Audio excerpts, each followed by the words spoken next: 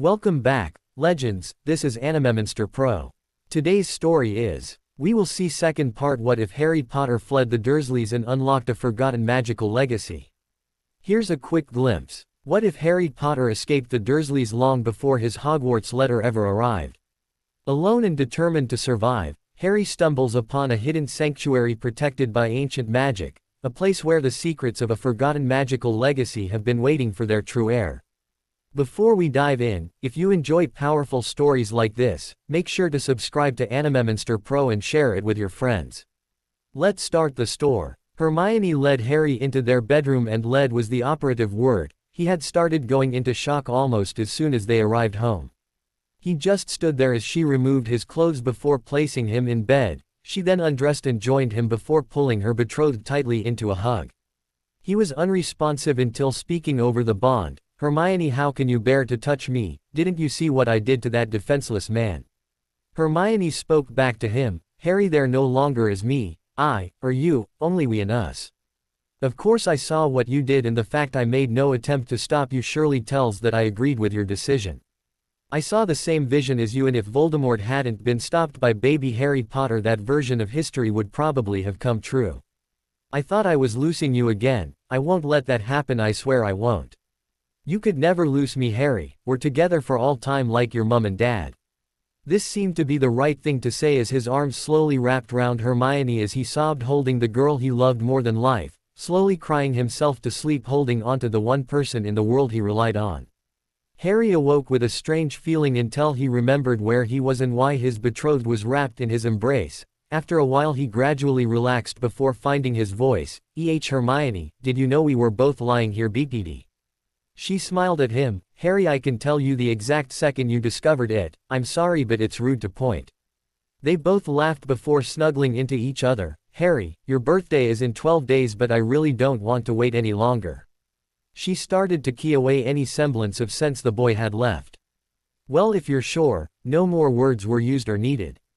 Dobby was outside their bedroom door, casting silencing and locking charms that Dumbledore would struggle to break. His charges were going to be given the time alone they needed to heal. Millie and Ron had left the trial soon after Harry and Hermione, making their way down Diagon Alley. She noted her betrothed was seemingly in another world, and this really scared the large Slytherin. Millicent wasn't stupid and knew she had taken advantage of the handsome Gryffindor. Being betrothed to someone her own age was a bonus she didn't expect, but the pureblood by her side was far beyond her wildest dreams, and she was so happy she could burst. Watching his reactions when he saw his friends had left her confused, so Millicent asked the one question she really didn't want answered. Unfortunately, she was falling in love with him and couldn't live without knowing the truth. "Ron, would you rather be with Hermione than me? Is that why you're so quiet?" The question shocked Ron, but not nearly as much as the answer did his betrothed. "Are you serious? Did you see what they did in that courtroom, what he did? Hanging around with those two is a one-way ticket to an early grave. You wouldn't believe some of the shit they put me through. If it's a choice between them or you, then I've made my decision and will gladly be sticking with you." Ron's feet actually left the ground as an ecstatic Millie engulfed her betrothed and gave him the snog of his life in the middle of a busy Diagon Alley. Ron's feet were still of the ground as he put his arms round his betrothed and started to return he. The image of the back of that Death Eater's head being blown off was a startling reminder that there were a lot worse things in life than being betrothed to Millicent Bulstrode. It was late when the two finally left their bedroom and headed towards the terrace in search of some supper. They could easily have had something brought to their room, but understood people would be worried about them. Harry was now more worried about Dan and Emma finding out that they hadn't waited till they were married than the group's reaction to his performance in court. This caused Hermione to smile, as that was why she had pushed him earlier. Well, one of the reasons anyway. They walked in and Harry was accosted by two blurs, one with long blonde hair and the other red with black streaks, as both began to key him all over his face. Hermione chuckled at Harry's discomfort. "Should I be getting worried here, girls?" It was Luna who answered, "I just want Harry to know our feelings haven't changed because of today. I still love him." She gave him another key before holding him in a tight hug. "Hey, I just thought it was a good excuse to get to key Harry." Ginny Weasley would have meant those words, but coming from Ginny Pomfrey, her friends understood she was trying to lighten the mood. Neville also kept it light. "Sorry mate, You know I love you, but I really prefer blondes, so no kiss from me." Harry was mortified though when Augusta came over and gave him a hug and key. "Young man, what you did today has set our world on a course that will eventually eradicate the evil that is Voldemort and his followers. The houses of Potter and Longbottom have been allies for generations, and I for one hope this is a tradition that can be continued. Madam Longbottom, Neville is our brother in all but name, and between us we hope to continue the tradition for a few more generations yet." Harry was tearing up, and when he saw Emma approach him in the same condition they held each other and let them flow. "Harry, that man was pure evil. I was ready to shoot him myself. Mum, when he was talking I started imagining you and Dad with Hermione in the same position. I will not let anyone harm my family, and if I have to become an outcast to achieve that, then I'm willing to pay the price." Dan had joined his wife in holding the young man who was now their son in every way that mattered. "I was imagining the same as you, Harry, thinking of all the witches and wizards who never got the chance to discover who they were before being murdered. These are not just statistics anymore. Kids like the Creevies, little Natalie MacDonald, and even our Hermione wouldn't be alive today if you hadn't stopped him as a baby. I know what it cost you to do that today, and I wish that I could have pulled the trigger in your place, but Harry Potter, doing it changed your world." Harry looked confused until Sirius led the group over to the table so they could get some much-needed food into them before he would explain. "When you left it was a pretty pissed Amelia Bones who rounded on the Wizengamot and Merlin. Did she get some changes made? You can now legally be asked by anyone to lift up your sleeve and prove you don't have the dark mark. If you do, then it's straight to trial with Veritaserum, and the guilty are sentenced to death. I don't see you becoming an outcast anytime soon."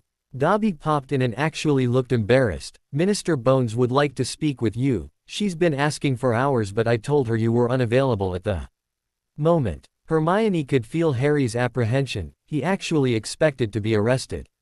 "You did the right thing, Dobby. Could you fetch her now, please?" It was a smiling Dobby who popped away to obey his mistress's command. "Dobby told us the same thing. Just what were you up to?" The smirk on Sirius's face grew wider the redder Harry got, but he hadn't reckoned with Hermione. "I'm sorry, Sirius, but we can't tell you. It would be considered cruelty to dumb animals to make an old dog jealous." If anything, Harry's face got redder at the accompanying laughter, but he calmed down a fair bit noticing that Dan and Emma were joining in not trying to murder him. Hermione had both arms around him with her head on his shoulder when Amelia arrived with Dobby. The Grangers and Sirius followed their charges as they escorted the minister into their study for a meeting as Dobby served tea while they waited to see what the Minister of Magic wanted. The fact that Shaq and Tonks weren't here let Harry relax on the arrest issue. As usual, Amelia wasn't one for small talk and got straight down to business. "Lord Potter, you will face no charges for what transpired today, as I and many others believe you did the magical world a very big favor by giving it a kick up the ass.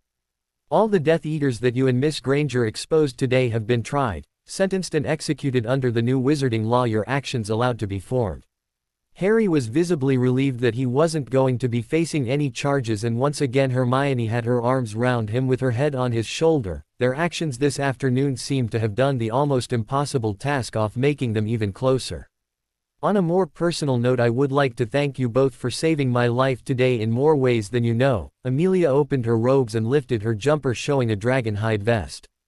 "The money you gifted the Auror department will mean that all our operatives will have one of these as standard issue in a matter of days. Poppy told me some of the splinters that impacted into my back would have done serious damage but for this vest. We have also tripled our intake of recruits this year and next, leaving me a lot more confident about our future than I was a few months ago." Harry and Hermione were pleased that things were working out so well, but felt Amelia hadn't got to the real reason for her visit yet, though thought that would soon change. They weren't wrong.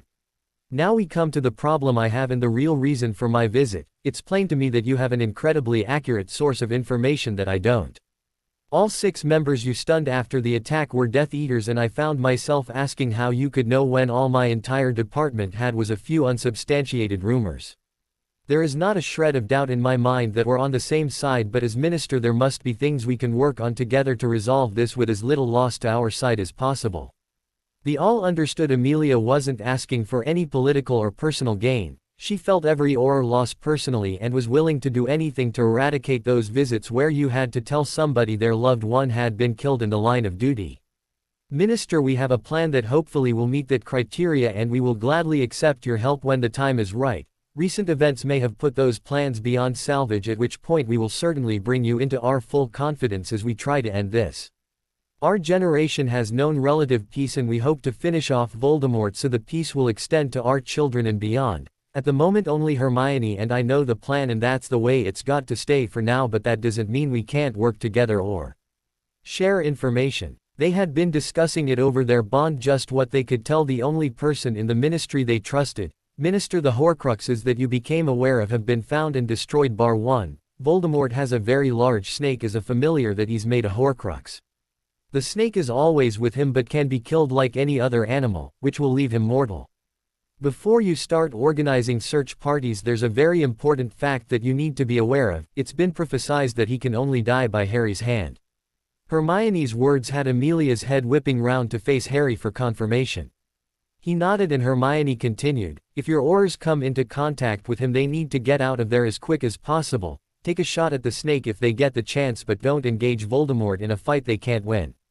Amelia found herself lost for words for one of the few times in her life. To anyone else that would be a death sentence, but his friends and family had all rallied behind this extraordinary young man and she actually believed he could pull it off. She was trying very hard not to imagine Susan in the same predicament. Even with her as minister it was very doubtful they would get a positive outcome. Lord Potter, I can only wish you well and reiterate my offer that I will swing the whole weight of the ministry behind you. All that's required is to ask, and if it's within my power it's yours. How would you like to capture a Death Eater whose escape from Azkaban was masterminded and carried out by a high-ranking ministry official? Harry's question had Amelia on the edge of her seat, eyes burning with righteous indignation. Please tell me more, Lord Potter. When Roy MacDonald had confirmed Natalie was going to be attending Potter Institute, he had politely asked the young lord if there was anything he could do to repay his generosity. The answer had Roy chuckling, and he was still laughing as he gladly granted Harry's request. The form in front of him was Natalie's acceptance letter for Hogwarts. He had ticked the box to indicate his daughter would not be attending, and in the space provided to give a reason he wrote, taking the PISS. He placed the form into the envelope provided for Muggle parents and wished he could see the face of the person who opened it.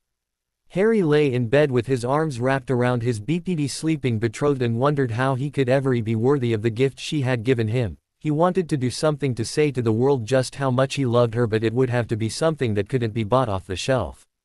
Unlike most teenage boys, Harry had the world at his fingertips and could give her anything she wanted, but things and belongings didn't impress Hermione. It was deeds that spoke loudly to her.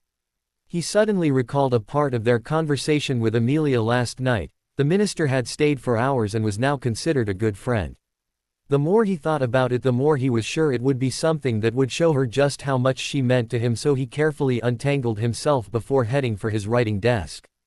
10 minutes later, with a whispered summons for Dobby and his plan was in motion, he also decided to get Hermione a gold locket as well, just to be on the safe side. Percy Weasley woke bright and early, eager for the day to begin. His new fiancée was lying beside him and he thought life just couldn't get much better. Their engagement had appeased Penelope's parents, and the fact that they both had dream jobs and were going to marry at Christmas removed all objections they had to them living together at Hogwarts. Originally they were not going to say anything, but with Penelope's young sister being a second year, it would only be a matter of time before the Hogwarts rumor mill picked up on the fact they had adjoining rooms and were a couple. They thought that the Clearwaters should hear it from them rather than their younger daughter the first time she lost points or got a detention from either of the couple. Percy glanced over towards his desk with the large pile of letters it contained and sighed. The headmaster had given them the job of assisting in the running of Hogwarts, and they were going to have to let him know they were stuck. A large pile of letters had, "taking the piss," written on them, and neither of the purebloods had any idea what it meant. Their best guess had been a replacement course for owls, so you would sit your PISSs and then your NEWTs. The problem with that was both he and Penny were now professors, and if there were new courses being offered they needed to know about it now so they could have time to work out how they were going to teach piss next term. Dumbledore had to use memory charms on his two new heads of house. When he had seen the letters, his reaction had shocked and frightened the former head girl and boy. He was now back under control in kindly godfather mode and thanking them both for all their hard work, with the suggestion that a trip to Diagon Alley was in order as a reward for their sterling efforts. They had no sooner shut the door than the air was turning blue from over 150 years worth of learning curse words. He was going through the letters when one name jumped out at him. Susan Bones was taking the piss, and the letter in question was signed by her legal guardian, Amelia Bones. He had a direct flow line into the minister's office that Cornelius had installed so they could keep in touch. He would flow call first, then go over and get this sorted out once and for all. No one took the piss out of Albus Brian Wulfric Percival Dumbledore. Amelia was sitting at her desk when Dumbledore's head appeared in the fireplace. Now if ever there was a way to ruin your morning, then that was it. Amelia, do you mind if I pop over? I have an urgent matter that I would like your help with. Actually, headmaster, it's Minister Bones, and I'm sorry but my schedule is rather full. If you wish you can ask my secretary and see if she can make an appointment when my schedule clears up a bit. Amelia had a good idea what the old goat wanted, and that was confirmed by his next statement. Are you aware, Minister, that a large proportion of Hogwarts students, including your niece, have chosen not to return this year? Amelia was left wondering if this man had any common sense at all. Since my niece vowed on her magic never to return to Hogwarts, I hardly think that should be surprising, headmaster. In the current political climate and considering the level of education on offer at your school, I would be amazed if there weren't a lot more disgruntled parents removing their children from the castle. Albus had forgot that she was one of the traitors who had stood up that morning. His entire focus had been on Harry. He was not about to let Amelia away with the level of education jibe, though. Hogwarts is still one of the premier magical schools in the world, and our reputation speaks for itself. Amelia was beginning to enjoy this, not least of all because she knew the old goat's knees must have been killing him by now from kneeling down to put his head in the fire. Headmaster, Hogwarts is the premier magical school in Britain because it's the only magical school in Britain. The rest of Europe has overtaken us in the last decade or so. I fear that the upcoming tournament will show this to be true, and admire your courage for putting your reputation on this event. It could get really embarrassing for you in Hogwarts. Even through the green flames, Amelia could see his face turning red with anger, especially when she held up her hand to prevent him speaking while she answered her mobile phone. Hello, Lord Potter. See me today? Why, I don't think that will be a problem at all. How long do you need? Ellipsis. Including lunch. Okay, that should be no problem. I'll have my secretary move appointments to clear my morning and see you soon. Bye for now. She could hear Harry laughing on the other end of the line. He obviously figured out there was somebody she wanted to annoy by letting him or her know who she was talking to. Amelia was looking forward to telling him the full story later. Dumbledore was having a really hard time controlling his temper. This woman was openly baiting him, and with that upstart Potter to boot. Minister, do you really think taking the piss is a good enough reason to damage your niece's education? Damage? Asked Amelia. Oh, you must have misunderstood. Susan is attending the establishment that's about to become the premier magical school in Europe. I can assure you her education will be far in advance of anything on offer at Hogwarts. This school is full of experienced professors and all the students love it there. What? Albus was starting to lose it now and was actually shouting. Hogwarts has the charter to be the only magical school in Britain, and even the minister can't change that. I never said the school was in Britain, and you would be surprised what the minister, with the weight of the people behind her, can achieve. Good day to you, headmaster. She ended the call and immediately asked her secretary to have the direct line to Hogwarts removed. That privilege would be reserved for people she actually wanted to talk to. Percy and Penelope were sitting having ice cream when he suddenly exploded out his chair and had his wand pointing at two young girls. Susan and Hannah had been walking down the alley proudly displaying their institute T-shirts as well as their other assets when the former head boy suddenly appears in front of them with his wand drawn. The girls were actually frightened, as he looked more deranged than angry. When he demanded they remove their T-shirts, that got them really scared. Percy was livid. How anyone could deface the image of Professor Dumbledore was beyond him, and when he saw the name Potter, he just snapped. He needed one of these to take to the professor to tell him about piss. Percy was waiting on them giving him the items when the point of a wand pressed into the back of his neck and a voice he hated spoke quietly to him. Mr. Weasley, could you please explain to me why you have your wand pointed at two of my friends and demanding the girls remove an article of clothing? Harry was standing with Hermione and an older couple where Percy could see them, so the wand at his neck must belong to someone else, but his anger transcended logic. This is none of your business, Potter. She's wearing that item that degrades a great man in a wonderful institution. She should be arrested. Percy, that great man appointed you head of Gryffindor in that once wonderful institution, McGonagall cried when we told her, and not from being happy about it. Now the head of Gryffindor is standing in the middle of Diagon Alley demanding at one point that two teenage girls remove their tops. Did I forget to mention that one of those girls is the niece of our current minister, and that wand in your neck is being held there by an Auror on protection detail? All color drained from Percy's face as he suddenly realized the seriousness of his situation while Harry wandlessly summoned the Redhead's wand before handing it to the Auror. Harry put his arms round both girls. Are you both all right? Their nods indicated they were still a bit shaken. We're having lunch at the Ambrosia Cottage later. Would you care to join us at about 1 o'clock? How did you get a reservation there? It's usually booked solid, Hannah asked. Apparently the Potters have their own table. Harry answered. We'll be there, said Susan as she waved to the Grangers and dragged Hannah towards the flow. Institute T-shirts were fine for the alley but not Ambrosia Cottage. Even her aunt had to wait for a reservation there. The group watched as Percy was led away while a nervous Penelope followed on behind. Dan shook his head. Are you sure Ginny is related to them? It was Hermione, who knowingly answered, Trust us, Dad, we got her away from them just in time. The Ginny of a few years from now was not a nice person. Bill and Charlie seemed to have escaped the worst of it, but Dumbledore encouraged their greed and they all willingly went along with him. The group left to visit Gringotts as they never got the chance the day before. Harry wanted to make certain everything was arranged for their honeymoon and now had some other business to deal with. Albus finished speaking to Penelope on the floor before letting his temper go and practically wrecking his office. Not only was his new head of Gryffindor arrested, but that bastard Potter had the audacity to open another school in direct competition to him. He was certain that Minerva, Pomona and Phileas would be teaching there, and probably that bloody werewolf as well. This now explained the rather large pile of refusals and the smug look on the face of that Ch. Bones. He was sorely tempted to get one of the students and use legilimency on them to discover what he needed to know, but that Pratt Weasley had shown their hand and, even worse, got caught doing it.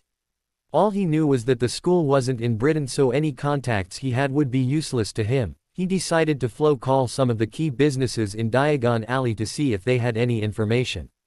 Half an hour later and it was an even more confused headmaster who cleared a space amidst the destruction to sit down. Flourish and Blotts, Madame Malkins, the apothecary and even Ollivanders were all reporting a large drop in business from Hogwarts students. They had all seen the children wearing their T-shirts, but apparently the only place in the alley those students spent money was Fortescue's ice cream parlor.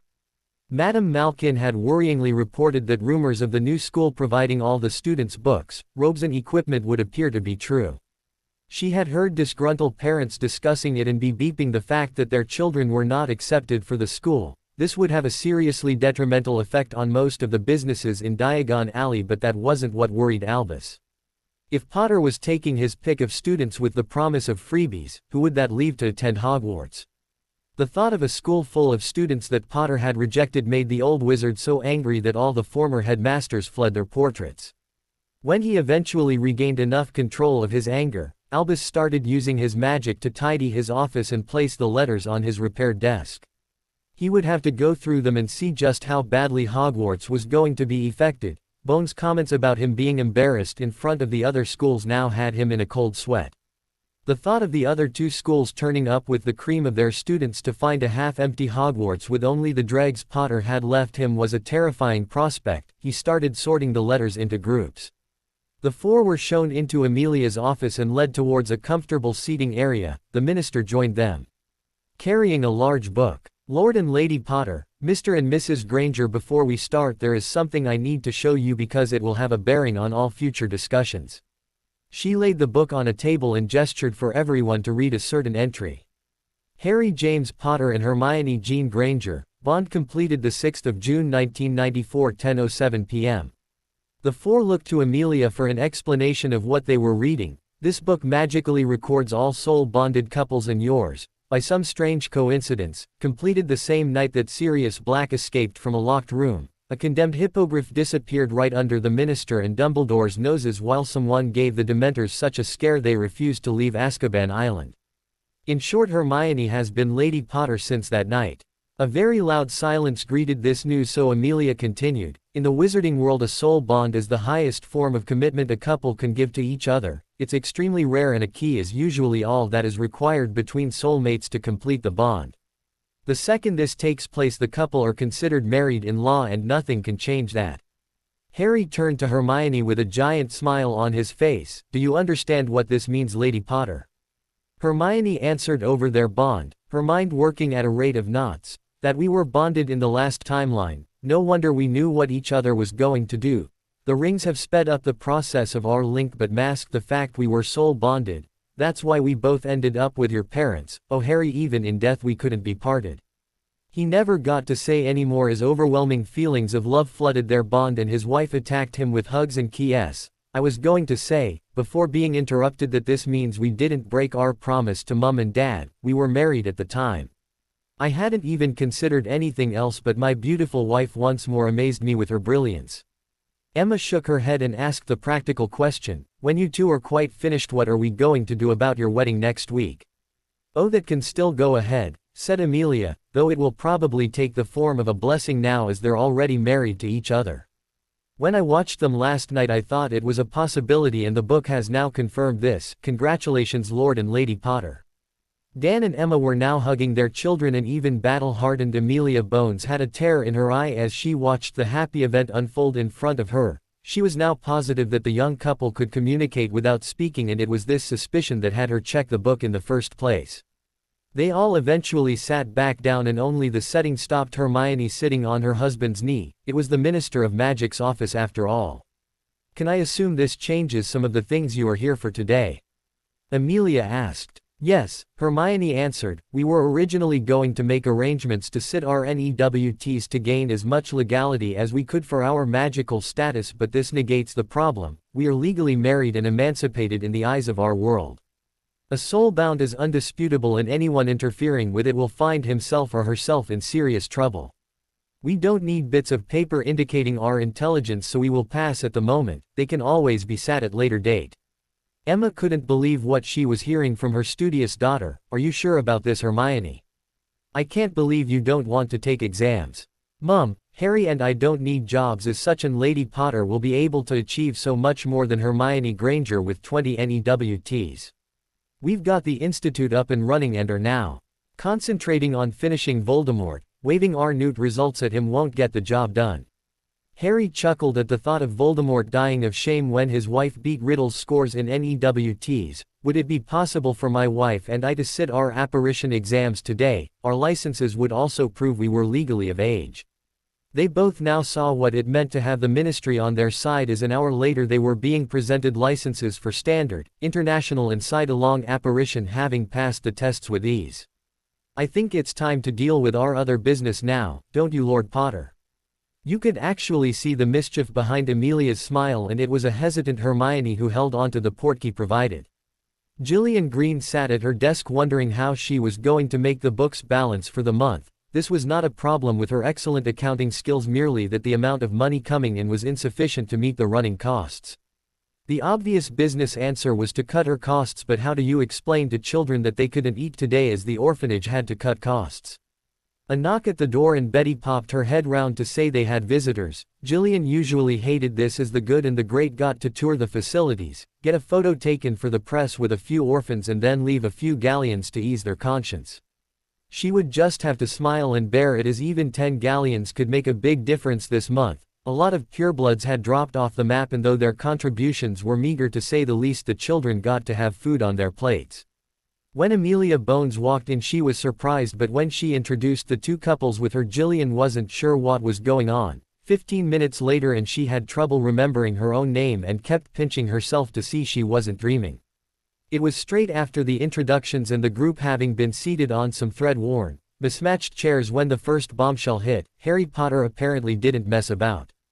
In conversation with Amelia last night, she was thanking us for saving her niece from ending up here. She had nothing but praise for you and your staff, but from my initial investigations I know that the orphanage is under severe financial pressure.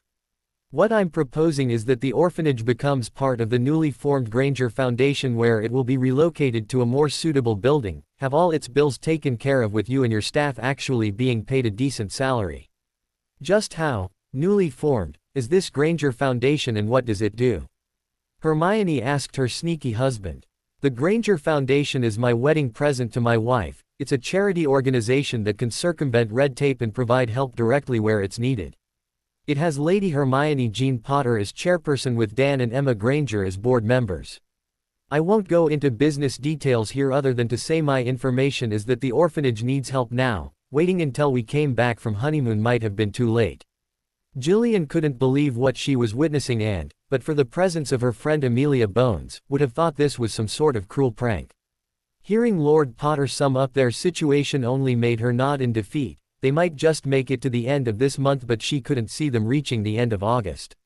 One of the main problems is the rent you pay for this building. While I know it's not an exorbitant amount, it's still more than you can comfortably afford. Should you accept this offer, then the first order of business is to move you out of here into a building that will be owned by the orphanage and administered by the Foundation. You will of course still be in charge of the day-to-day running of the place, as everyone agrees you're very good at your job.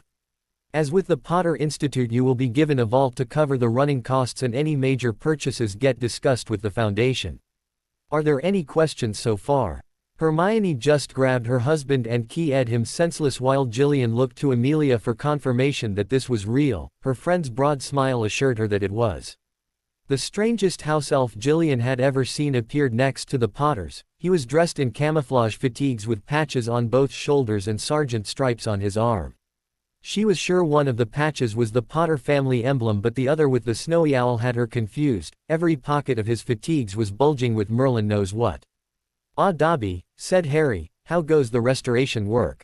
We are ripping out old Master's study as it would make a great playroom for the children." The mischievous glint in his eye was unmistakable. "I think you're enjoying this a bit too much, Dobby. Have you moved all the books?" "Oh yes, Harry sir, they're all in the Institute with Professor Lupin sorting them after checking their safe." The penny had finally dropped for Hermione. "You're turning Malfoy Manor into an orphanage. It seemed so fitting, don't you agree?" Harry cheekily asked. Hermione and Amelia seemed to think so, as they were almost bent double with laughter while the experience left Gillian Green practicing her goldfish impression. Her mind just couldn't cope with the frequency and magnitude of the shocks coming her way. "I understand there are 3 children here who are of age to attend school. All will be guaranteed places at the Potter Institute and all expenses met by us." Gillian looked towards the young wizard who was practically their savior and asked a question she really didn't want to. "Lord Potter, won't the children be picked on for belonging to an orphanage?" It was as if the young wizard had grown a foot taller while his eyes bored right into her soul before completing the effect with a voice that brokered no argument. "Not in my school they won't. One of the few school rules is no bigotry of any kind. Whether their parents or gentry are no longer with us, the students will all be treated the same. I think it's rather fitting that orphans will be attending a school founded by one of their own." Harry could feel his family drawing round him to offer support and couldn't stay angry for long. "I apologize, Miss Green, but that was one of the main reasons we broke away from Hogwarts. A very good friend of ours was having her stay there made into a living hell by people bullying her. It will never be allowed to find a toehold in a school bearing my name." Gillian had asked because in better times they had scraped enough money together to allow one of their brightest children to attend Hogwarts. She hadn't made it past the Christmas holidays and refused to return. Her dealings with the headmaster had left a sour taste in her mouth. It was almost like, "She's an orphan, what do you expect?" Harry noticed that Dobby was still present. Worse, he was nervously moving from one foot to the other in a clearly agitated manner. "What's the problem, Dobby?" Harry asked. Dobby had his head down and was almost muttering, so he had to strain to hear. Harry Potter once said Dobby could ask him for favor. Harry knelt down to bring himself level with his little friend. "Dobby, just tell me what's got you so worked up and then we'll see what can be done about it." The expression of sheer adulation on Dobby's face would have put the Creevies to shame. Last night the Aurors took away Mr. Crouch. He was very angry and blamed his elf, giving her clothes before they took him away. Winky is a good elf but believes no one will want her now and has been crying all night. Dobby hates to see her like that and was wondering if Winky, Harry said as a tiny elf showing clear signs of emotional distress appeared with a pop beside Dobby. "My friend Dobby here has told us what happened and you're now looking for work. Would you like to come and work for us, Winky?" It would be the same conditions as Dobby though. The little female elf looked unsure. Winky was hoping for a family. Harry just smiled. "We are a family and Dobby is part of that family. In the future my wife and I hope to have children and would need someone to look after them as well." Winky was torn. The idea of children made her heart race with joy. Would Winky have to wear the same as Dobby? Hermione couldn't contain her laughter and she knelt down beside the elves. "Winky, there is no way we would ask you to wear the same as Dobby, though we would like you to wear a dress or robe as a uniform, not clothes." Dobby took Winky's hand in his. "Harry and Hermione are very kind and I would like you to come as well." The first smile any of them had seen broke out on her face as she nodded her agreement and the Potter family had grown again. "Dobby, take as long as you need to show Winky around, and can you take her for whatever uniform she wants, remember it's what she wants, Dobby." Winky thought her new mistress was chastising Dobby, but when she saw the both of them smile that was clearly not the case. This was going to take some getting used to. Both elves disappeared, but Gillian Green had seen and heard enough. "Lord Potter, I would be honored and delighted to take you up on the very generous offer made for the orphanage." "Splendid. Why don't we get everyone out to the Institute this Saturday for a few days, and that will allow the children a holiday while we prepare their new home for occupation. You and your staff can help design the rooms to best suit your needs, as the elves are just cleaning and restoring at the moment." They were on a tour of the orphanage, but news of Harry Potter being in the building had spread like wildfire. The children were all desperate to meet him. Hermione felt that the whole place made her think of Remus before he came to work for them. Everything was used and worn but spotlessly clean, with everyone trying their hardest to make the best of what little they had. She didn't know it was possible for a place to be depressing and uplifting at the same time. When Harry knelt to speak to some of the younger children, she had tears in her eyes. Gillian misunderstood the tears. "I realize this must not be quite what you're used to, Lady Potter, but we try to do our best with what we have." Hermione shook her head, trying to control the thoughts coming from her husband. "I'm sorry, Miss Green, my husband was just wishing he had been sent here instead of his aunts. A person only has to walk the corridors to feel the love you and your staff have for these children. Harry was nearly 12 before he got his first hug, and that was from me. He's only known about being Lord Potter for a short while, and he has spent that time trying to help people. How could anyone not love him?" Emma hugged her daughter from behind while Gillian struggled with the idea that Harry Potter would rather have come here. She watched him as he charmed all the children. Harry noticed a young girl who looked afraid to approach him. She had a rolled-up sheet of paper and he was quite sure he knew what it was, so waved her over. 8-year-old Joan forced herself to go over to her hero and couldn't even speak. She just handed him the poster. Harry unrolled it to find it matched the rest of the orphanage, worn and frayed around the edges but treated with love and care. "What's your name?" Harry asked. He received a muffled, "Joan," before he reached out and lifted her chin so she was looking at him. "Joan, you and everyone here are invited to my house for a holiday while we get a new building ready for you to live in. While you're there we can get our photograph taken together and I'll sign that for you. To my friend Joan, love, Harry. Will that do?" She managed to nod her head before bursting into tears and launching herself into Harry's arms. He stood with Joan in his arms just before the rest of the children all joined the rapidly expanding group hug. Harry noticed Emma and Gillian were crying, but the look Hermione was giving him lifted his heart into the stratosphere and confirmed he was right to do this. He could have given his wife the British crown jewels and not got this reaction. When the kids had calmed down, the reality that they would be going on holiday kicked in, and Gillian had 42 hyper-orphans on her hands. They had very little idea where Italy was, but a swimming pool and private beach needed no explanation. Harry had left her 1,000 galleons to tide them over to Saturday, and told her not to worry about clothes for the children. They would be taking them shopping when they got there. Harry's comments before he left raised her opinion of him even more. "Since making the discovery I was famous, I can honestly say I've hated every part of my fame. Watching Joan treat a poster of me like her greatest treasure was a truly humbling experience. If she can draw any semblance of comfort from it, then who am I to say that it's wrong and better that than a poster of Voldemort?" Connie Hammer sat in the boat more convinced than ever that she really needed to control her temper or learn not to speak when angry.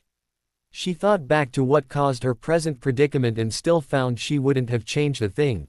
Calling the then Minister Cornelius Fudge a bumbling arsehole to his face when they received word that Dementors had boarded the Hogwarts Express was one of the defining moments of her life.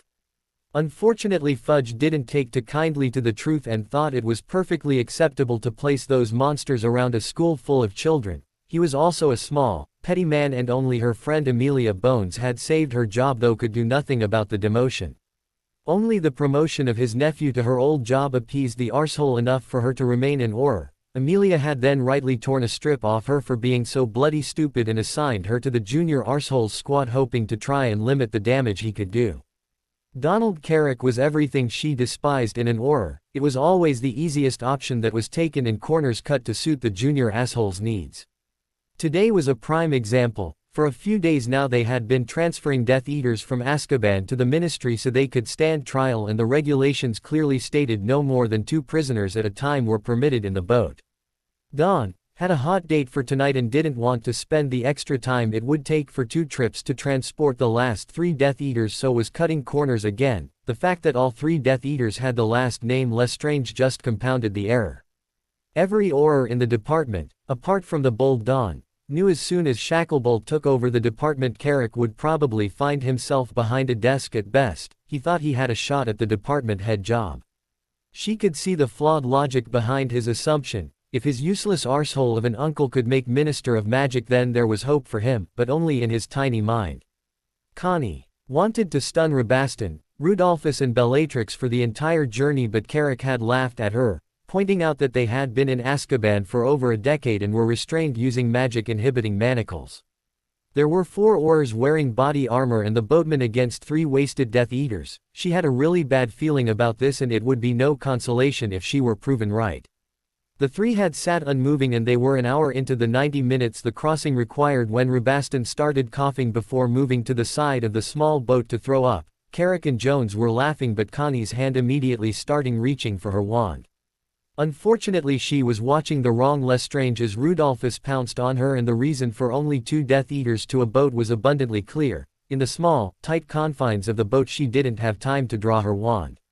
They were packed so tight and all struggling for their lives now she could have hit anyone with a spell fired.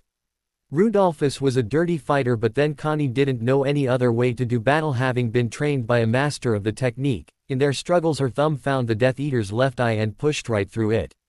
His screams of pain were cut short by her elbow connecting violently with his jaw, and he collapsed unconscious while Connie finally freed her wand. Rabaston had felled Jones and was now overpowering Carrick when Connie clipped him with a stunner. She heard the splash before even having the time to turn around, and no sooner did she complete the maneuver than she was left wishing she hadn't. The 4th member of the team was young John Phillips, a first-year Auror who was so excited to get his dragon hide vest, especially since it was an open secret where the gold for the vests had come from. He now lay there with his life-blood spilled all over his brand new vest, which was no protection from a psycho by ch like Bellatrix. She had ripped out the poor lad's throat with her teeth. A quick examination confirmed that he was dead, and his wand as well as the keys to the manacles were missing. The by ch was not only free but also armed. She stood and stunned the Lestrange brothers again before punching Carrick, landing him on his ass. "What the hell are you playing at?"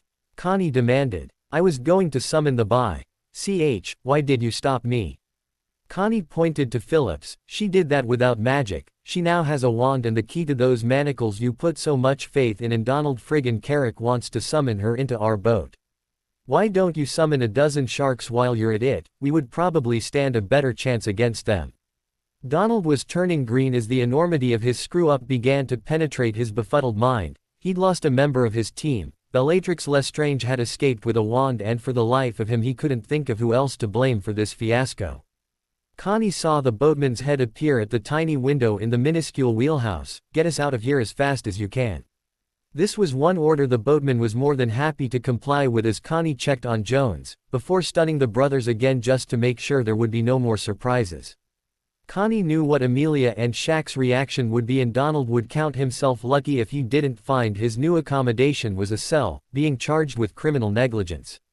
This thought gave her no comfort. The sheet-covered body of John Phillips put paid to that. She stunned both Lestrange brothers once more, wishing she had followed her instincts in the first place. Bellatrix watched the tiny boat pick up speed and head away. She was stationary about 20 feet deep and wearing a bubblehead charm. She'd been remarkably calm whilst trying to remove those chains. Perhaps it was the knowledge that Azkaban wasn't going to claim her, as she'd gladly drown rather than return to that hellhole. When she got the manacles off, the bubblehead charm allowed her to stay below the boat. and with the application of a heating charm she was feeling better than she had in well over a decade. As the boat disappeared, her euphoria suddenly acquired an extra dimension. She could feel her master through her mark. The wards of the prison and those manacles had prevented her feeling him sooner. He was very weak, but Bella could always sense her master's presence. Her husband and brother-in-law were quickly forgotten about as she imagined herself once more at the Dark Lord's feet. Yes, her master would need his most dedicated and loyal follower, with Bellatrix Lestrange vowing never to fail him again. She was going to be reunited with her master, and woe betides anyone who got in her way. Everyone at the institute was up early that Saturday morning, eagerly awaiting the arrival of the kids from the orphanage. They were all looking forward to spending some time with the children, and Harry was delighted how well his present had been received by Hermione. She had flung herself into full help the children mode and was delving through the adoption laws for anything that could be changed to help. One of the main problems was the whole blood issue, as sometimes babies were just left on the orphanage steps with no history available. Joan fell into this category, which probably explained why the delightful little girl hadn't been adopted. Harry smiled as he noticed his wife fingering her locket, which had intertwined HJPs engraved into the face and pictures of them both inside. He didn't need the backup plan, but couldn't help spoiling her every chance he got. They had planned to take all the children shopping today and were waiting to see how that went before organizing any more activities for the rest of the week. They were going to teach them swimming and flying, with more being added as the holiday progressed. When the children arrived, it was pandemonium, as their excitement had been building all week. Two of the younger boys made a beeline straight for the pool and jumped in fully clothed. The fact that neither could swim had never even crossed their minds. Water was for getting wet with, and they certainly achieved that. They eventually got them settled into rooms, and the elves were working overtime trying to childproof the institute. To an adult, a balcony is for sitting relaxing while you gaze out into the world around you. To a 4-year-old, it's an exotic climbing frame with treasure beyond measure on the other side, so you just have to climb it. The respect for Gillian Green and her team shot up, and Harry knew they would need their expertise in designing the new orphanage at the former Malfoy Manor. Out of everyone at the institute, only Dan and Emma had any experience at dealing with young children. The children sat mesmerized on the terrace and almost ignored the food on the table. Not only could they see the beach and ocean, but a cruise ship was sailing past to give its passengers a view of the famous cliffs. Some of the children were waving without understanding that the people on the boat couldn't see the institute. Its wards kept them private. Harry found Joan stuck to him like glue, but unlike the Creevies, was not annoying him with inane questions every 2 seconds. She seemed quite content just to be near him, and when he held his hand out to take hers as they walked, her smile lit the entire room. Hermione had been working on sorting the children into groups who would be accompanied to Naples for some shopping, and had smiled at her husband when Joan's name was at the top of their list. When Hermione took the girl's other hand, Joan just seemed to glow. Both Potters didn't think the young girl had ever been as happy, and they hadn't even done any shopping yet.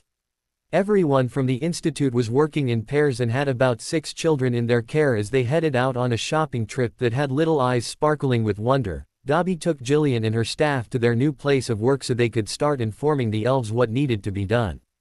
Connie sat in an interview room at the ministry, having just finished writing her report on the incident. They had all been separated as soon as they reached shore and would stay that way until it could be established exactly what went wrong. Amelia, Shek and his now ex-partner Tonks entered the room and took chairs opposite her as Amelia fingered the report on the table. "Okay, Connie, forget this and tell us what really happened. Carrick is claiming he had the situation well in hand when you punched him out and allowed that ch to escape." Connie was sure getting practice at holding her temper. A few deep breaths later and she was at least calm enough not to shout. Ardon had a date and didn't want to waste the extra 4 hours it would take for another round trip, so allowed the 3 most dangerous Death Eaters onto the boat at the same time. I recommended we stun them for the entire journey and was laughed at. The Death Eaters bided their time and sprang their trap with ruthless efficiency. I managed to overpower Rudolphus, and then stunned Rebason, but by that time the ch had done her work and made off over the side. I checked that Phillips was indeed dead with his wand and keys missing before turning round to see that prick Riddick about to cast a summoning charm, so I decked him. "Please assume we're stupid and explain the reason behind punching him," Amelia asked. "We had a man dead, another down unconscious, and a boatman who I could tell had shit himself even from where I was standing on the boat." Not only didn't Riddick check if Jones was okay or could be revived to help us, he didn't even tell me what the plan was.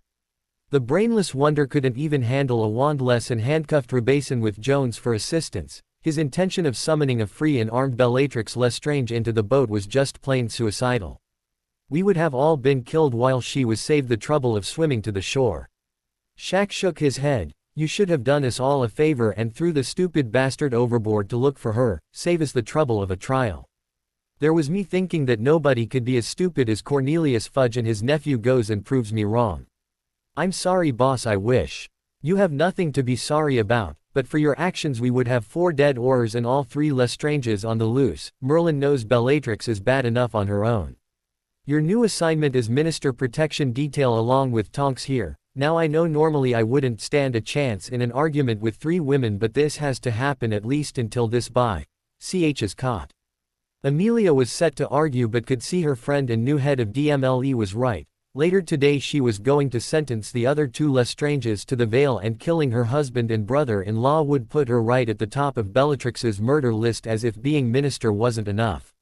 She had some phone calls to make, then she couldn't put off dealing with that Weasley Pratt any longer, even if only to stop the old goat from bothering her secretary.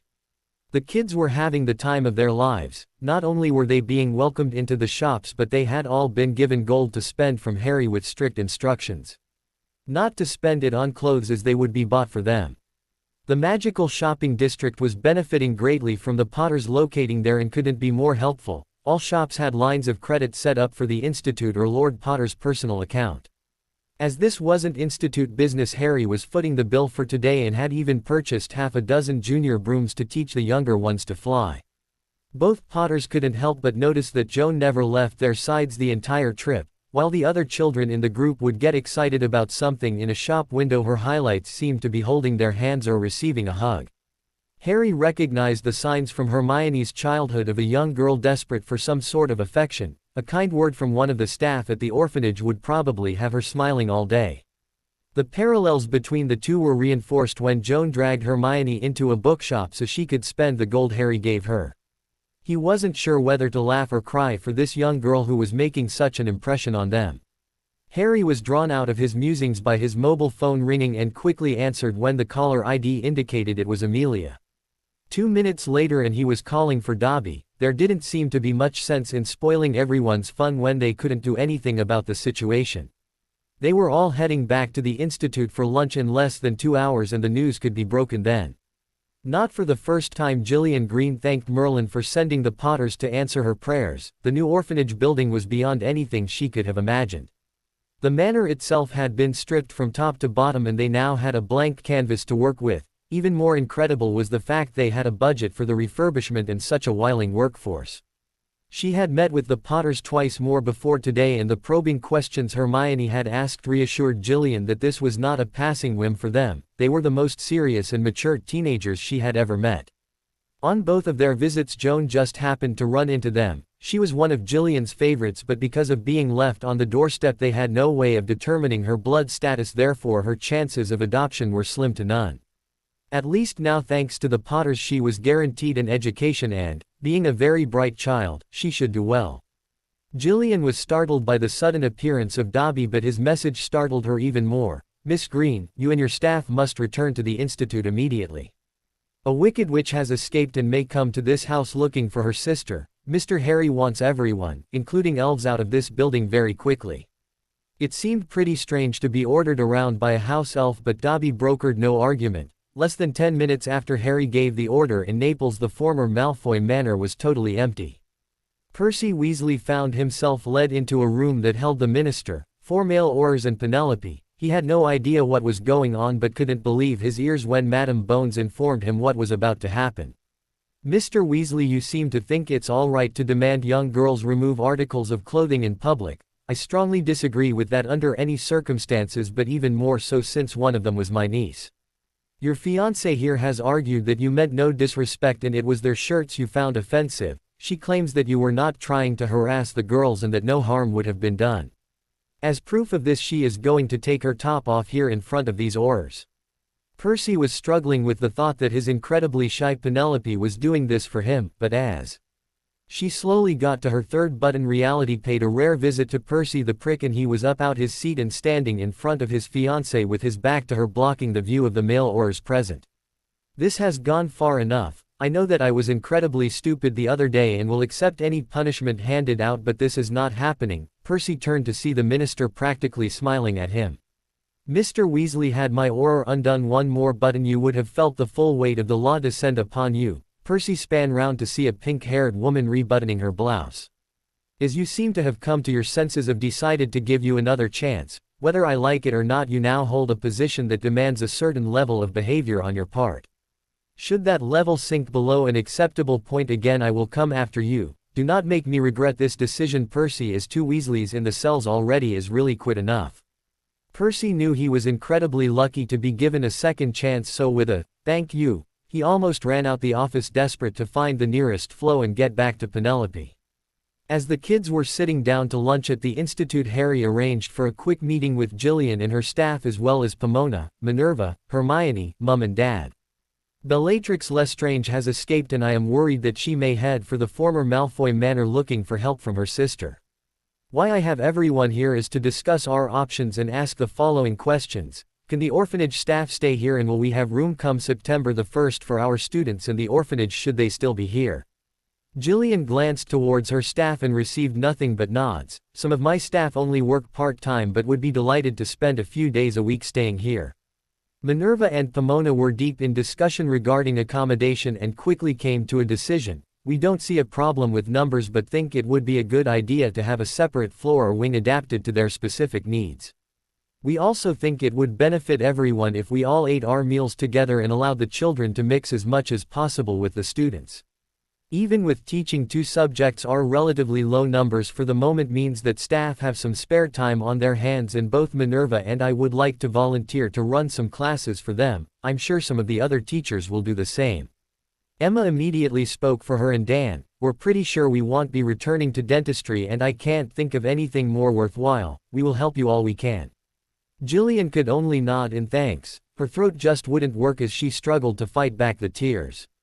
Here were people she'd only recently met rearranging their school and lives to freely offer of their time and expertise to help her orphans. This was not a typical experience for the lady who had ran the orphanage for the last 8 years. She had never went to Hogwarts but had learned the business from the inside out. 31 years ago she had been left on the orphanage steps and, like Joan and so many others over the years, her undetermined blood status had meant she was left to grow up in the place she now worked. When the manager left, she had been working as her unpaid assistant for 6 years and had got the job under the prefix that no one else wanted it. She was paid a pittance of a salary and plowed most of it straight back in to help keep the orphanage running. These people were showing her more kindness than she had ever received and asking nothing in return. This was beyond her experience, so she just had to nod and hope she was doing the right thing. Life had taught her that when something sounded too good to be true, it usually meant trouble, but she couldn't see what the Potters had to gain by scamming an orphanage. Amelia was a frequent visitor to the orphanage and helped out when she could. The fact that she trusted these people went a long way to easing her fears. What Gillian didn't know was that the Potters were well aware of not only her origins but the fact that she had been spending most of her money to ensure the children got at least fed. She would now be paid directly into her newly opened Gringotts account, and the first time she visited it would be quite a shock. They had deposited back money that amounted to her being paid a decent wage for the last 8 years. A person who was prepared to give of herself in that manner was definitely the woman Harry and Hermione wanted running the orphanage. They left the meeting to find Joan sitting on a chair beside the door, engrossed with a book she had bought that morning. She came straight over and took Hermione's hand while asking her about something she'd read but not understood. Dan and Emma watched with Harry as Hermione sat beside Joan with her arm around her shoulder. "She reminds me so much of Hermione," said Dan. "I only wished that I'd put my arm around my daughter when she didn't understand something. It was right there in front of us all the time, but neither of us saw it. It's not just about answering the question but also giving comfort with the gesture." That arm around Joan's shoulder is saying that it's okay not to know everything and always ask questions if you don't understand something. Our daughter and son are already better parents than we were. I hate to ruin your pity party, Dad, but Hermione turned out just fine. You're just going to have to spoil your grandchildren. This earned Harry a playful smack from Emma while he watched his wife answer his unasked question over their bond. "Yes, love, this is what it's like to have family." Albus Dumbledore looked at the letters on his desk in total frustration. He'd sorted them under every heading he could think of but still couldn't see a pattern of what Potter was up to. All he was able to discern is that he hadn't taken any students older than his own year group, which thankfully left most of the seniors still at Hogwarts to compete. Only one figure was constant as he looked at the piles that loomed larger than the Himalayas to the old wizard. There were 80 letters of rejection in total, which was over a quarter of Hogwarts students. Including Harry and his mudblood, there were 61 students going to Potter. A dozen Slytherins had, elsewhere, written on them, with another 2 Snakes going to Durmstrang and 5 Ravenclaws leaving for Beauxbatons. The number of students heading for Potter was by far the largest group, and as it included all houses and all blood statuses, he hadn't a clue what the brat was up to other than the fact that it couldn't be allowed to continue or Hogwarts wouldn't survive. Only the fact that he had 4 professors now on staff who had just left school, John Stewart in herbology and Oliver Woods as Dada, filling his vacancies and being paid a lot less than the teachers they replaced, would allow Hogwarts to continue this year. He had wanted to call a meeting with the heads of house, but that prat Percy getting arrested had put paid to that, but now he was free. They should be able to proceed early next week. He was not looking forward to telling Horace that Harry Potter was no longer a student at Hogwarts. The new head of Slytherin was almost salivating at the thought of adding the boy who lived to his Slug Club membership portfolio. Fortunately, he was Albus Dumbledore and had a foolproof plan for getting the brat back to Hogwarts and once again under his control. When he came to compete in the Tri-Wizard, Albus would take the brat aside and show him the Prophesy. Once he realized that he had to face Voldemort, the offer of special training under his illustrious self would be more than enough to entice the ungrateful brat back to the castle. He would be recorded as an assistant professor of Dada to overcome his magical oath, and it might settle Woods, as Albus was having to use compulsion charms every other day. The boy must be fanatical about Quidditch to fight it so hard. Unfortunately, that would be the only assistant professorship open, due to reduced student numbers, and this would also separate him from his mudblood and friends, leaving Ronald Weasley as his only other option. Of course, any training Albus gave would be old, archaic spells that took so long to cast they would allow Voldemort to kill him easily, leaving the great Dumbledore to come to the rescue of the wizarding world. Sometimes his brilliance dazzled even himself, and when the dust had settled, the wizarding world would see just who was taking the piss. Peter Pettigrew was not a happy wizard. This was not a new phenomenon, but the degree of unhappiness was gradually climbing to heights that hadn't been scaled in well over a decade. They had been traveling for ages before finally reaching their destination last night. His master was exhausted but was getting stronger every day, and there lay his dilemma. The more Peter cared for his master, the stronger he became, but as his strength grew, so did his temper, and the body he inhabited was now able to use a wand. The better care he took of his master, then the more likely he was to be on the receiving end of his wand. Peter was not what you would call a smart wizard, but even he could see the flaw in that logic. Unfortunately, he'd chosen his side and couldn't change now. He'd been sent by his master to collect any information he could on the current situation in Wizarding Britain, which was why he was now strolling through the shadows of Hogsmeade late at night. "Can you please show your left arm?" The question that was really a demand came from the shop doorway in front of Peter, where a man who was missing his left sleeve now appeared. He also had a wand in his hand that was pointed directly at the Death Eater. Peter was totally taken aback. What the hell was going on here? "What seems to be the problem, sir?" "Oh, no problem," the man answered, "unless of course you have a dark mark on your arm." Peter noticed more people being drawn to the incident, and every one of them had their left sleeve missing. His blood froze as realization of what this meant sank into even his slow mind. "Oh, there won't be a problem then," he said as his right hand reached for his left sleeve. With everyone's attention now on his arm, Peter spun round and dived for the narrow alley between the shops. No sooner was he out of sight than stunners were being fired in his direction. He changed into his rat form and crawled into a hole underneath the building, where he stayed for over an hour. When the coast was clear, Wormtail emerged and kept his form while rummaging through some refuse looking for newspapers. What he found scared him more than Voldemort, and that was really saying something. George Grafton was on the front page of the old newspaper, minus the back of his head, with the banner headline screaming, "Potter dispenses justice." It was all here: the new laws, punishments, and the fact that Potter wasn't living in Britain anymore. Normally there would be a mad scramble to find some patsy that would present news like this to the Dark Lord, but since there was only him available, then he would just have to screw up his courage and face his master. A very scary thought passed through the mind of the Death Eater. Supposing he was the only one left.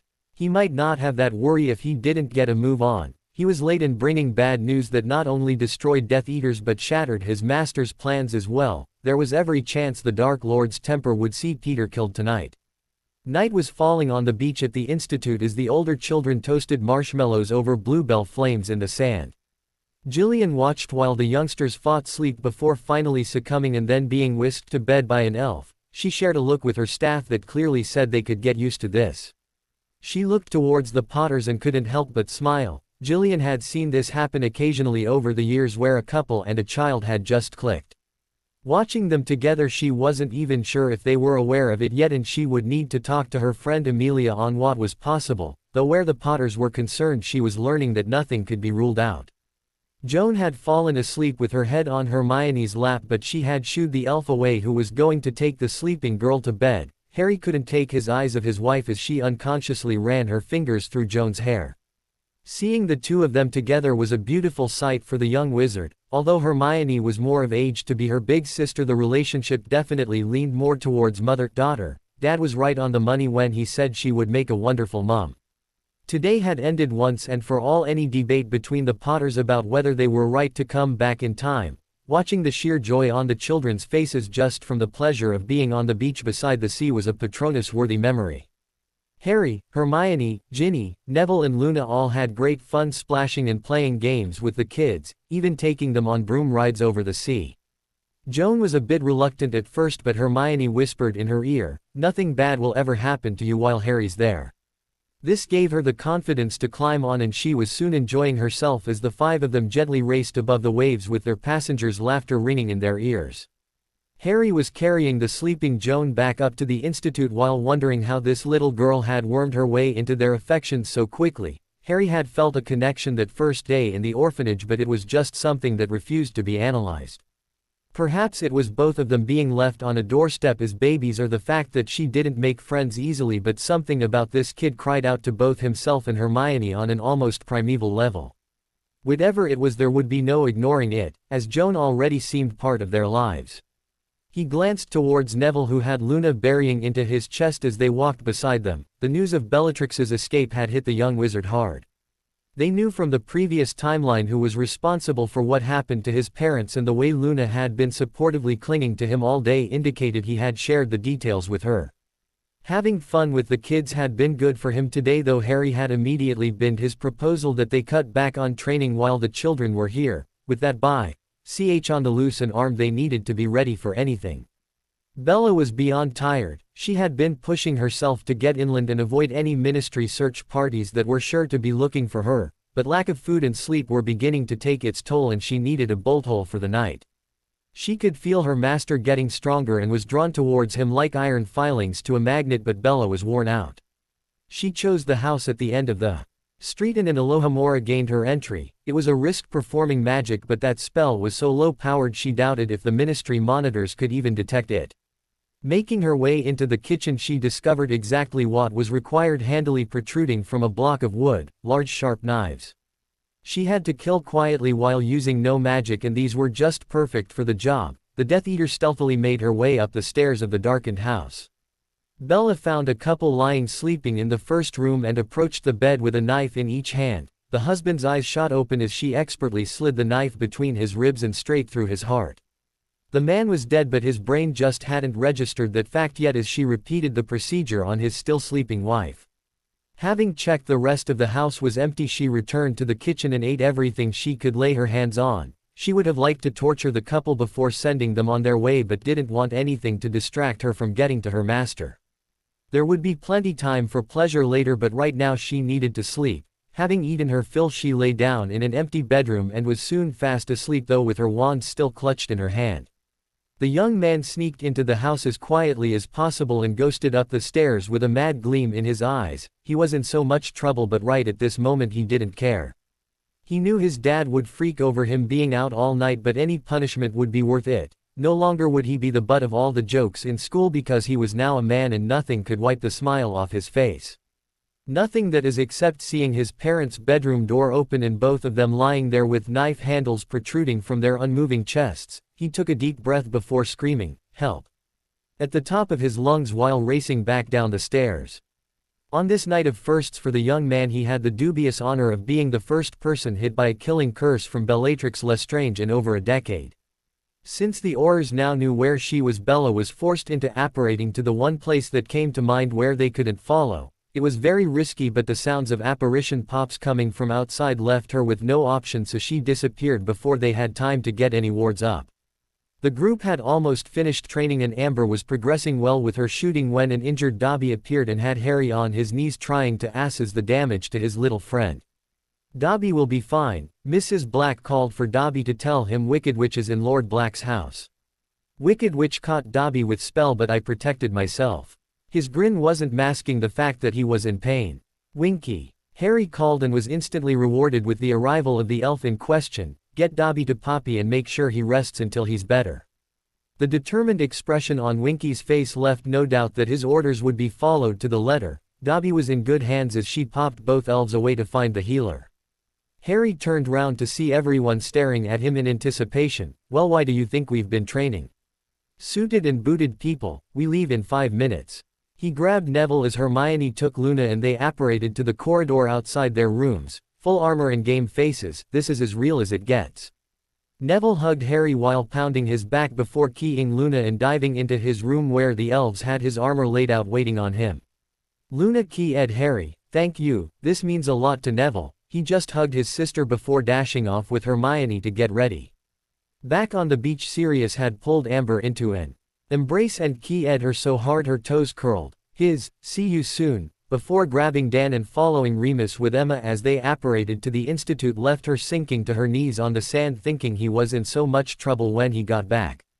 That thought led Amber to praying he did come back and released a whole other set of emotions in the young woman.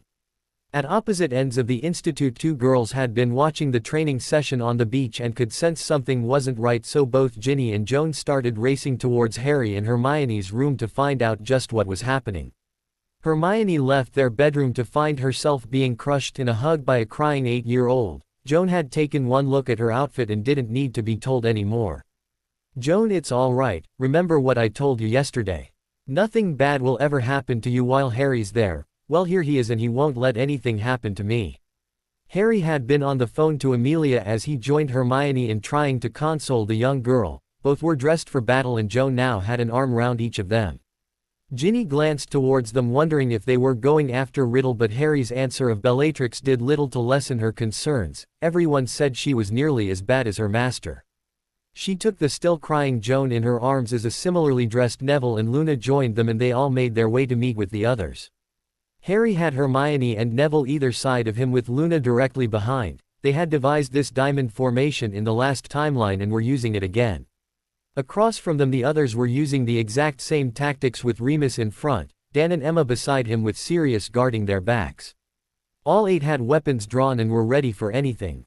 They were port-keying in as 2 groups to cover each other. With a quick nod to Ginny and Joan they were off to face a wicked witch, but didn't think a bucket of water was going to melt this one.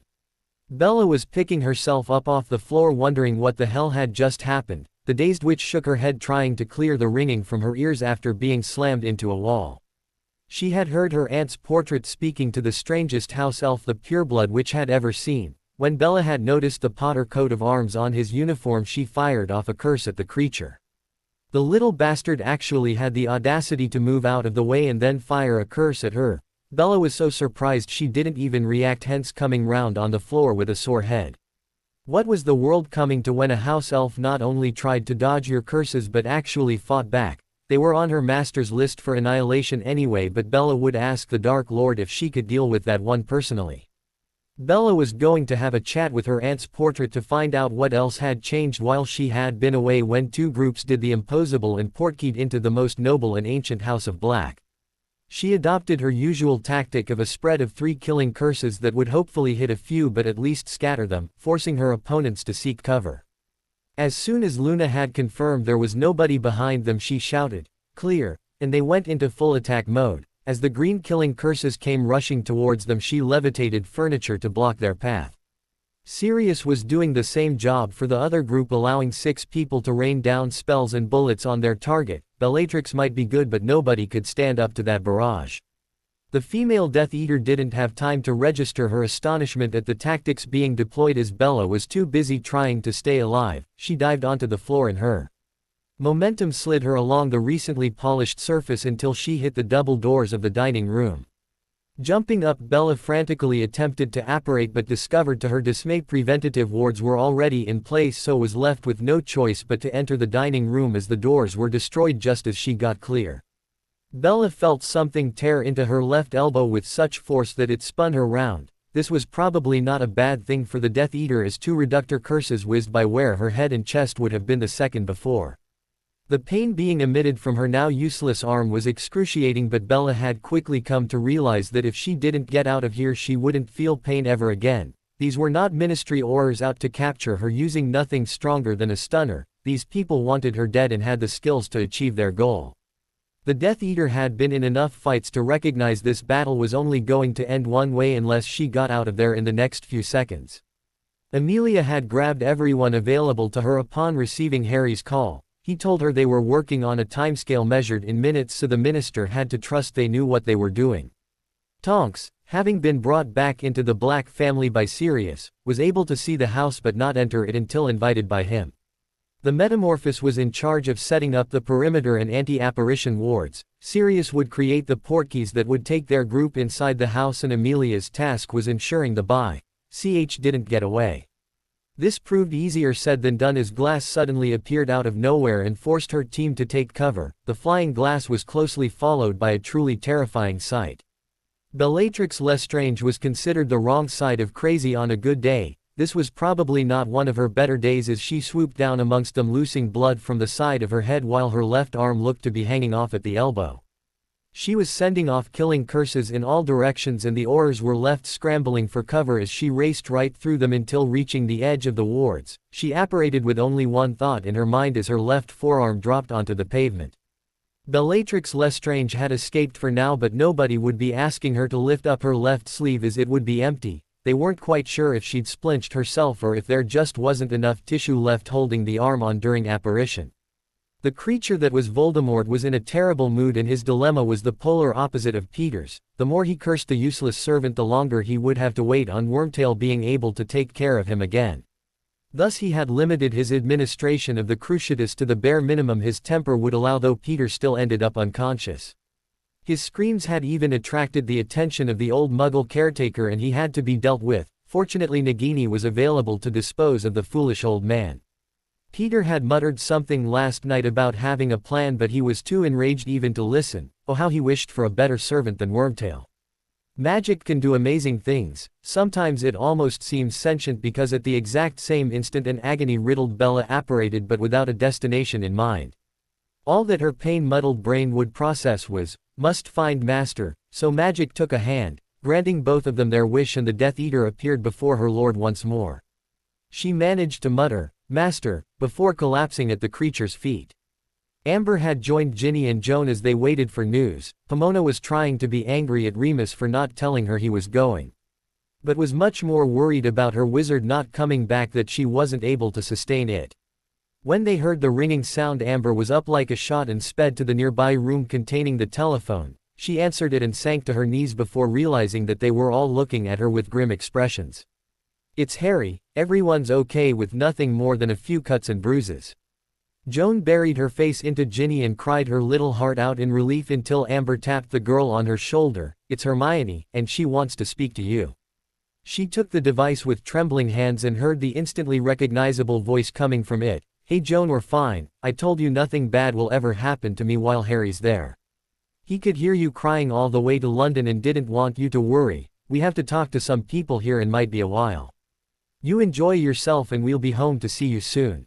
Everyone could see the instant change in the little girl's demeanor. She still had tears running down her cheeks, but her face was now the proud owner of one of the widest smiles available. Joan whispered, "Love you," not realizing that the device in her hands would send those words straight to Hermione and require Harry to catch his wife as her knees buckled beneath her. Joan handed the device back to Amber and almost skipped out the room with no concept that 1,000 miles away a bushy-haired, brown-eyed witch was clinging to her husband crying tears of joy. The post-battle adrenaline rush may have amplified the effects those words had on her, but she wasn't sure. What she was sure of was that both she and Harry were growing very attached to a young witch named Joan. They were in the kitchen of Grimmauld when Harry summoned Winky. She immediately made them all tea and informed Harry that Dobby had a fractured shoulder which Poppy had healed. He was to take it easy for the rest of the day but should be fine by tomorrow. Sirius had spoke to his mother's portrait and she had suggested that Bella and Sissy be cast from the family. Then this couldn't happen again. A couple of spells on the tapestry and this was accomplished. He took the family pensive into the kitchen so they could review this morning's event and save Amelia asking lots of questions. There was already elves repairing the damage they had caused and even the doors had been put back together. They had all been told the grim news that Bellatrix had wiped out some random Muggle family for a bite to eat and a few hours sleep, which just made them angrier that they hadn't finished her earlier when they had the chance. Shaq, Amelia and her protection detail watched along with the 8 as they made their superior numbers count, and the minister couldn't help but compare this with their poor performance outside. They watched as a piece of debris cut Neville's cheek and another slammed into Emma's chest. Dan's bullet almost separating the Death Eater's arm, while a reductor from Neville almost separated her head from her shoulders but instead took her ear off. She had caught them out when she had run towards the large window and blasted it with a spell just before reaching it. Bellatrix had jumped through the hole and raced away from the house. When it was over, Shaq and Amelia were very impressed with their tactics, but it was left to Connie to pour cold water on them. Those tactics wouldn't work for the Auror division for the simple fact that I can't think of anyone I trust enough for me to stand against a killing curse and hope they blocked it. They stood there and never doubted that the other members of the team would do their jobs and protect them. I've never seen anything like it and I'm so glad they're on our side. Hermione just smiled. At the Auror, the differences were all family and couldn't let each other down if we tried. We trust the other members of the team with our lives because we have to. We're the ones who are going to end this war because we're the only ones who can, and that information, ladies and gentlemen, is classified. This is not our idea of some recreational fun, and we left some very worried people behind, including an 8-year-old who was breaking her heart. Once Voldemort is dead, these suits will be hung up for good. Shaq looked to Amelia, who nodded confirmation that Hermione spoke the truth while his brain started putting the facts together. This would explain our orders not to engage Voldemort in a fight, and can I assume that the snake is similar to that tiara? A knowing smile from Harry, and Shaq connected the final few dots to form a picture he wasn't sure was to his liking. Does this mean the prophet actually got something right for a change? You're the chosen one. It was actually Luna who answered, the head of the DMLE, with such venom in her voice that her friends got worried. He might be the chosen one, but that doesn't mean he's going to face that bastard alone. We'll be with him every step of the way and right by his side when he ends this once and for all. Neville pulled her into a hug. The pensive had been hard to watch for Luna because this was no longer training. If she missed a block, then it wasn't house points lost or a detention. A member of her family was going to be injured or worse. During the fight she had been just carrying out what she had learned, but now sitting down and watching her actions left the young blonde witch terrified. Harry tried to reassure her. Luna, we know you had the worst job today, but you are by far the best at defending the group, and there's no one I trust more to keep us safe. You were absolutely brilliant today and I'm so proud of you, but I'll let Neville administer the key I want to give you, sis. One Neville administered key later and Luna was almost back on an even keel. They would talk about it later, but she appeared over the worst of it for now. Amelia was deep in thought for a moment before asking, Harry, could you and your group fight some Aurors as a demonstration? It was clear today that our current tactics are going to have to be reviewed, and I think the sight of 4 children whipping the asses of some overconfident Aurors would go a long way to highlighting their deficiencies. We currently practice 3-to-1 odds, but I don't know if we want to give that advantage to Aurors. Let's say 10 with nothing stronger than stunners, as we wouldn't want to hurt anyone. The cheeky way Harry said it had the Aurors' backs up, but Shaq had just watched a display that none of his department could match. Individual matchups he was confident his Aurors would do well, but their teamwork was devastating. I would be really interested to see your training methods. Would it be possible to observe a session? As long as you don't mind getting up early and don't inform the Aurors we'll be facing about it, Harry answered. Will you be alright for tomorrow, Mum? Emma couldn't help but smile every time Harry used that word. Should be, bit sore at the moment and expect to be bruised, but Poppy should have me fixed up in no time. She then turned to Remus, could I get a heavier weapon? I felt most of my shots were being deflected by all the debris that was flying around while Dan seemed able to punch through it. A wolfish grin appeared on his face. How about a pump-action shotgun with some charms on it to make it recoilless? A shudder passed through Dan, Hermione and Harry at the thought of what that weapon could do in Emma's hands, but she just gave a dainty smile and replied, that will do nicely. Remus Lupin, you have totally corrupted my mother. Hermione's remark was said in jest and they all had a chuckle at Emma's obvious joy at getting a bigger gun. They arrived back at the Institute to much hugging by Ginny while the two Sprout ladies dragged both marauders off for Merlin knows what. Joan had heard the commotion and came hurtling round the corner and launched herself at both Potters, clinging on and taking assurance from the fact they were back in one piece. The two injured were taken to see Poppy by their partners while Harry and Hermione sat on a sofa with Joan in between them. Hermione keyed Joan's forehead, told you we'd be fine. I was so worried, she answered, why do you have to fight, can't someone else do it? Harry's already fought the bad wizard, isn't it someone else's turn? With her 8-year-old logic, Joan had got right to the crux of the matter and Harry wasn't about to brush this bright girl off with some glib excuse. He had his arm around her shoulder and then took one of her little hands and brought it up to his scar. When I was a baby, the bad wizard killed my mum and dad before trying to kill me. It didn't work and he left me this. He's tried twice more since then and will keep on trying to hurt me and my family, which is why we're here in a place that's hard to find. He will never stop coming after me, my wife, Mum and Dad Granger and any children we have, which is why we must fight him so that we can live our lives without fear. We intend to beat him so we can live happily ever after. Not all fairy tales end that way, replied the bright little witch. No, and I promised myself I wouldn't lie to you. We are doing everything in our power to make sure we get the ending we want. Joan buried her head in his chest, but Harry still heard the whispered, I want it too. It was time to speak to Gillian Green. Gillian had been half expecting a visit from the Potters, so wasn't too surprised when they asked to speak to her. Their opening comments did however catch her off guard. We are having our marriage blessed in a few days. It was originally going to be our wedding, but since we're soul-bound that's no longer necessary. The ceremony and party will take place here and everyone from the orphanage is invited. We plan on taking a 3-week holiday straight after it, and that is where the problem might be. We would like to take Joan with us and are speaking to you first to ask if this is possible. Hermione found she was nervous waiting on an answer. Gillian was not drawing out the silence deliberately but trying to figure out the best way to handle this. These people were effectively her bosses. Eventually she had only one option, as the welfare and happiness of Joan was her only priority here. Can I ask why? Please forgive my question, but I have to know your intentions towards the child. I see her getting closer to you every day, and to take Joan on a 3-week holiday then hand her back to me would be cruel beyond measure. Harry and Hermione smiling at her was not the reaction she expected until he spoke. You have just confirmed our faith in you as the best person for the job. Let's see if we can put your mind at rest. We are both extremely fond of Joan and that fondness is growing by the hour, but this is not a decision we wish to rush, as the thought of hurting her doesn't bear thinking about. Hermione and I are pretty sure that we want Joan to be part of our family and feel that 3 weeks together would turn that into being certain. Assuming Joan would accept us as parents, we would start proceedings as soon as we return to formally adopt her. This was what Gillian had been hoping to hear, and she couldn't keep the grin of her face. Well, normally I would say you were too young to take on that many responsibilities, but having watched you both closely, I can't think of 2 people I would rather see Joan go to. Shall we send for her? Winky appeared with a bemused Joan, who immediately went to sit with Hermione as Harry spoke to the young witch. There's a delay with the new building, so everyone's going to be staying here for a lot longer than we thought and will be at our marriage blessing on Saturday. It was plain to see that Joan thought this was great news.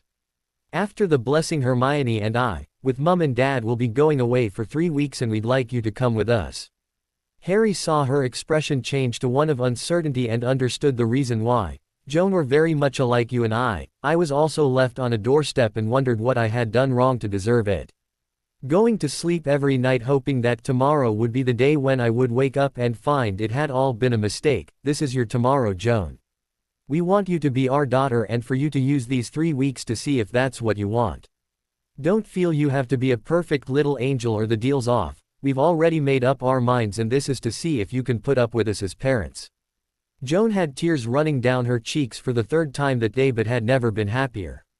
I have to warn you, Joan, that Hermione is very crabbed in the morning. This earned him a playful hit from his wife, and she also hits her poor defenseless husband for no reason.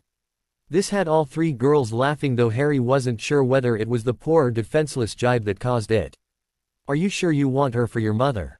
Joan nodded emphatically before both girls became entangled in a mutual hug involving lots of tears. Harry watched before turning to a Gillian Green who had tears unashamedly running down her cheeks. I don't think we need to wait those 3 weeks, do you? She just smiled at him. I never thought you did in the first place. I'll get the paperwork started today and I can't see the ministry giving you any hassle over it. Not when you've got the minister's mobile number in your phone. Voldemort managed to revive Wormtail and got him to seal Bella's wounds, then force some blood-replenishing potion down her throat. They had burgled an apothecary on the continent to maintain a supply of unicorn blood needed to keep him alive, but they had also grabbed a variety of potions as well. When Bella regained consciousness and Voldemort discovered all his loyal Death Eaters were not only being hunted down but also taken from Azkaban and killed as well, only the fact that he was so weak saved the 2 servants. It was with great trepidation that Peter administered his master's potion, but Voldemort wanted revenge on those who'd wronged him and Potter was top of the list. Wormtail, tell me this plan of yours. Peter now wished he'd kept his mouth shut as his master administered the torture curse until he was unconscious anyway. Now he was literally putting his head on the chopping block with no measurable gain for him. If the plan worked, his master would take the credit. If it failed, he would pay the ultimate price, and even with the telling he risked his master's wrath. Master, the Potter brat is out of our reach for the moment, but it's still vital that you get a new body. I may have a way to accomplish that and deal the brat a devastating blow. The fact that he wasn't cursed yet encouraged Peter to continue. When I was keeping an eye on the brat in his dorm over the years, one thing was constant: the boy whose pet I pretended to be was always there to save Potter's ass. He killed the troll you released in the castle, and only his sacrifice allowed Potter to face you. With the stone, he was in the Chamber of Secrets, but the resulting rockslide when he defeated the formidable Gilderoy Lockhart prevented him accompanying Potter further. He even faced up to Black and the werewolf and is the Potter boy's closest friend and truest ally. If you choose pureblood Ron Weasley for the renewal ceremony, you will be removing a foe who's been a thorn in your side, with the additional benefit of crushing Potter with the loss of the person he thinks of as a brother. Peter had heard all these stories directly from Ron as he talked to his pet and wasn't overly concerned if the boy had embellished his role in proceedings slightly. He was a lot more concerned at the moment with saving his ass.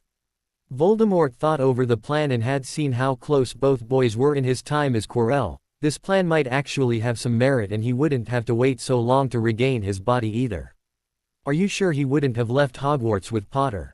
The Weasleys are a poor family but proud purebloods. They would never take gold they hadn't earned honestly. He'll be at Hogwarts. You just staked your life on it, Wormtail. In September you will sneak into the castle to make certain that he's there, then we can make preparations to snatch him right from under the old fool's crooked nose. While everyone else is waiting on the champions being chosen, we will perform the ceremony on the night of Halloween, sending Potter his friend back piece by piece. Bella was at first unsure if this was in fact her master, but hearing his cruel genius banished all her doubts. She was home once more. The 8+1 marched into the ministry resplendent in their institute robes. They'd actually been stopped in the alley and asked to lift their sleeves, whereupon a laughing Harry had to ask the gentleman if he would accept his word, as their armor came down to their wrists and there wasn't a force on this earth strong enough to make Emma, Hermione and Luna take their tops off in public. When Harry was recognized, they nearly fell over themselves trying to apologize, though the group did notice they were the only ones sporting 2 sleeves to their robes. The +1 was of course Joan, who proudly wore her robes with the Potter family crest, feeling like she finally belonged. Harry had spoken to her about the danger they might face in public, so she knew exactly what to do. Get to the center of their formation and make herself as small as possible, though considering she felt 10 feet tall walking down the street holding her mum and gran by the hand, that might be difficult. They entered the ministry building and Tonks was waiting on them as they were ushered through security and straight to the Auror training area. It had a large empty dueling arena in the center with viewing positions all around it and had Harry shaking his head. Amelia, you seen our pensive memory of Bella's fight and visited the institute to watch us go through our paces. Is this really how you train Aurors? She actually looked embarrassed. Fudge would only allow us dueling practice and any sort of combat training was forbidden. We wanted to wait until after your demonstration to reinforce the need for change. Sorry Amelia, Joan, you stay with Gran and Grandad while we go and give a demonstration. Emma pretended to be angry at Harry's use of the word Gran, but both she and Dan were delighted with the outcome. They knew their children were desperate for a family and hoped this might see Hermione waiting till she was at least 18 in this timeline before having a baby. In the meantime they got a delightful granddaughter to spoil, and who could fail to fall in love with Joan. The four removed their robes, leaving them in black tight-fitting clothes. Over their body armor, the time Remus spent as a bodyguard had also taught him knives, and each of them had a blade of some description concealed on their person. They walked into the middle of the arena and went into their diamond formation, but with Neville and Harry swapping positions, they were pretty sure that the Aurors were just going to stand there and try to overload their shields with a constant barrage of stunners. Their counter was for the Potters to provide shields for the group while Neville and Luna picked the Aurors off. If things got hairy, Luna would assist with shields as Neville reduced the pressure by knocking down their opponents. The quartet could see the looks of disdain coming from the Aurors as they surrounded the kids. They felt insulted that they were being forced to participate in this farce of a publicity stunt and intended to end it quickly. They got their wish, but not in the manner they thought. When Amelia said, "Go," both Potters had shields up that reflected back everything that was cast at them. In the end, Neville and Luna only had to stun 3 of the Aurors, and the whole thing from start to finish took 6 seconds. The watching audience of Aurors and Ministry officials were shocked into silence. As the teens started reviving the downed Aurors, one of them didn't take it too well. He sprang up and knocked a surprised Luna onto her back before striding towards the arena exit. He didn't get to take 2 steps before an enraged Neville Longbottom was all over him. Donald Carrick knew he was in deep shit and couldn't see a way out of it. He'd tried to blame the entire Lestrange fiasco on that by-ch Hammer, but the fact that he was now stuck behind a desk while she was on ministerial protection duty told everyone what the outcome of the upcoming enquiry was going to be. When he got the offer of participating in the demonstration against Potter and his school friends, he grabbed the chance like a drowning man. Here was his opportunity to shine. He had just managed to dodge his own curse that was reflected back off their shields when the little blonde bint hit him with a stunner. The same blonde bint reviving him proved just too much for his ego, and he shoved her out the way as soon as he stood up. The disgruntled Auror had only taken a step when he found himself face to face with an enraged Neville Longbottom. Donald took a swing at this kid as well before finding himself in a world of pain. Donald Carrick fancied himself as a muscular young man, but his muscles were purely for impressing the ladies. Luna may appreciate Neville's, but they were primarily for situations like this. He easily dodged the Auror's attempt at a punch and landed 2 solid ones of his own. The prick then made another feeble attempt, which he effortlessly blocked and followed up with another few strikes. He could see the man teetering, so decided to finish him off using Hermione's signature move with an adaptation of his own. He smashed the Auror's kneecap and spun quickly round, connecting his elbow with the prick's now broken jaw, resulting in him crumpling to the floor unconscious. Neville turned to see the rest of the team had his back, and a quick glance upwards showed the other team forming up with Joan casually moving into the center. For a few seconds the whole situation had the potential to go pear-shaped, as every Auror in the place was embarrassed at how easily they had been defeated. Connie caught the movement out of the corner of her eye as the other team formed up and knew all it would take would be one spell to start a fight that would be hard to stop. She deliberately moved her hands away from her wand while at the same time stepped over to cover Amelia's back. She was delighted that Tonks had caught on so quickly and mirrored her actions to protect Shaq. Connie had seen these people fight against animated dummies, and their mannequins had put up a far better fight than the static dummies that called themselves Aurors. Harry broke the tension. Do we really want to do this? We were invited here to show tactics that may help save lives, only to find an Auror knocking a 13-year-old witch to the ground because his ego was dented. Well, witches and wizards, her 14-year-old boyfriend just dented more than his ego. Either Mr. Longbottom or myself have the right to challenge this prick to a duel for his actions against Miss Lovegood, but we are content to consider the matter dealt with if you are. If not, then let's have it because we've got business to see to elsewhere this afternoon. The power was now radiating off both Potters, with blades being drawn by all 4 members of the team. The noise of Emma pumping around into her shotgun sounded like thunder and kicked Amelia out of her stupor. She had expected the Aurors to lose, but the manner in which they did shocked her to the core. "Aurors, stand down," Amelia shouted. "You can't give that order, Minister, only the head of the DMLE can," a scarred old wizard shouted. Shaq shrugged his shoulders. "We intended to weed out the hangers-on by departmental evaluations. If you wish to attack Lord Potter and his party, it will save us the time and paperwork." These people, including the two muggles behind me with weapons drawn, faced up to Bellatrix Lestrange and her killing curses while Aurors cowered behind any cover they could find. "We've just seen them in action and I've watched them training, and these 8 would make mincemeat out of the whole Auror department. We have grown complacent, fat and lazy, which cost an Auror his life last week, and for what reason? What did we achieve in the last war except to free Death Eaters with enough gold to bribe the right officials? What you see before you is the future of magical law enforcement in this country. We will be adapting most of their training methods to suit our needs, and entry to the program will be based purely on ability. The days of family influence in my department are over, and anyone who doesn't like it can hand in their badge and robes now." Kingsley's deep voice was booming of the walls by the time he was finished. The line had been drawn and Aurors now knew what was expected of them, though 4 would resign before they were pushed. That option was not available to Carrick. Amelia wanted him tried in court and Shaq was only too happy to comply. He had known that, thanks to continual budget cuts and being forced to accept people who barely knew one end of a wand from the other, the department was in poor condition. The 2 Lestrange incidents and today highlighted just how far they'd sunk. Thanks to Lord Potter's generosity and with Amelia's backing, he now had the funds and political will to rebuild the department into one that could kick some instead of getting it whipped by some teenagers. With the crisis over, Emma placed the tip of her shotgun into its holster and marveled again at how it shrunk to fit before becoming invisible. She then took her new granddaughter by the hand and headed down to meet the kids. "Uncle Neville, that was so cool the way you hit that man who hurt Auntie Luna." Joan loved the idea of having family so much that she was adopting everyone into it, with Aunt Ginny and the marauding uncles added for good measure. She wasn't sure what status the Sprout ladies had in her new family, but was looking forward to calling them Auntie as well. Joan hadn't just been adopted into the Potter family as everyone else seemed to have adopted the little girl as well. Your Aunt Luna could have beat him up, but she just had her nails done and didn't want to break one on his hard head. Neville loved to hear her calling him uncle as, like the other 3, he'd led a lonely life up till now and adored his extended family. Amelia cleared her throat to get their attention. "Lord Potter, I have some people here you agreed to meet." Harry was racking his brain, with even Hermione puzzled until they saw the man with a little girl, clutching a poster.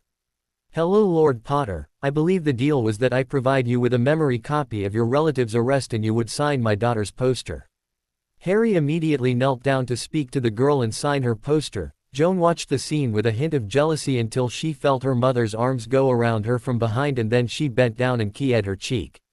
"He's your father now, honey, but look how happy he's made that little girl just by talking to her and signing a poster. This is just something we Potter girls are going to have to get used to, but never forget it's us he loves. If any women or girls step over the boundaries, though, you have my permission to kick them in the ankles." Joan was giggling, but her dad was roaring with laughter from reading a piece of paper. He rejoined the group, still laughing. "It seems that when the charms wore off, reverting the Dursleys back to human, both were still in the quarantine cages. The Muggle authorities think they're some kind of animal rights group and had managed to lock themselves in while freeing the walrus and ostrich. Vernon keeps screaming that it's the freaks doing this, so they're sending him for psychiatric tests before charging them. Well, this is my wedding present to you, love. Dobby got Ragnarok to track it down for me, but it's yours to do with as you wish." Hermione handed Harry a legal document that had him confused at first until he realized what he held in his hands. "I thought we could go today, love, and take the whole family to visit." Harry grabbed his wife before twirling Hermione around and soundly snogging her. "Could someone please tell me what my daughter just volunteered us for?" Dan asked. "Your brilliant daughter is just taking the new family motto to a different level. Don't get mad, get even, but I only hope she's never mad at me." Dudley Dursley's life was going down the toilet, literally. He had spent his entire summer so far cleaning out his aunt's dog kennels. Who knew the little bastards could shit so much? He was forced to do the work while his aunt sat getting slowly pissed on Sherry and beeping her lots since Mum and Dad got arrested. Before that, her excuse was they were both missing. He'd been working like the freak all summer and missed his telly, PlayStation, snacks and gang, but if he didn't work he didn't get fed. Dudley at first thought his Aunt Marge was joking, and then he was sure he could outlast her, but when the dog food started looking appetizing, Big D knew it was time to pick up the brush and shovel. She would inspect the kennels in the morning, and how well he was fed depended on the results, though as the sherry consumption was getting progressively worse they'd had to settle for takeaway the last couple of nights. Dudley was wearing an old pair of torn dungarees while leaning on his brush as he paused to wipe the sweat of his face when all his attention switched to the Rolls-Royce that had just turned into the drive heading towards the house. He made his way over and his tongue was actually hanging out at the sight of the girl who the chauffeur was helping from the car. She was so beautiful that he didn't notice the person that came out next until he spoke. "Hello Dudley, love your new look. It really brings out the color in your eyes, actually mate you look like shit." Dudley was now wondering if it was such a good idea to drink the remains of the sherry left when his Aunt Marge eventually passed out, because what his eyes were telling him just couldn't be true. The young man was dressed in clothes better than anything his father had ever owned and standing with his arm around the goddess that had exited the Rolls first. A young girl and an older couple joined them, though the woman was definitely still hot. "Harry. Got it in one dud, just brought my family along to meet you. This is my wife Hermione, our daughter Joan, Mum and Dad Granger, and not forgetting our chauffeur Remus." Dudley wasn't sure if it was the sun, sherry, or the smell of all the shit, but something was definitely off here. He didn't get time to say any more as Aunt Marge and Ripper came out the house. Ripper didn't know anything about fancy clothes or cars. He just sensed the boy he'd been trained to attack, so he did. Unfortunately for the misguided animal, a certain big black dog was waiting in anticipation of this very event. Padfoot leapt from the car and had Ripper by the scruff of the neck before the poor mutt even knew what was happening. The large dog then vigorously shook the now squealing bulldog before tossing the animal to land heavily at the large woman's feet. "That vicious dog will be destroyed, attacking my poor, gentle Ripper in his own garden no less. I shall be contacting the authorities at once." Marge was bristling with so much indignation that she never even noticed who was standing there. It wasn't until the vicious dog walked over to the group and was hugged by a little girl, Joan so loved her Uncle Padfoot, that she recognized Harry. "Boy," she screamed, "what are you doing here? Get off my property now." "Actually Marge, that's what I came to see you about, if you would be so kind Remus." "Right away Lord Potter." The marauder walked forward in his chauffeur uniform, and only his years of pulling pranks allowed him to keep a straight face. He handed the woman who made Molly Weasley look thin a bunch of very official-looking documents. "You see Marge, my wonderful wife bought me this land as a wedding present. Your current lease stipulates I am required to give you 1 month's notice of eviction, and that is what you now hold in your hands. On the 1st of September the bulldozers will be here to eradicate any trace of these buildings. As someone who actively encouraged her dog to bite a little boy, you will receive no sympathy from me or my family." This colossus of a woman who had been Harry's most malicious maligner and venomous chastiser crumpled to the ground and wept into the notices she had been given. Harry felt no elation, took no pleasure at her predicament, rather his feelings were more that justice had been served and he could now put his past behind him. He would carry the physical scars for the rest of his life, but the mental ones were being healed with lots of love from those around him. Dudley was now in awe of his cousin. He'd always been taught to respect those who were better off than the Dursleys and to sneer down at those below. Harry was now obviously of the other category, but Dudley was now unsure of his own place in the world. "Harry, what's going to happen to me?" Harry considered this for a moment before answering. "I would have much preferred an orphanage to Privet Drive, but I wasn't given a choice." "You've been heading down a bad road, Dud, but the choice is yours. Clean up your act or the Dursleys will be starting a new trend of family units in prison. I don't intend ever to meet you or your family ever again. I'm very happy to have a family of my own now." Dudley watched as the gorgeous girl, her hot mother and the little girl all hugged and kissed his cousin before they climbed into the Rolls and drove out of his life forever. Harry sat at his birthday breakfast and thought this was easily the best birthday he'd ever had. Celebrations were very informal, with the marriage blessing arranged for this afternoon containing quite enough formality for everyone involved. His presents were mostly in the form of novelty gifts, though pride of place went to a beautiful handmade chess set where he and Hermione were the king and queen, Luna and Neville the bishops, who else but Sirius and Remus as the hippogriff riding knights, with Mum and Dad as the rooks. The white pawns were uniformed Dobbies with the addition of a World War II GI helmet and machine gun, but the poor blacks had to settle for a row of Cornelius Fudges as their first line of defense. The blacks had Dumbledore as king, Voldemort as his queen, Lucius Malfoy and Snape were the bishops, Vernon and Marge Dursley were the ostrich-riding knights, while the rooks were represented by a couple of Dementors. Mum and Dad had crafted the pieces while Remus and Sirius handled all the charm work. As a gift it was beautiful, thoughtful and priceless, but as a chess set it was a dead loss. This was for two reasons. The battle animations between the pieces had everyone in stitches of laughter. Watching Snape's arms fall off while Dumbledore rushed to pick them up for his friend had Harry struggling for breath, he was laughing so much. Malfoy would sneer at the opposing piece, then wet himself and walk off embarrassed, while the Dursleys caused their ostrich legs to buckle under the weight of their obese passengers and had to be carried off the board by the cursing siblings. Dumbledore would offer a drop while using his other hand to try and sneak curses in, while Voldemort seemed to have been based on every bad drag queen cliché imaginable, right down to his snake, a feather boa. Cornelius tried to bullshit every piece he came up against, whereas Dobby was deadly with his machine gun. Emma's piece was equipped with her pump action, but her aim seemed off with every shot catching the black character in the groin. The main reason it was useless as a serious chess set is that the whole thing was charmed so black could never win. If Luna was in trouble, Neville would appear and rip the black piece in two while none could get within 3 squares of Hermione. Harry was touched by the thought and skill that had went into the creation of the gift, but it was the idea behind it that he treasured most. The dark side couldn't harm any of them. Hermione's present had confused him. It was apparently the latest product in the illegal Harry Potter gift range, and "I've slept with Harry Potter" t-shirt. All became clear when he saw his wife's apparel. She had the same color t-shirt with "So have I" emblazoned across its chest, while the back bore the legend, "There can be only one." Dad was howling with laughter when he saw it, as this was supposedly from his favorite movie, though Harry wasn't sure how. Dirty Harry featured in it. His mug from Joan bearing the message, "World's Best Dad," almost had him in tears, as did receiving cards from every orphan old enough to hold a crayon. He and Hermione had spoken quietly to Gillian about their concern that some of the children might be jealous over their adoption of Joan. She was able to dispel most of their worries with the fact that all of the children were now staying here and their futures had never been so bright thanks to them. She was quite sure some of the children wished it was he or she that had been adopted, but they were mostly used to the process by now and their quality of life had improved beyond recognition. Gillian joked that things were now so good ordinary kids would be starting to disown their parents to become orphans and be placed here. Neville watched his best friend balk at all the attention and had a smile on his lips from knowing exactly how he felt. His birthday dinner last night had put him in the spotlight. Neville's smile had been a permanent fixture since that dinner, when he had diverted the attention away from himself towards the beautiful angel by his side.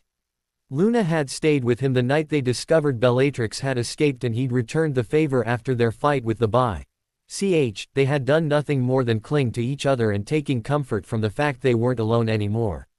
He had approached his grandmother and Luna's father before his birthday, both of whom had been delighted and had beaming smiles as he knelt in front of the girl he loved more than life itself and asked her to be his betrothed in the middle of dinner.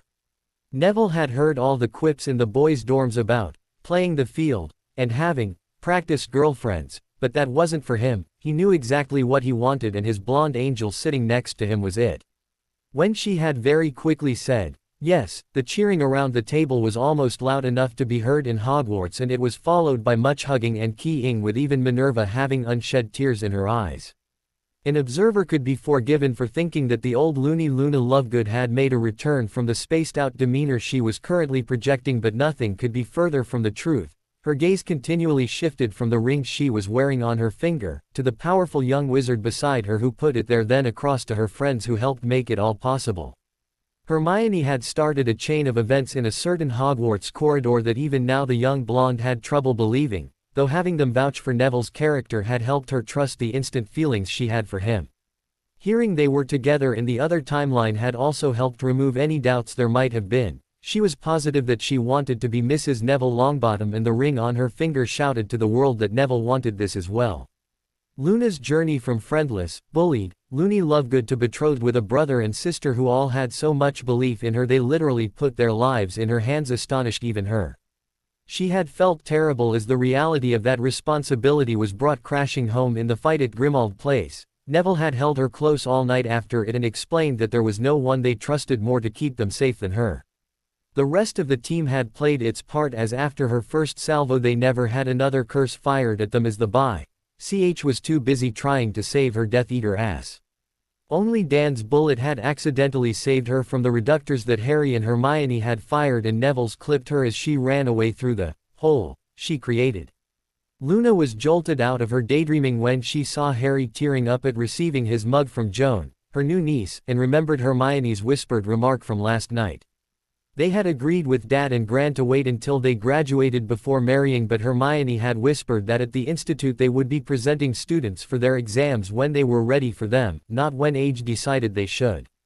If ever there was an incentive to study for exams, then Neville and Luna had just been handed it. She was aware her betrothed would never claim his head of house status as long as his father drew breath. What Luna was unaware of was the fact that Harry had Poppy searching the magical world while Dan and Emma browsed the web for any Muggle treatments or doctors who could help the Longbottoms. Luna watched as Harry went round every child who had made him a card and thanked them, ensuring that every one of them knew they were invited this afternoon. Her brother really was something else, she thought proudly. Harry couldn't remember a time in his life when he had predicted something so accurately. He and Neville could be standing there starkers and no one would even notice unless it was Luna or Hermione. They were standing on a deck that had been built on the beach with chairs containing the guests spread out in formation but leaving an aisle down the middle. Neville and he were waiting at the front, but since the main attraction appeared at the back, all eyes were facing that direction. Harry couldn't fault them as he was doing the exact same thing himself, staring at the most beautiful sight he had ever seen and thanking Merlin she was his wife. Dad led her down towards them, followed by Luna, Ginny and Joan. Harry's mind was racing away with the emotion of the occasion and thinking about just how much she meant to him when he felt the calming hand of his brother squeeze his shoulder. "Easy there, Harry, she's here and everyone's safe." He realized his magic was flaring and could only nod his thanks to Neville. The symbolism of his wife walking towards him in her wedding dress smacked Harry like a bludger to the head. They were soul-bound, loved each other more than words could say, but the Muggle-raised part of him suddenly woke up to the fact that he and this wonderful young woman would be together for the rest of their lives. Hermione was talking to him over their bond, but she was trying very hard not to burst out laughing. Her heroic husband who had fought Basilisk and Dragon was falling to pieces at the sight of her in a white dress. She was glad that their bond existed, or the whole ceremony would have been a shambles. Her husband was almost catatonic and she was quite literally putting words in his mouth. Hermione was battling to hold it together as the waves of love were being broadcast over their bond, so it was a relieved Lady Potter when the clergy informed Harry he could key his bride. The real Harry Potter emerged as the man of action swept Hermione off her feet and proceeded to administer the key of their lives. The glow that surrounded the keying couple was so powerful the guests were having to shade their eyes as Harry poured his love for Hermione into the key. When they eventually finished, he found his voice again. "I wanted to do that from the instant I laid eyes on you." Holding off until given permission was extremely difficult. He picked up Joan and turned to face everyone with his daughter in one arm and wife on the other, Neville beside him while Luna and Ginny were alongside Hermione. Harry looked to the crowd where Mum and Dad wore huge grins while the Marauders were being given hankies from their girlfriends to dry their eyes. He couldn't help but wonder how he got so lucky. Harry alertly glanced round the room, making sure they hadn't missed anyone amongst the gun smoke, blood and gore, while he wondered just how things could turn pear-shaped so quickly. Their holiday had started off in Australia, where their visit to the Sydney Opera House didn't go quite the way they planned. They loved the performance of The Pirates of Penzance, but Joan wanted to march right up to them and in her own style inform the cast that pretending to be an orphan was wrong. Harry had to explain to her that they said the same words every night and only acted as pirates, while Hermione tried not to chuckle at the thought she had created a monster. Joan had wanted to kick their ankles since her mum told her that's what you do to bad people. They had to constantly remind themselves that their daughter had no concept of Muggle culture and that her gran and granddad were probably the first she'd ever met. Their week in New Zealand led to their daughter discovering and falling totally in love with horse riding and wanting to take the pony home with her. Dan and Emma were confident that before too long there would be stables built at the institute. In each of these countries they had spent time discovering as much information about the native magic lore as possible and visiting each magical village or street they could. Thus when they arrived in Argentina it was only natural that they would visit the magical section of Buenos Aires. As they passed through the bar that guarded the entrance, Harry heard his name called and turned to be confronted by three of Voldemort's inner circle. Lucius Malfoy was angry, not the anger of someone being in your parking space or eating the last piece of cake you wanted. This was an all-consuming disease that spread through every part of the Death Eater's body like a cancer. He had escaped to Argentina and bought himself a 10-bedroom ranch, so wasn't exactly roughing it. The problems began after he had settled in and started to let his mind ponder just how he got into this position. A chance meeting with Greg Goyle in Buenos Aires had Lucius reaching for his wand, but Greg held his hands well away from his wand and said, "We need to talk." Sitting with a bottle of fire whiskey, Greg then explained how he had met Antonin Dolohov, who had the exact same problem as him, empty vault and a letter from the Dark Lord expressing his disappointment and promising retribution. Both Death Eaters had figured they'd been scammed and reckoned there were very few people who could pull it off. Lucius took some perverse pleasure when Greg told him that his name was top of the list of suspects, but since he was here then Greg assumed that something similar had happened to him. Lucius hated to confirm this but couldn't come up with another reason for being there. This also left the problem of just who did pull it off and, more importantly, what were they going to do about it. Their problem was lack of information, and they agreed to meet the following week and invite Dolohov along. Meanwhile they needed to learn as much as possible. At the meeting the following week all their hopes and dreams of regaining their wealth, power and influence lay in tatters as the old newspaper in front of them had a picture of a dead George Grafton with the explanation of how the back of his head came to be missing. The changes in British law effectively handed each of them a death sentence should they ever return, and without any gold to spread around the Wizengamot to fund a reversal they were basically exiled. The three continued their weekly meetings, and as time marched on only one name kept being associated with the changes happening in their homeland, Potter. Lucius was at first so pleased he'd escaped with his life, but was only now beginning to realize just how effectively they'd been duped. Even Dumbledore couldn't have pulled this off, so how could a teenage boy? His anger fueled the hatred he felt for the brat until it became all-consuming and the focus of all his endeavors. The fact that he was helpless to do anything about it only exacerbated the problem. The blonde Death Eater was beginning to think it was affecting his mind, as he could have swore Harry Potter just walked into the bar, but that just couldn't be. As he recognized the mudblood he knew it had to be the brat and had shouted, "Potter!" before his brain had time to engage. Harry and Hermione had researched Voldemort's memories to gain information on how the Death Eaters fought. Their tactics of attacking the weakest member to force the others to try and shield them would certainly be used here.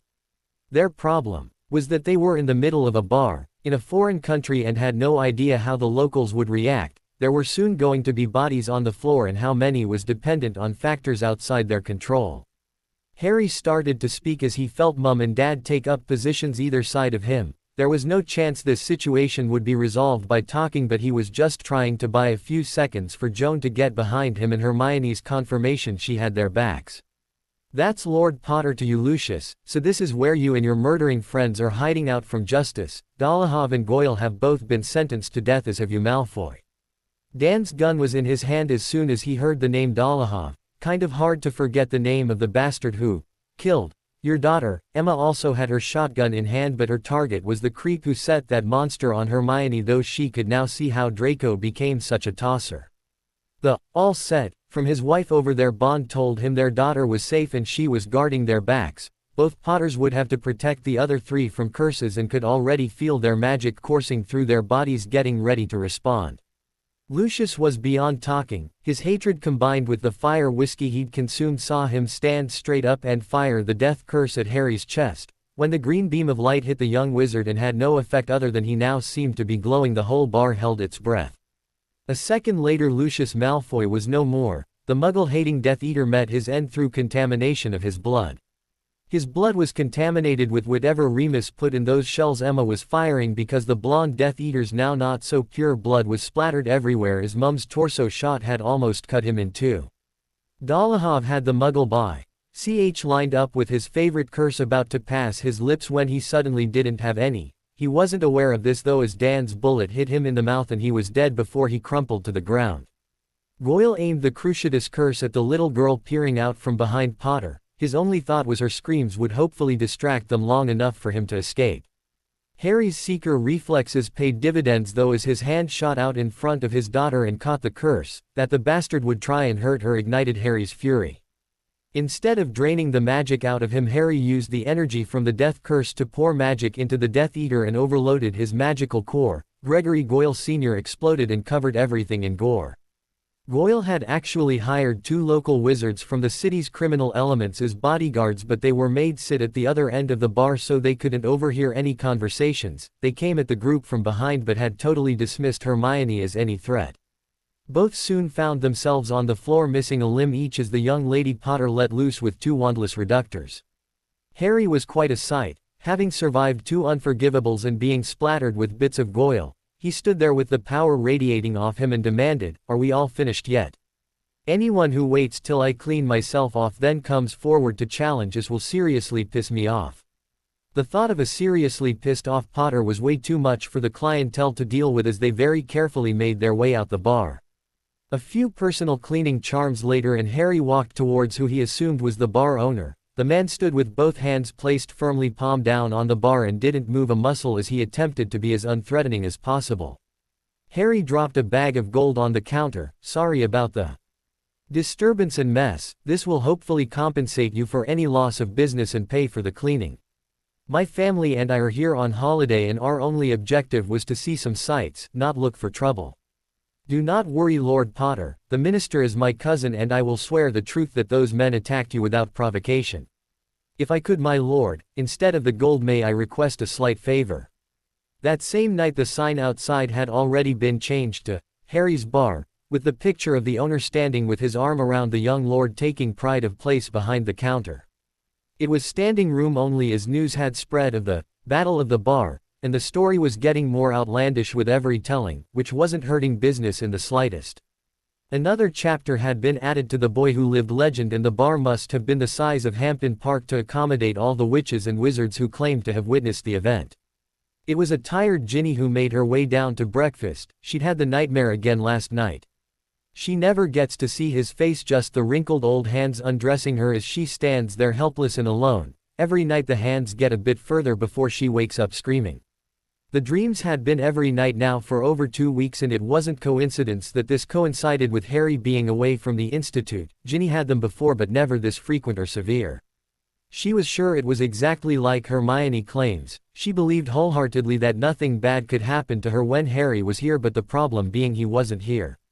Her friendship with the 4 was better than at any time, but Harry would always be special in her eyes. He had saved her life twice now and she knew he wouldn't hesitate to do it again. She'd got over her fixation with the Boy Who Lived only to find that the real Harry Potter was so much better and a bigger hero than ever. She felt her friendship with Harry pushed her to be so much more than Ginny Weasley ever could be, that he and Poppy were offering her a life she could only have dreamed of, instead of old men abusing her body. She thought she must be still sleeping as the small missile that was Joan Potter targeted her, as they weren't due back for days yet. "Aunt Ginny. Sorry we missed your birthday, but I've got your present in my trunk and we had a great time up until the end." Ginny now had the young witch in her arms and looked around for her parents, but only Dan and Emma were there. "Mum and Dad have gone to get your birthday present and I'm not supposed to tell you that." Ginny couldn't help but laugh as she hugged her niece. "Well, I won't tell them if you don't." She spun round as a very familiar voice was heard behind her. "Your Aunt Ginny is very good at keeping secrets, little one." Bill. Joan found herself still in her Aunt Ginny's arms but now wrapped up with this stranger's as well, and the little girl wasn't sure how to react. Then she saw her mum and dad smiling and knew it was okay.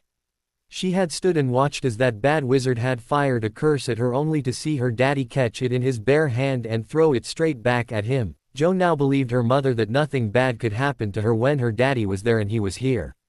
She hadn't even been scared as she was in her protected bubble, surrounded by her family, and nothing could hurt her there.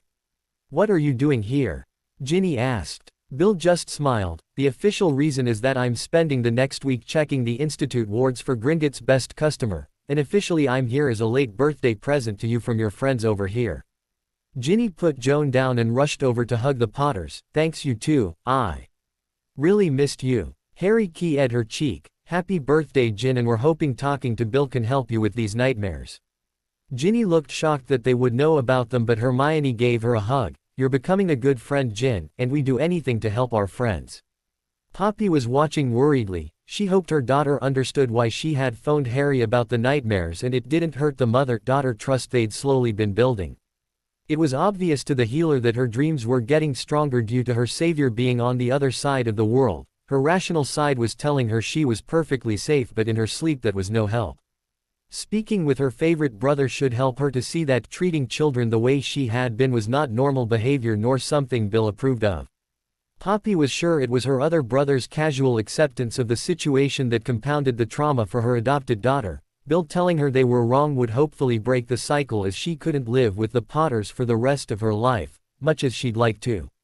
The healer was relieved when her daughter glanced over and mouthed, "Thanks, Mum. This parent lark wasn't as easy as it looked, but Poppy was loving every minute of it and taking the good with the bad." Ginny whirled on the Potters. "Please tell me you didn't cut your holiday short because of me." "No," answered Harry, "we had a run-in with some Death Eaters and it kind of spoiled the holiday mood, so we came home. Lucius Malfoy finally paid for what he did to you last year." Ginny couldn't help but throw her arms around him. "Thank you, Harry. It's actually Mum you should be thanking. She was quick as lightning with that shotgun of hers." She did as Harry suggested and hugged Emma Granger. "It's okay, Ginny, I've seen the basilisk and remember Hermione was petrified too. He finally paid for his crimes against our family." The breakfast table all wanted to hear the details but Jones. "My dad caught a curse aimed at me with his hand and threw it back at the bad wizard," had folk humoring her until Dan confirmed it. The rest of the day was spent catching up with events, though a phone call to a very pleased Amelia Bones confirmed the Argentinian ministry weren't even considering any charges and delighted to get rid of some vermin. They had enough criminals of their own to deal with without importing any from Britain. The Potters were pooped and after a lazy day headed off to bed after dinner. It was Harry's turn to tuck Joan in and he could see his daughter had something on her mind. Joan was small for her age with long dark hair, but it was her brilliant blue eyes that Harry thought were her best feature. Like Hermione, you could see the intelligence and thirst for knowledge behind them, but what told him she was troubled was her nose. She had a beautiful button nose, but when she was concentrating really hard or troubled about something, Joan's nose would twitch. Harry and Hermione thought it was adorable and the cutest thing they'd ever seen, and the fact that it gave him prior warning she was troubled about something didn't hurt either. "What's bothering you, love? You know we can talk about anything to us." In one long burst Joan got it off her chest. "I'm sorry, Daddy. I know I was supposed to make myself small and not be peeking to see what was going on. I just knew I was safe, but you had to do that to the nasty wizard, and for that I'm sorry. I promise the next time I will curl into the smallest ball I can." Harry hugged his daughter and kissed her forehead. "Oh darling, I just hope there never is a next time, but if he hadn't seen you he would have aimed at Gran or Grandad because they think they're helpless. Muggles." Joan was chuckling. "They sure showed those bad wizards they're not helpless." Her laugh was contagious and Harry joined her. "They sure did, love. Are you okay now?" She hugged and kissed him as an affirmative before lying sleepily down. "Good night, Dad. Love you." Harry tucked the covers round her neck before kissing his almost sleeping daughter. "We love you too. Good night, Joan." Out on the terrace, Dan and Emma were sitting with brandies in their hands as a nightcap when they were joined by Remus and Pomona. "Are you two all right?" their werewolf friend asked. It was Emma who answered. "Actually, Remus, I'm fine, which has got me slightly worried. I nearly cut a man in half with a shotgun and was sighted on the other when I saw Harry had it covered, yet I feel no remorse at all. If you'd seen that bloody great snake beast, Remus, perhaps you would understand. It almost killed Hermione, Harry and Ginny, and today the bastard who engineered the whole thing got better than he deserved. If I could have made it slow and painful I would have. Does this make me a bad person, Remus? Because I would do it again without a second's hesitation." "If you're a bad person then there's no hope for any of us, Emma. Think back to that first night when the kids told you this was a war and you ended up in the thick of it just because your daughter loves Harry. You swore you didn't want to be helpless again and you have achieved that and more. The man you killed would have killed Harry and Dan, then taken his time over you, Hermione and Joan.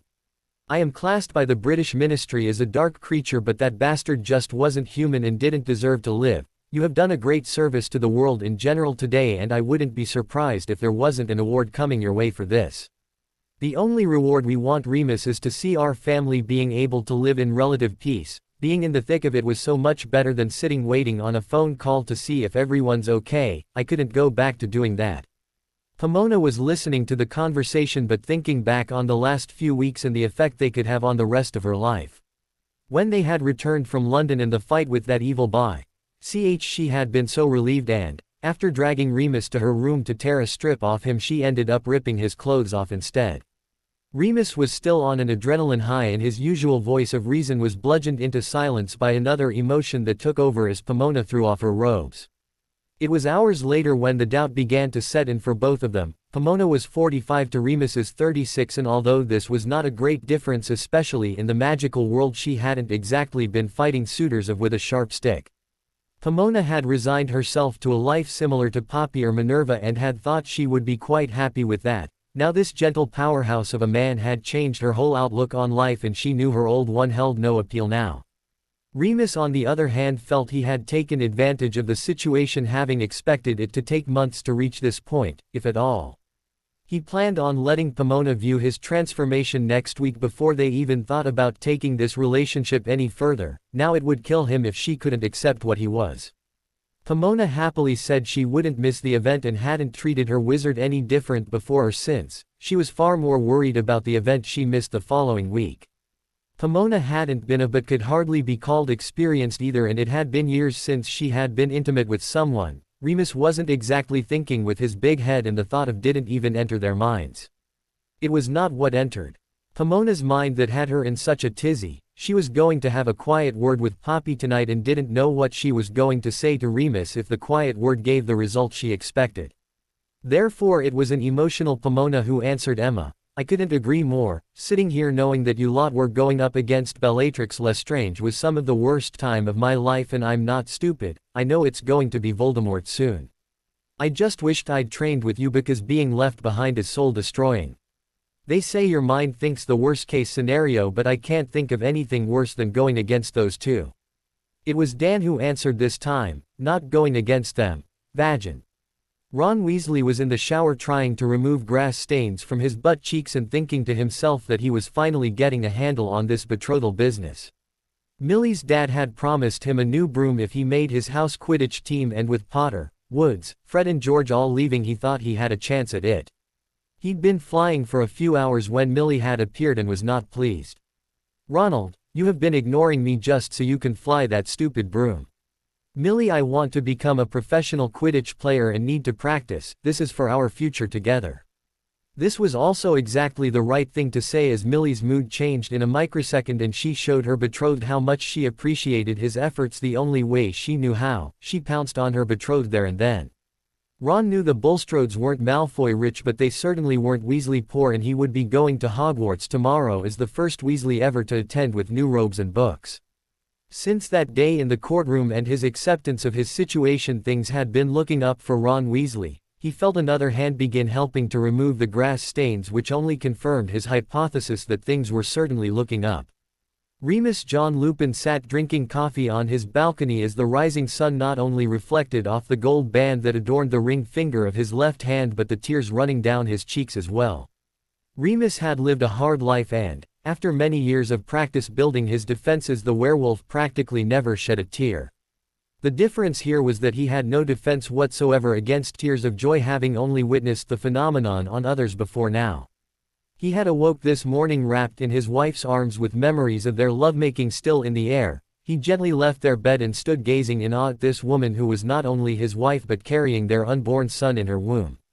His tears had started then, and now halfway through his coffee they still hadn't abated. It was then he felt her arms slip around his neck as she gently kissed his cheek while asking him if he was all right. Remus didn't know how to answer and found himself taking marriage advice from his 14-year-old married Honorary nephew. Harry had told him that no marriage could survive if based on lies, as the four of them had sat down to a dinner, prepared by Dobby and Winky in this very house 2 days before their wedding. They had proceeded to tell Pomona everything that they had told Remus as he held his wife to be while she cried at what the fates held in store for people she loved. Pomona had been hoping she could convince Remus that since he was going to be a married man and an expectant father, he could be dissuaded from going along on any more missions. Knowing the truth and the type of man her future husband was, she realized it was impossible for him to abandon his post. As Harry and Hermione were preparing to leave that night, they hit the couple with one last shock by handing them the keys to the house as a wedding present. The house had 5 bedrooms and was one of 6 in a secluded cove overlooking the Mediterranean about 50 kilometers south of the Institute. What Remus and Pomona didn't know was that the Potters owned all the houses in the cove, and over the next few years their neighbors would include the Blacks, Longbottoms, Grangers and Potters. The Italian ministry had a whole different attitude to the werewolf problem and treated the condition as an illness. Marriage was actually encouraged as it meant that the sufferer would have support during their transformation. They had also looked extensively into children born to people carrying the disease and had yet to find a case of an affected child. It would seem the only way to propagate the species was by the transformed werewolf biting someone who wasn't one, which explained why the compulsion to do so was so strong. The Italian ministry was trying to eradicate the disease with the use of wolfsbane to prevent any new sufferers being created, a decision that the werewolf population of the country gave its wholehearted backing to. It was an accumulation of these things that led to Pomona finding her husband of 4 days sitting with tears running down his cheeks. He led his wife onto his knee and held her tight as he spoke. "I am so far beyond all right that it's scaring the living daylights out of me. What we have here is most people's dream, but with my condition I couldn't even allow myself that luxury. The pain of knowing it could never be a reality was just too much to bear. Yet now we're married, sitting in our own home with our son growing happily inside you, and today we go back to jobs we both love. I've had so little happiness in my life that it's all just a bit overwhelming sometimes." Pomona keyed her husband. She had truthfully been worried about telling him she was pregnant, but those concerns proved groundless. He had spun her through the air before stopping suddenly and sitting her on a chair. She was about to protest that she wasn't that fragile when Remus dropped to one knee and took out a ring. He'd apparently bought it days ago and was waiting on the right moment to pop the question. Their wedding had quickly followed and been a quiet affair at the Institute before coming here for their work-shortened honeymoon. She held her husband's face and stared directly into his eyes. "Remus, you are a good man, a great husband, and you'll be a wonderful father. I will do my best to let you know that you are loved every single day of our lives together. You also have an extended family that loves you very much, and I'm delighted to be part of it." Harry had welcomed her to the family after their disclosures that night. Finding out that the 3 of them choose her former house was probably the only good part of the full back story for the pregnant witch. Pomona thought this version of time was so much better and had received no arguments from the others at the table. She knew how close the 8 were and now understood the reason why. They all shared a common goal that centered round Harry Potter and the demise of Voldemort. She joked to Remus that maybe it was her hormones changing that were messing up his emotions. She was only half joking when she said he was welcome to the labor pains as well. This cheered Remus up and he keyed her before suggesting breakfast. After all, it wouldn't do for the headmistress to be late on the first day of school. Draco was keying his tearful girlfriend goodbye and promising to call her on his newly acquired mobile phone. He was a little taken aback that he could talk to Trish from hundreds of miles away with the Muggle device. He had met her parents, who had taken an immediate liking to him, and asked if he wanted to spend Christmas holidays with their family. Trish had explained he was an orphan who was attending a boarding school in Massachusetts on full scholarship. Draco's original intention of using Trish as something to help the summer pass so he could get back to his own kind had quickly fallen apart with the realization that she cared for him more than any of his friends or even his parents did. This Muggle girl had been his constant companion all through the best summer of his life, and he had no hesitation of accepting their offer for the Christmas holidays. Draco didn't know if Trish was the one for him, and quite frankly at the moment he didn't care. He was just going to take things as they come and enjoy his life as much as possible. He was certain of one thing though: if he and Trish did eventually split up, it wouldn't be because she was a Muggle. Draco had come to realize that it wasn't blood, birth or breeding, but the person who counted. With that, Harry would consider the small fortune he had spent on the former Slytherin good value for money. Ron Weasley marched onto the platform with Millie on his arm, but more intent on displaying his new robes than his betrothed. Ron thought this could be a stellar year for him. No twins to prank him, no Potter or Granger to lead him into danger, and he could almost feel his new broom under him when he took his rightful place on the Gryffindor Quidditch team. He was prepared to be magnanimous and wait to next year before becoming team captain along with Prefect.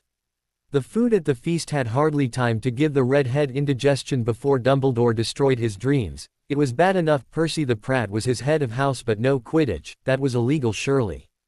Dumbles was giving this competition the hard sell, and Ron's interest peaked at the phrase, "eternal glory." but it was the 1,000 galleon prize that finally made him sit up and take notice, only to have it snatched away by an age limit that he couldn't meet.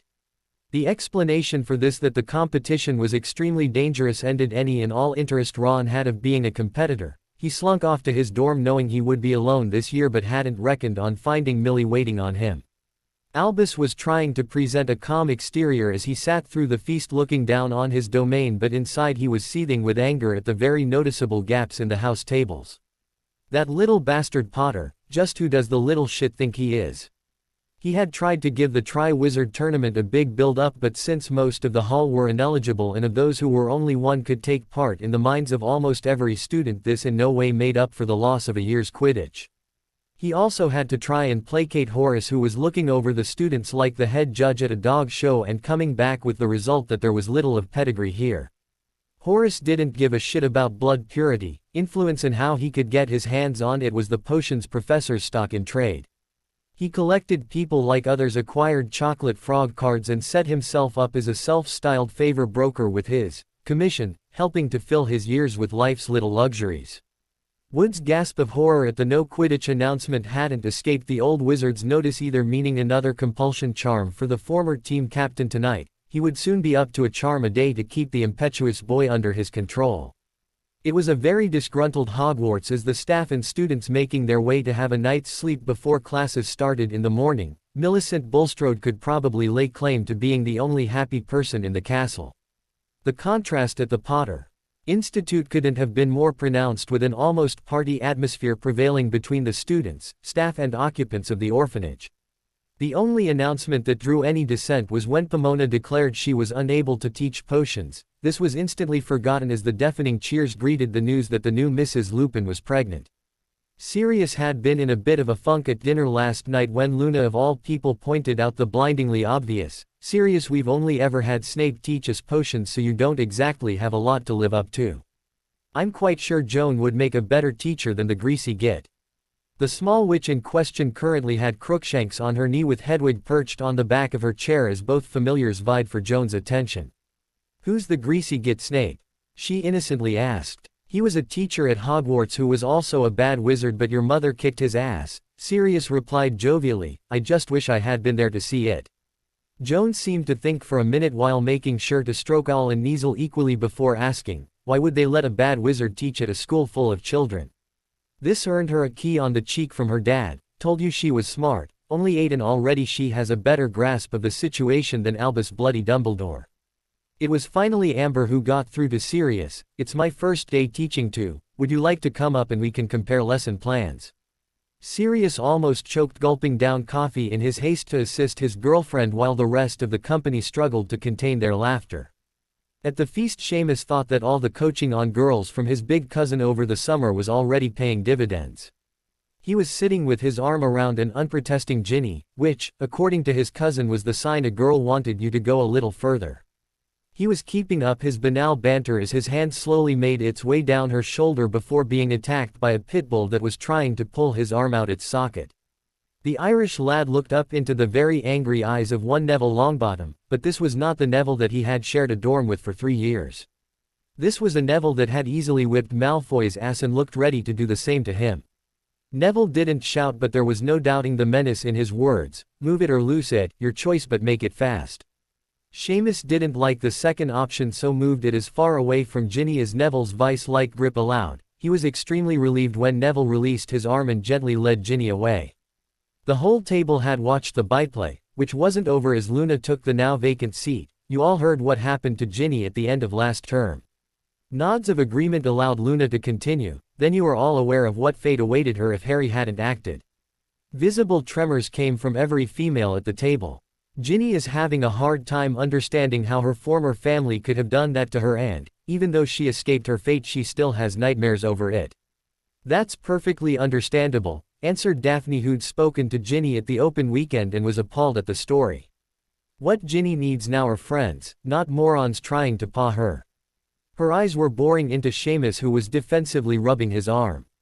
"She should have said something then, and just what gives your boyfriend the right to grab me like that?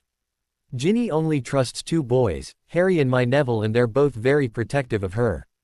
Neville showed great restraint with you. The aura that knocked me over had to spend 2 days in St. Mungo's. What spell did he use? A curious Daphne asked. It was actually Susan who couldn't wait to answer after having the event described to her in great detail by her aunt. Neville didn't use any spells. He took that aura apart with his bare hands before they got ready to take on the full department. The 4 of them put down 10 auras in 6 seconds. There was silence at the table as they all looked towards Neville, who had his arm round Ginny and was speaking to her. Hannah just had to ask, Luna, are you okay with your boyfriend having his arm around another girl like that? Oh, Neville's not my boyfriend, Luna exclaimed, deliberately drawing out the painful silence before putting them out of their misery. Neville is my betrothed and Ginny is one of our best friends. There were squeals from the girls present as demands were made to see the ring, while all the boys silently and independently came to the decision that they wouldn't be laying a finger on Ginny Pomfrey. Ginny was slowly calming down in the safety of Neville's embrace. She knew she should have told Seamus to piss off and that would have been the end of the matter, but she had froze at his first touch. He had taken her silence as a green light to proceed to the next stage, and only Neville's intervention had saved the situation from going any further. Seamus Finnegan feeling her up is not something she considered as desirable. It all came back to the 2 boys she trusted. Neville and Harry were men amongst boys who treated her as well as Bill and Charlie. She had come to the decision that any boy interested in her was going to have to match up to those standards. She couldn't see herself dating anytime soon, and that was just fine with Ginny Heather Pomfrey. Bellatrix Lestrange found herself caring for her lord while the rat was away establishing if the Weasley boy had returned to Hogwarts. She also found herself questioning her life choices. Before the Potter brat, her lord was handsome and charismatic, but with powerful, influential and utterly ruthless added to the mix. His Death Eaters were the baddest people on the planet and kicked ass almost unopposed. She couldn't help but compare that to their current situation, where this creature, a one-armed, one-eared witch and a wizard whose greatest talent was turning into a rat, was all they had. They had no money, power or influence and were reduced to robbing Muggle stores at night for food and necessities. What really worried her was this creature thought that as soon as he returned to a body, people would once more be flocking to worship at his feet. From Wormtail's experience and her own encounter in the Black family manor, she seriously doubted that was going to happen. Bella was often accused of not playing with a full deck, and this was an image she cultivated because she was a very smart lady. Her name struck terror into her opponents, which always gave her an edge in a fight. The fight at Grimmauld Place had greatly affected the witch. She wasn't sure if it was being seriously outmatched for the first time ever, or the fact that she lost her dark mark along with her arm, but Bella was now looking at things differently and not liking what she was seeing. Her time in Azkaban was bad, but she suspected her master's ordeal was a lot worse, and that great intellect was now the wrong side of insane. With the current political atmosphere sweeping the country, they had nothing to offer potential new recruits. Bones had made it crystal clear, possessing a dark mark was a death sentence and would also see your possessions seized, a high price to pay for being encouraged to beat and torture a few muggles. Her master was certain all he had to do was kill Harry Potter and the world would shudder at his name before paying homage to the greatest wizard who ever lived. Bella suspected that even if he managed the task, Potter would become a martyr that would unite everyone against her master. She was between the proverbial rock and a hard place, but her options were severely limited. There was no place in Britain that was safe for Bella, and she had no funds to go anywhere else. She was tied to this creature that used to be her master by the simple fact that she had no other options open to her. She just wished Wormtail would hurry up, as the creature really freaked the pureblood out and it was becoming harder to hide these feelings. Life at the Institute settled down, and although everyone was working hard, they were enjoying it. Sirius always had a flair for being the center of attention, and now he got to be that in front of his classes every day. He originally followed Pomona's lesson plans to the letter, but as his confidence grew, the new potions professor was starting to adapt them to suit his own inimitable style of teaching. Sirius thought back to the conversation with his mother's portrait and how he had decided to get some direction into his life. Well, he now had a job he was growing to love, an extended family he really loved, and a woman he absolutely adored. The only cloud on the horizon was their approaching clash with Voldemort. Sirius swore that when they defeated him, and if he survived, then he was definitely going to do a Moony and ask a Sprout to marry him. A weekend in New York for Hermione's birthday was the highlight of September, with Joan, Neville, Luna, Ginny, Mum and Dad there as well. They had a ball.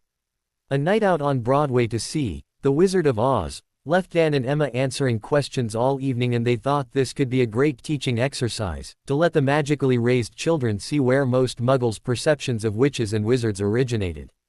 Everyone knew this was the calm before the storm, but the first storm cloud was unexpected when it arrived. The last signature on the plea for help ensured Harry and Hermione couldn't ignore it. They arranged to meet with Pomona and Minerva to see what was possible.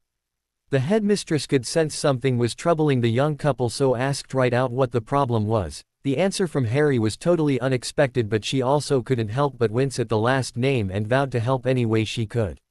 "I've received a plea for help from some students at Hogwarts. All have a Quidditch connection with me, but claim the standards of teaching at Hogwarts have slipped so badly that they now fear for their exam results and are beseeching us to allow them to transfer here. Apparently potions is the only subject that has improved, while defense, transfiguration, charms and herbology are all being taught by 18-year-olds who don't seem to be receiving any help from the headmaster. Oliver Wood's teaching is so erratic that they think he is under a spell, and since I know he would never turn his back on a career in Quidditch to teach, I have to agree with them. The problems are that they are all older than our current students, and could we accept these 6 without opening floodgates that would see others applying as well? The names are Katie Bell, who's sitting her owls, 6th years Angelina Johnson, Lee Jordan, Alicia Spinett and Roger Davies, with Newt student Cedric Diggory. Pomona knew the fate of Cedric in the last timeline, and, even though they had made many changes, the thought of getting one of her favorite students out of the tournament altogether was a powerful incentive. Hermione had felt how much Cedric's death affected Harry, and this was a golden opportunity to ensure that couldn't happen again. It would also really piss Albus Dumbledore off to not only lose his best contestant, but Angelina would have been a strong contender as well. I think we could quite easily handle the timetable aspect of it. With only 6 students, having 3 different levels in one class wouldn't matter. They would still be taught their subjects better than Percy Weasley could manage. Albus has made these appointments with no regard to the education the students would receive. I really don't think Hogwarts is going to survive this, said Minerva. Pomona had a worried expression on her face before Harry reassured her. The Potter Institute will remain open and in Italy for many years. We are gradually moving out of Britain altogether and would only ever consider returning if their laws fell into line with those we live under here. As it will probably take decades for that to happen, we will only be visitors in our own country and are actually considering taking out Italian citizenship. This came as a great relief to Pomona, as her husband and son would be sneered at in the current British Wizarding Society, but she was still headmistress and had to make decisions based on that. The biggest problem I can see is our library is currently only stocked with books up to OWL level. I know that was Hermione and Emma's priority, but we could have a student taking his NEWTs this year. Mum and I are sorting through the other books and will have the library up to Newt level by Christmas. Cedric could have a reusable portkey to Potter Manor Library which rivals Hogwarts and should contain anything he's looking for. The nodding heads seemed to signal that everyone was happy with that idea, so Harry pushed for a decision. I think we really need to move quickly, because if the old goat gets wind of this, then his wand will be firing out Obliviate spells quicker than Mum's automatic pistol. They all agreed to go for it, but this brought out the other problem, the rest of Hogwarts wanting to transfer here. Again Harry solved the problem. Students wanting to leave Hogwarts for a better education is not our fault, and with the orphanage based here we will be at full capacity. I agree with Minerva though, this could spell the beginning of the end for Hogwarts. They will have to fire Dumbledore, completely revamp the staff and syllabus, then spend lots of gold on the castle improving facilities. Whether there is the political and financial backing to do that is again not our problem. I am hardly likely to donate gold to an institution that we are in direct competition with. It hurt everyone in the room that the situation at Hogwarts had got so dire that closure seemed a real danger, but they had responsibilities to the students who had signed up to attend the institute, and that had to take priority over sentimentality. Harry phoned Amelia to do something he hated, asking for a favor. As he was also reporting a suspected crime and the favor was more administrative than anything else, he was confident she would say yes. The atmosphere inside Hogwarts was that of a wet weekend in Scunthorpe. There was no Quidditch, no House Cup, and the only thing worth commenting on was when Romilda Vane thought she would make a play for the new Ron Weasley in the Great Hall. Even that was over in seconds as Millicent Bulstrode snatched the girl up by her long dark hair and tossed the screaming witch the full length of the Gryffindor table. Professor Pratt aka Percy rushed over to officiate when Millicent just pointed at her betrothal ring and stared at her future brother-in-law, daring the professor to try and punish her. A situation that McGonagall would have dealt with in seconds saw the new head of house back down from a 14-year-old witch, change days in Hogwarts. Therefore the arrival of the minister and head of the DMLE with the accompanying Aurors made everyone sit up and take notice. A sense of anticipation swept through the hall as the five walked towards the head table. It wasn't strictly necessary for Amelia to be here, but she had invited herself along as any opportunity to stick it to Dumbledore was not to be missed in her book. Her years of being an Auror meant it was second nature for her to automatically scan any room she entered, and the Great Hall of Hogwarts was sending her signals that she didn't like.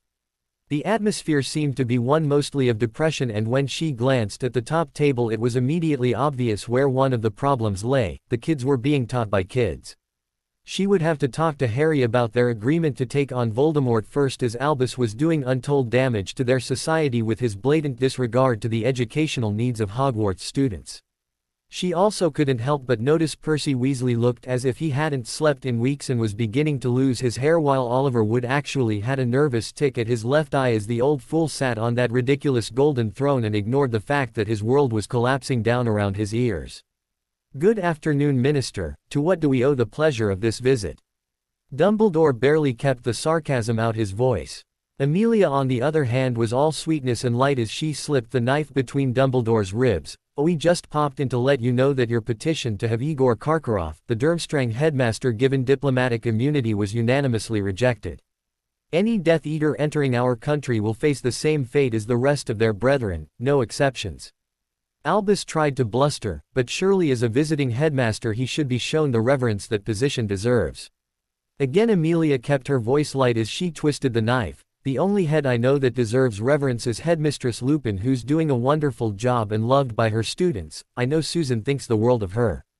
The days of people carrying a dark mark being given respect are gone forever. They don't deserve anything but the veil of death, which is exactly what awaits them should they set foot in Britain."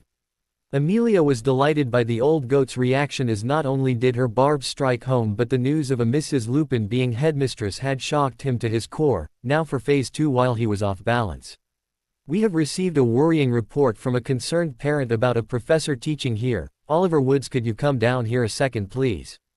Amelia was still smiling, and she hadn't even needed to lie. Harry was concerned and apparent as she watched the young man walk round the table towards them, as Albus only now realized he should have protested. The fifth member of their team was a healer from St. Mungo's in Auror robes who took less than 30 seconds to confirm that the young man was the victim of multiple compulsion charms. It was a wonder he was still functioning. A nod to Amelia, and the healer used in St. Mungo's emergency portkey to get them both to the Wizarding Hospital. These portkeys went out through all wards, as it wouldn't do to be injured and be unable to get to hospital until you were dragged outside your own protection wards. Before Albus could say anything about the abduction of his defense professor, Amelia delivered the final blow with a sickly sweet smile on her face. "Just one final small point. The following students have asked for a transfer to the Potter Institute for Sorcery and Spells and have been accepted.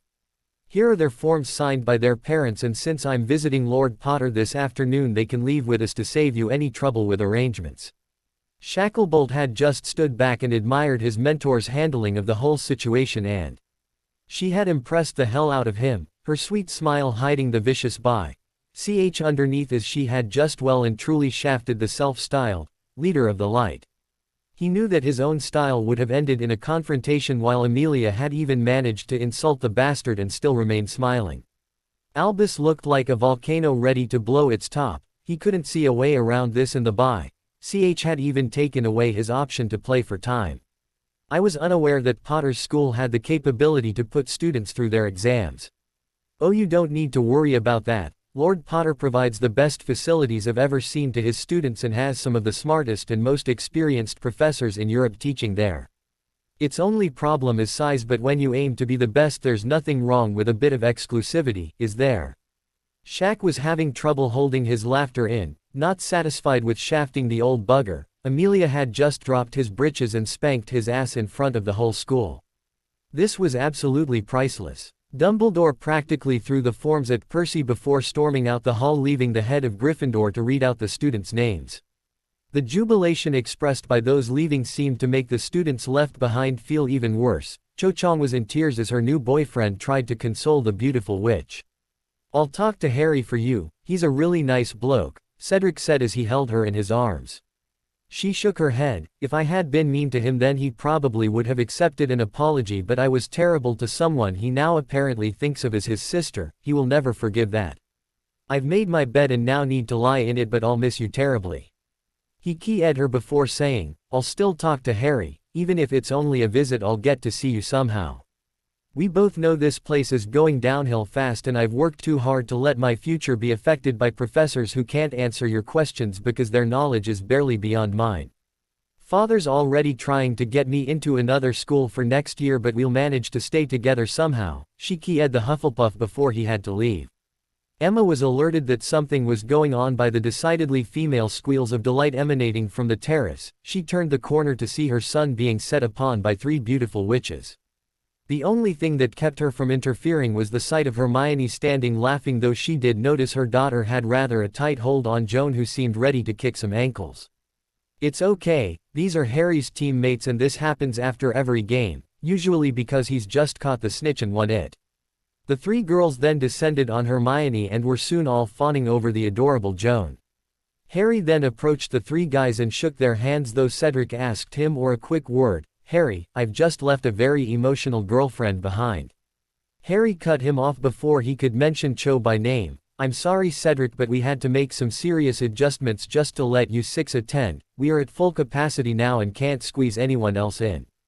We currently have one wing set up for use as an orphanage until their new building is ready and just can't push the boat out any further no matter who it is."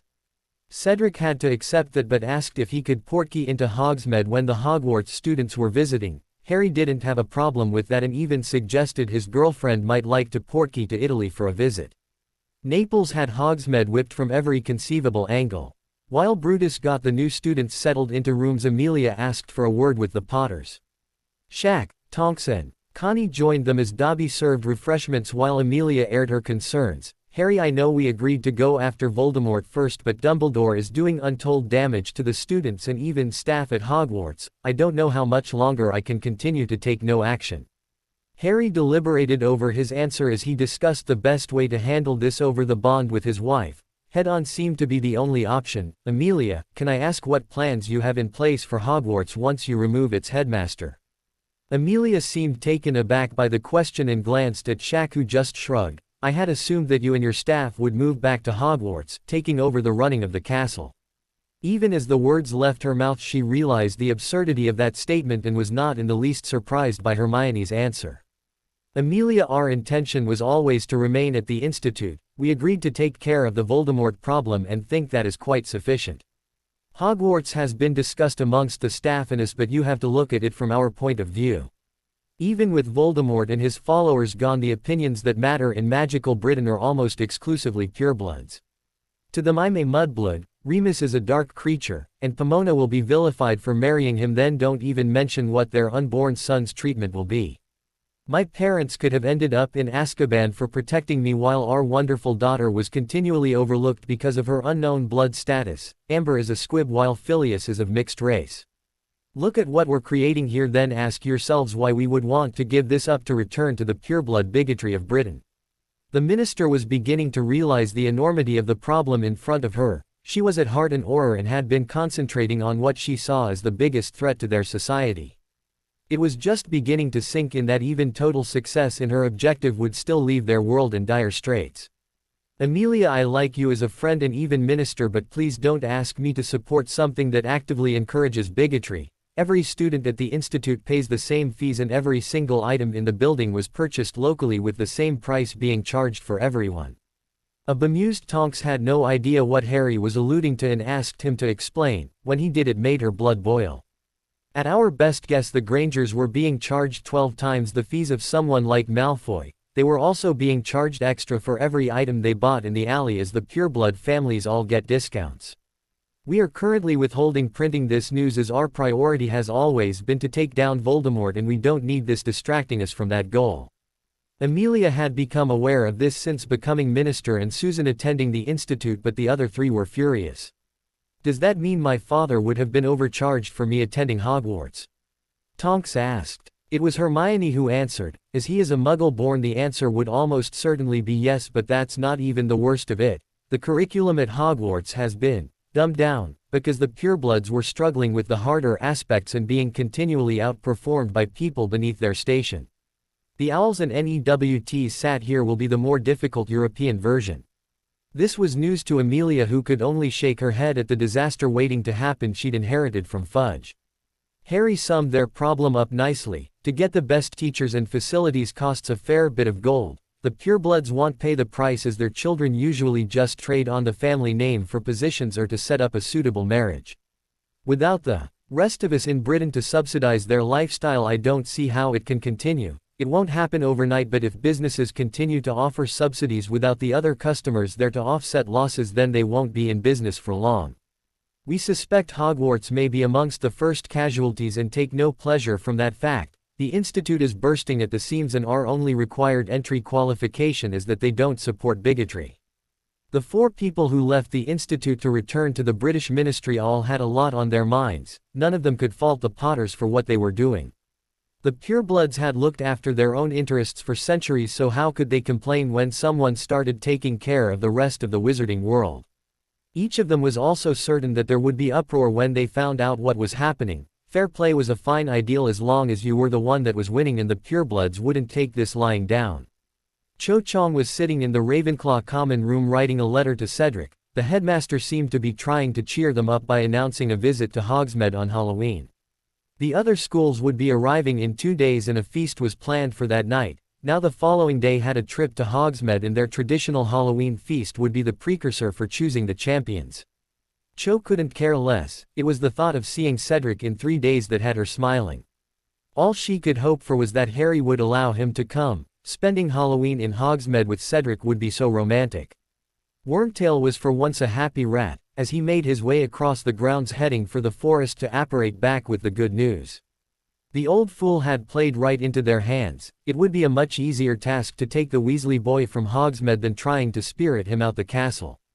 He was also happy that Granger's ugly Kneazle was no longer about. That beast nearly had him on more than one occasion.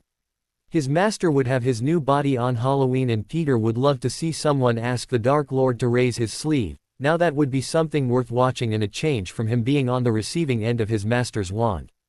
Harry and Hermione walked arm in arm along their beach as the sun set over the Mediterranean. The melody of the waves was continually interrupted by the delightful sound of their daughter laughing as she played the strangest game of tag ever seen with Hedwig.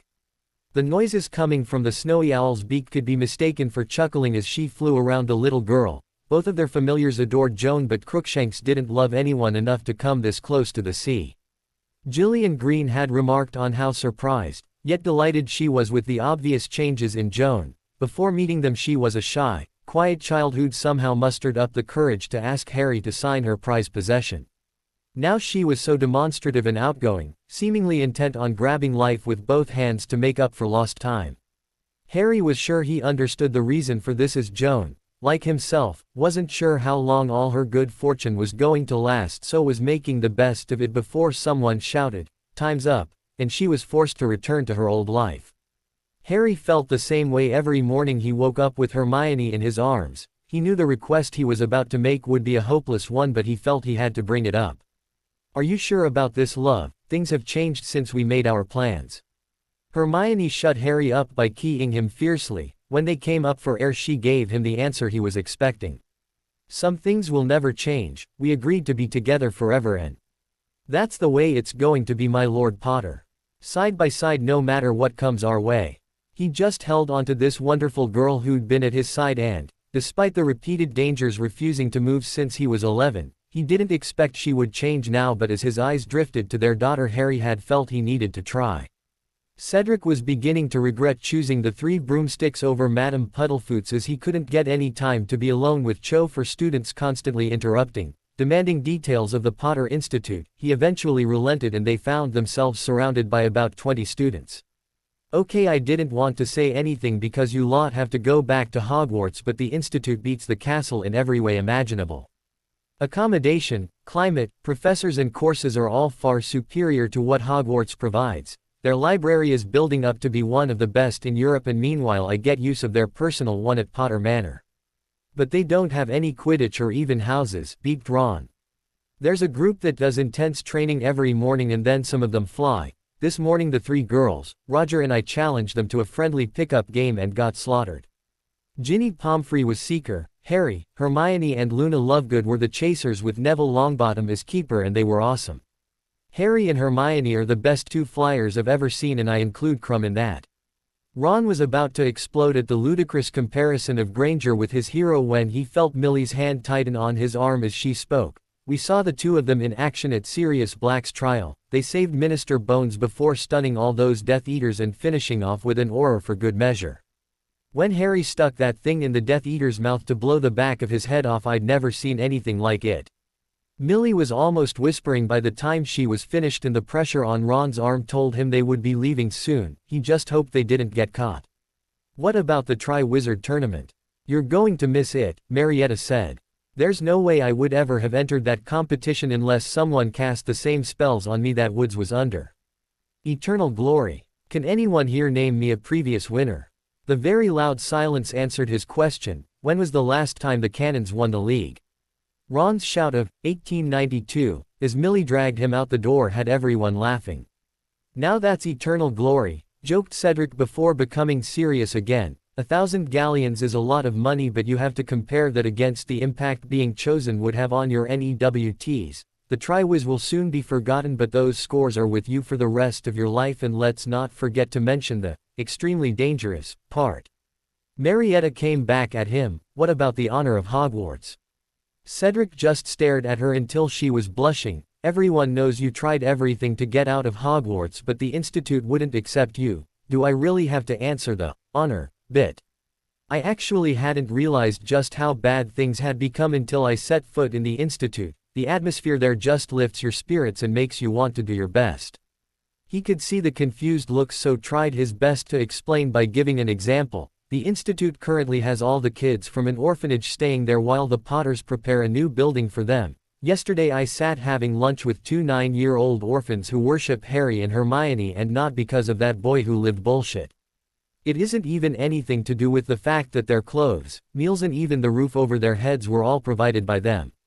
It was purely down to the fact that they had spent time with the kids and were even teaching them to fly a broom. I thought at first it was hope that these kids now had, before realizing that it was even stronger than that.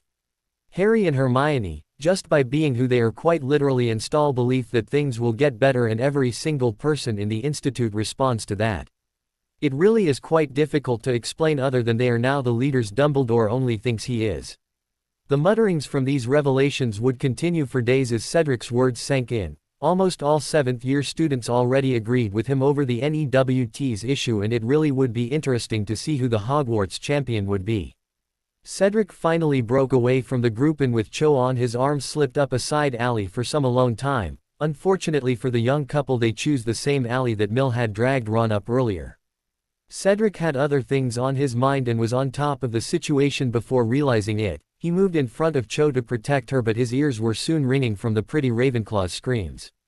Wormtail had dogged the Weasley boys' steps all day, but the large Slytherin seemed to be attached to him. When they had entered the alley, he thought Christmas had come early, only to turn the corner and find the large Slytherin was now actually attached to the boy.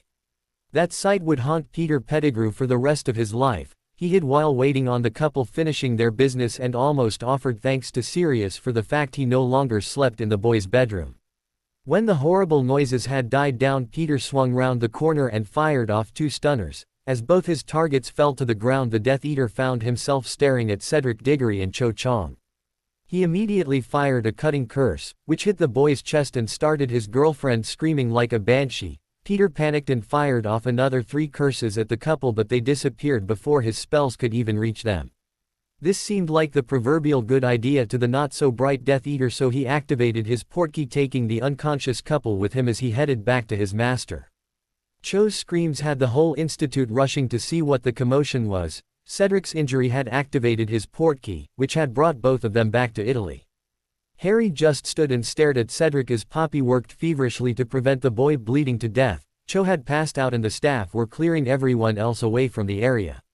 Hermione and Joan had their arms around Harry, who couldn't believe this was happening. Cedric was out the tournament and supposed to be safe, so what the bloody hell went wrong? I think he's going to be okay now, but that portkey saved his life. Even 10 minutes later and I wouldn't have been able to help him. Poppy had managed to close the wound and administer blood replenishing potion to stabilize his condition. Cho was revived and found to be in shock, so was given a mild sedative and placed in the bed next to Cedric's. Harry felt he could breathe again. Seeing Cedric lying like that had caused a whole load of painful memories to surface, but Hermione was helping through the bond and Joan just seemed to instinctively know her dad needed a hug. When will we be able to ask one of them what happened? Harry asked the healer. Poppy considered the question for a moment before giving her answer. It will probably be Cedric who wakes first. Miss Chong has had quite a scare and will have to be brought back to consciousness slowly, preferably with her boyfriend awakened well beforehand. If it's really urgent, I could wake Cedric for a short while in about an hour. Yes, please. Poppy, answered Harry, I have a really bad feeling about this and need to know quickly.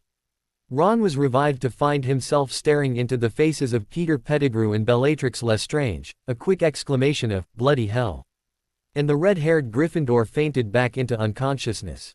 Oh, heart of a lion, this one, are you sure you got the right boy? Bella taunted Peter, perhaps we should recommend using the girl, she at least is a Slytherin and has to have more pluck than him. Peter could only shake his head as his complexion started to turn green. Their master wouldn't be very pleased with this, but perhaps he could keep the boy unconscious until it was time to perform the ceremony. The more he thought about it, he realized the problem would be keeping him awake long enough to perform the ceremony. Back at the castle, Albus had Percy and Penelope run off their feet arranging tonight's ceremony while Horace was otherwise engaged. They didn't count their returning students and were unaware that Hogwarts was currently missing a member of Gryffindor, Slytherin and Ravenclaw. Cedric Diggory woke slowly. Seeing his bed surrounded by people brought everything rushing back. Cho. She's fine, Cedric, just got a bit of a shock and sleeping it off in the bed next to you. Can you tell us what happened? Pomona asked. We walked round a corner to find a man stunning Ron Weasley and Millicent Bulstrode. I just had time to get in front of Cho before being hit by a curse. Apart from hearing Cho screaming, the next thing I remember is waking up here. Pomona had been his head of house for 6 years before joining the institute, and Cedric had grown into a fine young wizard in her opinion. She could guess why they were going round a corner, but didn't want to embarrass Cedric. Do you think we could look at your memory in a pensive to see if we can figure out who attacked you? She asked. I can tell you exactly who attacked me. I recognized him straight away from his picture in the Quibbler. It was Peter Pettigrew, and he really does look like a rat. The irony that Pettigrew once again had attacked Cedric was not lost on Harry and Hermione. At least this time the former Hufflepuff had survived, but it left them with the question why stun the other two. It hit both of them at the same time. Shit, we need a meeting now. They could hear the panic in Harry's voice, so everyone headed straight out of the infirmary and into an unused classroom while the missing members were summoned. Pomona was there because she now knew the full story. Ginny was asked to attend as Ron was involved, while they included Amber as she would have been the only one left out. Joan was sitting on Hermione's knee, refusing to leave her parents, so they let her sit quietly as they discussed what to do next. Harry started off. We think Voldemort is going to use Ron to get himself a new body, but when he finds that grave empty, who knows what he'll do. The two marauders exchanged glances before Sirius spoke. Harry, you never said you wanted that grave empty. Harry's eyes bored into his godfather. Please tell me you took out his father's bones. Of course we did. Remus configured them into a walking stick, which is currently in the umbrella stand at the Grangers. Why do I feel there's a but coming here? Harry asked. As I said, you never mentioned that we had to leave the grave empty. We left a dead squirrel there transfigured to look like a human skeleton. Harry's eyes never left his godfather as a myriad of emotions coursed through his body, but eventually there could only be one winner. He burst into uncontrollable laughter, which was soon followed by Hermione while the rest played catch-up. Could someone please explain to me just what the hell is going on here? Asked a totally bemused Ginny. It was Hermione who was first to get herself back under control. Voldemort is going to attempt a ritual using a bone from his father, flesh from a servant and blood of an enemy. Peter will be the servant, but he now has Ron as the enemy because he couldn't get to Harry and a squirrel bone in place of his father's, which these two switched. She just couldn't resist the joke. This will drive Voldemort nuts. That still leaves us with the problem that there are 2 children who have been kidnapped by that monster. Pomona's point quickly put paid to the laughter in the room. I know we'll eventually have to take him on, but I'll be honest here and say I'm not comfortable risking our lives to rescue the arsehole who wanted to harm my daughter. Dan looked to Ginny, who nodded that she could understand his position. She also knew if it was her that had been taken, they would already be in armor and on their way to rescue her. I'm afraid that until we get that snake, me killing him would be a disaster. Our plan is still in place where we should be able to do this without injuries to our party. Finishing off Voldemort and losing someone sitting here would not be a victory but a tragedy. If we go against him tonight, he's going to have a body of sorts with a raging temper that will see him attacking like a lunatic. The question we need to ask ourselves is, can we sit here and allow those 2 to be murdered when we know exactly where they are? Harry's question had everyone searching their conscience. It was Joan who broke the silence. Can't the Aurors go and get them if you tell them where they are? The little girl was desperate for her parents not to be involved in this. Hermione held her tight as she explained the problem. You've seen what the Aurors are like, sweetie. Ron and Millicent would be killed for sure, as well as some of the Aurors. At the moment we're the only people who can help. Luna was next to speak. If Harry couldn't leave Malfoy to his fate, then I don't think we can abandon these 2. Millicent's only fault was getting betrothed to the ass. Harry made the decision. We make a rescue attempt, but everyone needs to remember it's a rescue. We're not there to take casualties. We portkey in on the road at the cemetery and proceed very carefully. Can we all live with that? There were nods around the room as they started moving to get ready. Harry and Hermione didn't want to be anywhere near Voldemort tonight, but fate hadn't exactly been on their side so far. Joan clung to her Aunt Ginny as her parents went to put their armor on. Harry asked his wife over their bond if he wasn't taking this saving people thing too far. Her only answer was to key him. Ron regained consciousness to find himself in a graveyard and being held by a stone figure. His vision was suddenly full of an angry Peter Pettigrew's face. Listen to me very carefully, boy, and you might live to see the sunrise. Peter knew there was no way the redhead would make it through the night. His master would want to kill someone as soon as he got his new body, and as far as the Death Eater was concerned, better the boy than him. We are going to hold a ritual here and you will watch it all. To complete the ritual I have to take some of your blood. If you do what you're told, I'll make a small cut on your arm. You embarrass me by passing out and I'll gut you like a fish. Do you understand me? Ron could only nod as he'd lost the power of speech. The trembling redhead watched Peter go and move the largest cauldron he'd ever seen onto a fire. The ugliest baby he'd ever seen was then placed into the water-filled cauldron as Ron prayed it couldn't swim. He soon found his voice again though as the ground in front of him started churning up and a coffin emerged. The terrified Gryffindor could only look on in horror as Peter forced the lid open and removed a bone, which he then placed in the cauldron. When the Death Eater pulled out the wicked knife, Ron was struggling like mad to escape, though with Bellatrix Lestrange standing next to him this was not perhaps the brightest thing to do. When Peter used the blade to slice off his own hand, which plopped into the cauldron, Ron totally lost it and began screaming blue murder. Ron's body eventually reacted as he had to stop screaming to breath. By now a bleeding Peter was standing in front of him holding the blade he'd used to cut off his other hand. As the blade inched towards him, Ron was again screaming his lungs out. As the blade cut into his flesh, he pissed himself before passing out from either fear or lack of oxygen. Bella watched as Wormtail dripped the boy's blood into the cauldron, hoping her master wouldn't inherit the boy's bravery. With the ritual complete, there was a flash, lots of mist as the cauldron cracked in half. The pureblood couldn't believe the sight in front of her. Now standing upright was the biggest red squirrel in the whole frigging world. When the creature started screeching at Wormtail in a voice so high she wondered if he'd lost his nuts, Bella was seriously freaked out. She was so freaked out that she just caught a glimpse of the blow heading her way. Bella instinctively threw up her arm to protect her head but chose the wrong arm, which left the witch missing teeth as she hit the deck, dead to the world. Millie awoke in a graveyard and immediately looked for her betrothed. Not finding him had the witch panicking, and the bonds placed on her were no match for the large Slytherin in this condition. Discovering that her wand was gone, she looked around for something that could be used as a weapon, settling on a fallen tree branch that she quickly snapped to a length that gave her a rudimentary club. The hiss behind her had Millie spinning with a speed that bellied her size. The club connected with the snake's head with a hit that would have had them on their feet at Yankee Stadium. It might not have gained her a home run, but one large snake bit the dust, though Millie didn't hear the Horcrux scream as those coming from her betrothed drowned it out. It was an extremely pissed Millicent Bulstrode who went looking for her betrothed. He belonged to her and anyone damaging her property was going to pay. When Ron screamed again she knew that she was much closer, then Millie spied the red hair and made her way towards it. A commotion elsewhere had distracted the by-ch who was guarding her Ronald and that was going to cost the witch dearly. Millie swung the club again but the by-ch had started to move though the solid thunk as it impacted with her jaw meant she wouldn't be moving again for a good while yet. Using the club as a lever she soon had her wizard free and flung over her shoulder like a sack of spuds before noticing what the by-ch had been watching. A 6-foot squirrel was using a wand to place the Cruciatus curse on a man who was covered in blood and beginning to foam at the mouth.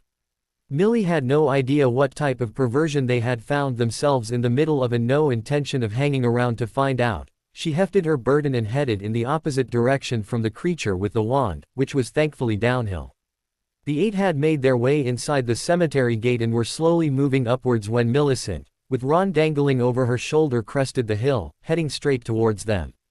Hermione was just thinking this was too easy when Riddle the squirrel hopped into the picture. He was screaming curses at the pair in a voice that would immediately have gotten him a starring role alongside Chip and Dale.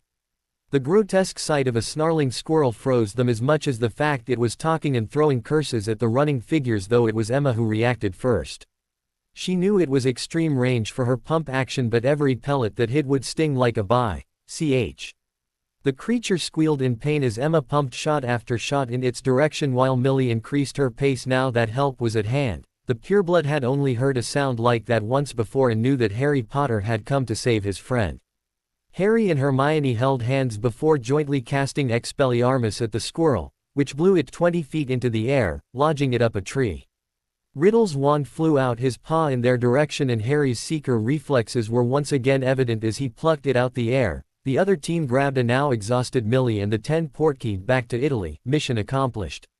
Albus had drawn out the tension as long as he dared and now approached the goblet for the first name while all eyes were on him and he was reveling from being in the spotlight once more. The parchment was spat out of the flames and glided into the old wizard's hand. He read the parchment before making the announcement. The champion for Durmstrang is Victor Crumb. Loud cheering rang through the great hall for the first time this term as Albus waited on the next name. The Beauxbatons champion is Fleur Delacour. More cheers followed though everyone was now waiting on the Hogwarts champion. When the next piece of parchment came out Albus was livid. How could the selfish bastards put their newt scores before his honor? Didn't they care this would reflect badly on him? He almost didn't want to read the name but with so many compulsions on the goblet he couldn't do a thing about it. The Hogwarts champion is Barnabas Bull. Dumbledore was sure there was laughter mixed in with cheering at the Slytherin beater's name. Maybe he could change the rules and allow him to use a beater's bat instead of his wand. He would be a damn sight better with it. Albus knew the next bit would stop the laughter though he would have to remember to look surprised, especially with that by-ch bones here. You could have heard a pin drop as the 4th piece of parchment was spat out the goblet. When the headmaster announced, Harry Potter, the resulting noise was cut short by Amelia who was now on her feet. How is that possible? She demanded. The Institute didn't enter the competition and I know for a fact Lord Potter is in Italy and has been since the goblet was lit.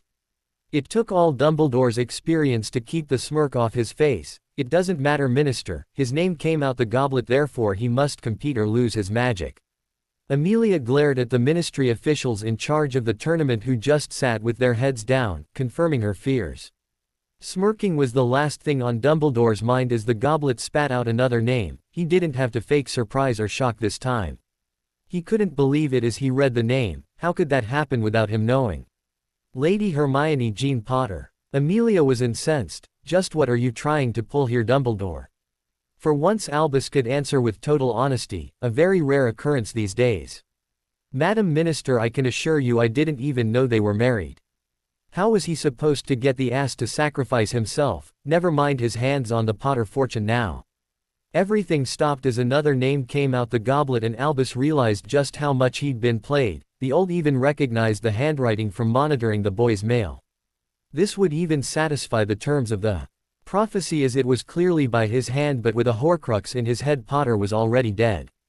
Tom Marvolo Riddle brought the house down until the main doors crashing open once more introduced silence to the hall. They arrived at the institute to what Millicent would consider chaos. Professor Sprout was snogging Professor Lupin. Lord Black had a young woman all over him while Ginny and a young girl she didn't know were dashing about hugging and keying everyone. Madame Pomfrey led her, still carrying Ronald, into what was obviously their infirmary, and Ginny came in behind them. Ron was still unconscious, but Poppy wasn't worried and quickly healed the cut on his arm.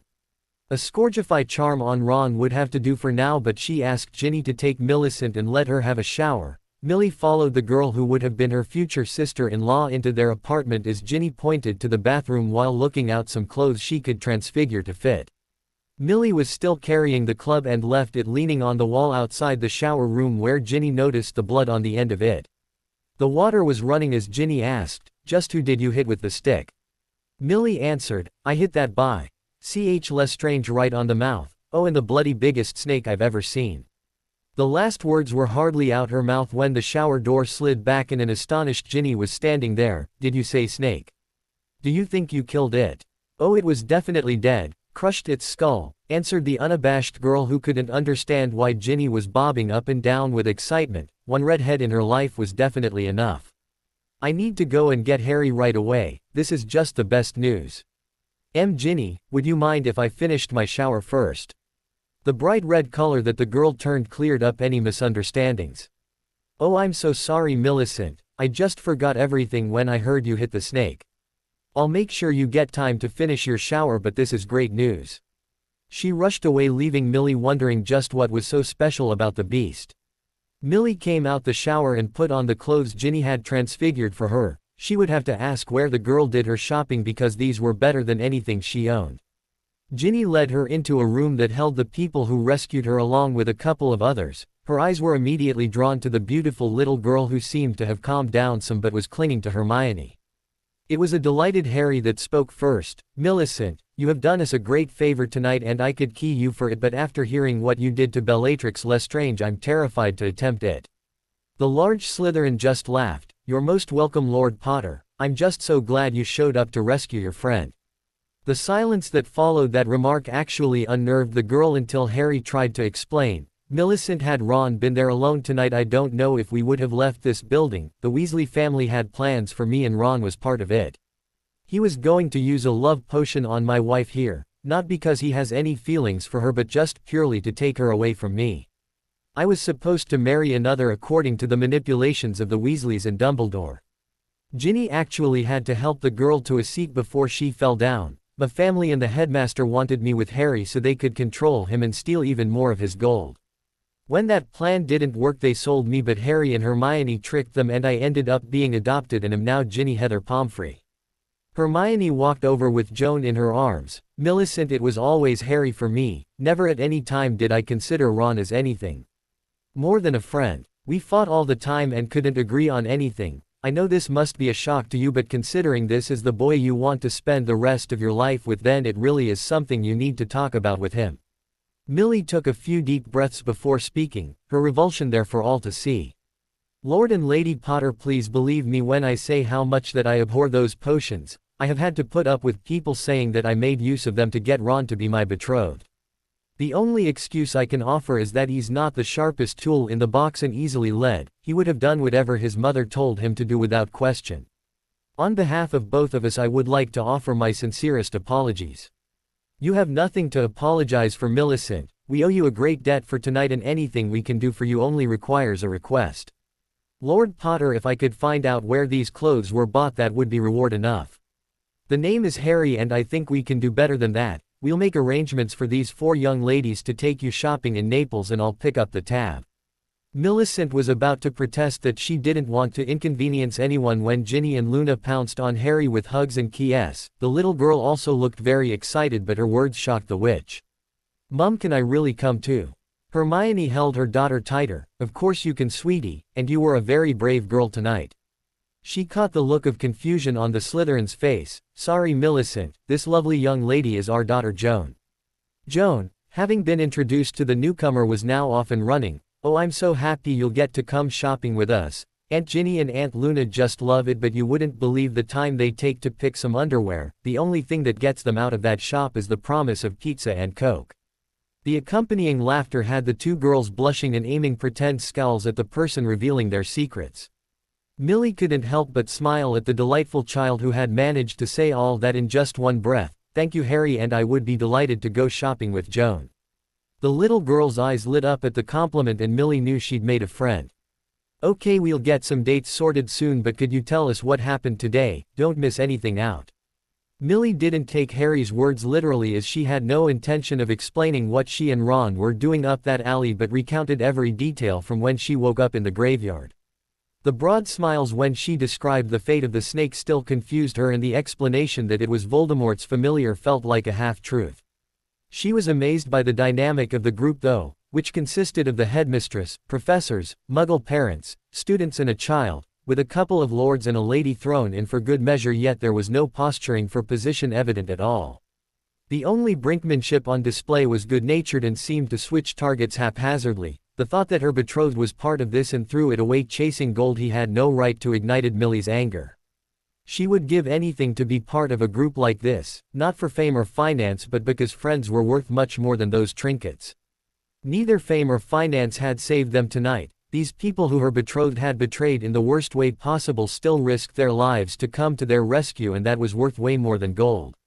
The fact that Ron didn't understand that meant she was going to have to do some re-educating of her own. Perhaps she would hold on to that stick for now. Millie was sitting in clothes that made her feel more like a girl than at any time in her life, while the conversation around her jumped from subject to subject but always seemed laced with laughter. This must be what it's like to be normal, she thought. She now understood what Cedric was trying to tell them in the Three Broomsticks today. Millie hadn't been here 3 hours and already had been treated better than in her 3 years at Hogwarts. Had Ron actually used that potion against someone, she would be kicking his ass out of bed and telling the prat to get lost. Even though she loved him dearly, that would have been an unforgivable act in her eyes. Millie was about to have a long and serious conversation with Ronald that was going to determine their future together. She excused herself and headed off to the infirmary to confront the love of her life. Bella came round in great pain with a large squirrel's face filling her vision. As the creature touched her cheek, she screamed at the top of her lungs, "Get your paws off me, you frigging freak." The only thing that saved her life was that with her jaw broken, multiple teeth missing, she could have been singing "Rule Britannia," and not a word would have been understood. Between her gurgles and Voldemort's helium vocals, they sounded more like a comedy duo than a Dark Lord and his evil sidekick. Riddle the Squirrel and the One-Armed Toothless Witch had a catchy ring to it that should wow the punters on the cabaret circuit. Bella's ear was beginning to be able to decipher the creature's ramblings, enough to understand that the group she'd met in the Black family home had turned up and, luckily, defeated the bushy-tailed rodent. She could see lumps all over its body that looked as if multiple stinging hexes had hit. She was in a lot of pain but couldn't help wondering how Bellatrix Black, the queen of pureblood supremacy, came to be lying spitting teeth in a boneyard with a couple of rodents for company. When she caught sight of Peter, she had to change that assessment. Wormtail had met his death at the wand of a squirrel. Bella knew she was losing it and needed to get away from this thing that was still spouting about purebloods kneeling before him. He had a frigging snout and tail for Merlin's sake. She noticed he was using Peter's wand to try and repair her jaw, meaning he'd been disarmed. She was surprised they hadn't finished the job and was sure next time there would be no escape. The creature laid its paw on her arm, and before her revulsion had a chance to register, he paraded them both out of there. Harry had Sirius in a one-arm hug. The Marauders rode again tonight with their greatest ever prank. Prongs and Regulus got some revenge when you gave Riddle that bushy tail. You have totally destroyed his credibility with the British purebloods forever, and Peter died like the rat he was. If our plan has worked, Voldemort will be losing his magic in the next few weeks to boot. I think a little visit to Uncle Albus is in order tonight. They must have the search parties out by now. Do you think they'll have noticed that 3 students are missing? Neville asked jokingly. Harry wasn't joking with his answer. They better have. Amelia's there tonight and she'll tear Albus a new one if he hasn't. They decided to go mob-handed, with even Joan tagging along. Pomona led her delegation into the great hall with every set of eyes in the place focused on the group. They were all wearing Italian-designed dress robes, and the institute headmistress felt like a bride as she walked down the hall with her husband at her side. The 3 Potters were next, with Mum and Dad behind them. Neville, Luna and Ginny then had Sirius and Amber completing the procession. Amber had heard tales her whole life about Hogwarts, but after her time at the Institute was singularly underwhelmed. She wasn't sure if they had went for dank and depressing as part of their Halloween celebrations, but her gut feeling told her this was the norm. The Institute members added a splash of much-needed color to the festivities, with only the Beauxbatons students not dressed in black. Dumbledore of course was ridiculously colorful, and she half thought if this was why he kept everyone else in black. The older Hogwarts students couldn't believe their eyes that this was Professor Sprout, their former head of Hufflepuff, and strolling arm in arm with Professor Lupin. When their gaze traveled along the former pupils, disbelief was the only word to describe the changes on display. Pomona approached Albus and Amelia before speaking. "Good evening, Minister, Headmaster. We just popped by to let you know that the search parties can be brought back. Your missing students are safe and sound at the Institute and being cared for after their ordeal today." It was like watching an equilibrium experiment using real people. The color drained out of Albus while seemed to flow into Amelia, as she was almost purple with rage.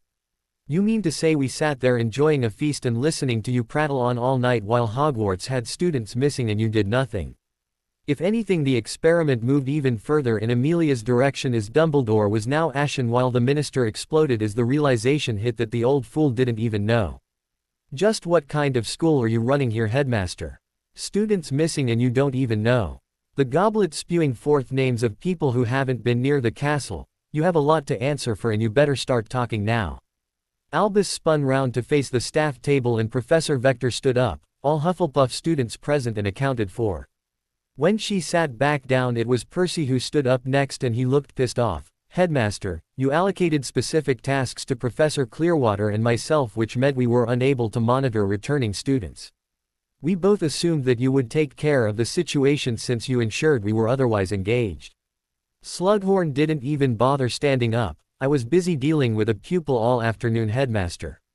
Amelia heard the growls coming from the Potters at that remark but decided to deal with Dumbledore first. "There's no point trying to blame the staff you appointed. As headmaster, the duty of care for the students of Hogwarts falls to you.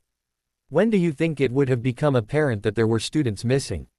She wasn't expecting an answer and turned to Pomona for more information. "Could you tell me please, Headmistress, just who is missing and how they came to end up at the Potter Institute?" There was a Death Eater attack in Hogsmeade today. Pomona now had the undivided attention of everyone in the hall. Peter Pettigrew stunned Ronald Weasley and Millicent Bulstrode before being disturbed by Cedric Diggory and Cho Chang. Cedric was hit by a cutting curse, but his life was saved by the emergency portkey that all Institute students are issued with when they leave the chateau. The portkey triggered as soon as he was injured and transported both him and a shocked Miss Chang to Italy. Pomona didn't think it was possible for Amelia to get any angrier, but she was being proved wrong and wondered how the minister would cope with the next installment of the story. Miss Chang was in shock and it took over an hour for Cedric to be well enough to be woken and able to answer questions. "This was when we discovered that Pettigrew had abducted the two students for his master. A team from the Institute acted swiftly, rescuing both students from Voldemort's clutches, and they are at the moment enjoying the hospitality of our infirmary for precautionary measures only." Amelia didn't need to ask who the team was or that she would be hearing a lot more of the details later, but there was still more than enough information here to shred the old whiskered wanker. "Have you anything to say, Albus?" He was stoic, but Amelia wasn't letting him off the hook. "I think at the very least Headmistress Lupin and her staff deserve a thank you for the rescue and care of students you didn't even know were missing." The sarcasm dripped off her words while the old goat mumbled, "Thanks," as if it was choking him to say the word. Amelia now ignored him as she turned to Harry and Hermione. "Lord and Lady Potter, tonight both your names and Tom Marvolo Riddle came out of the goblet, which means you will have to compete in the tournament or lose your magic. Do you know anything about this?"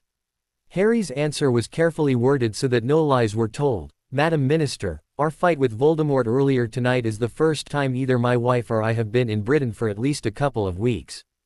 Amelia had to ask the question and was aware of Harry's evasion, but again that was for later. "Unfortunately, I'm informed that you must compete as this constitutes a magically binding contract."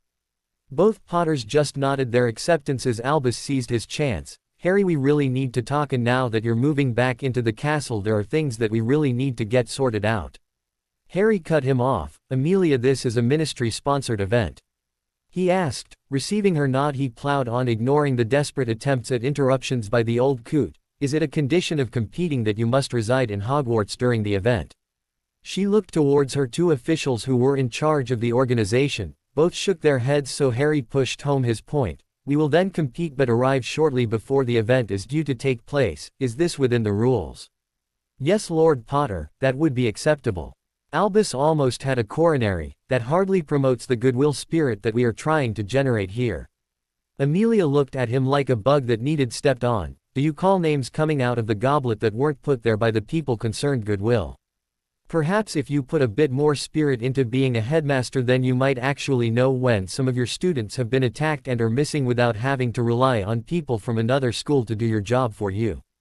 Representatives from both Drumstrang and Beauxbatons were on their feet. Madam Minister, we would also like to request the same conditions be applied to us. The look that both gave Dumbledore could have stripped paint. Conditions here at Hogwarts are not as we were led to believe. Harry came back into the discussion. Amelia, could I make a couple of suggestions?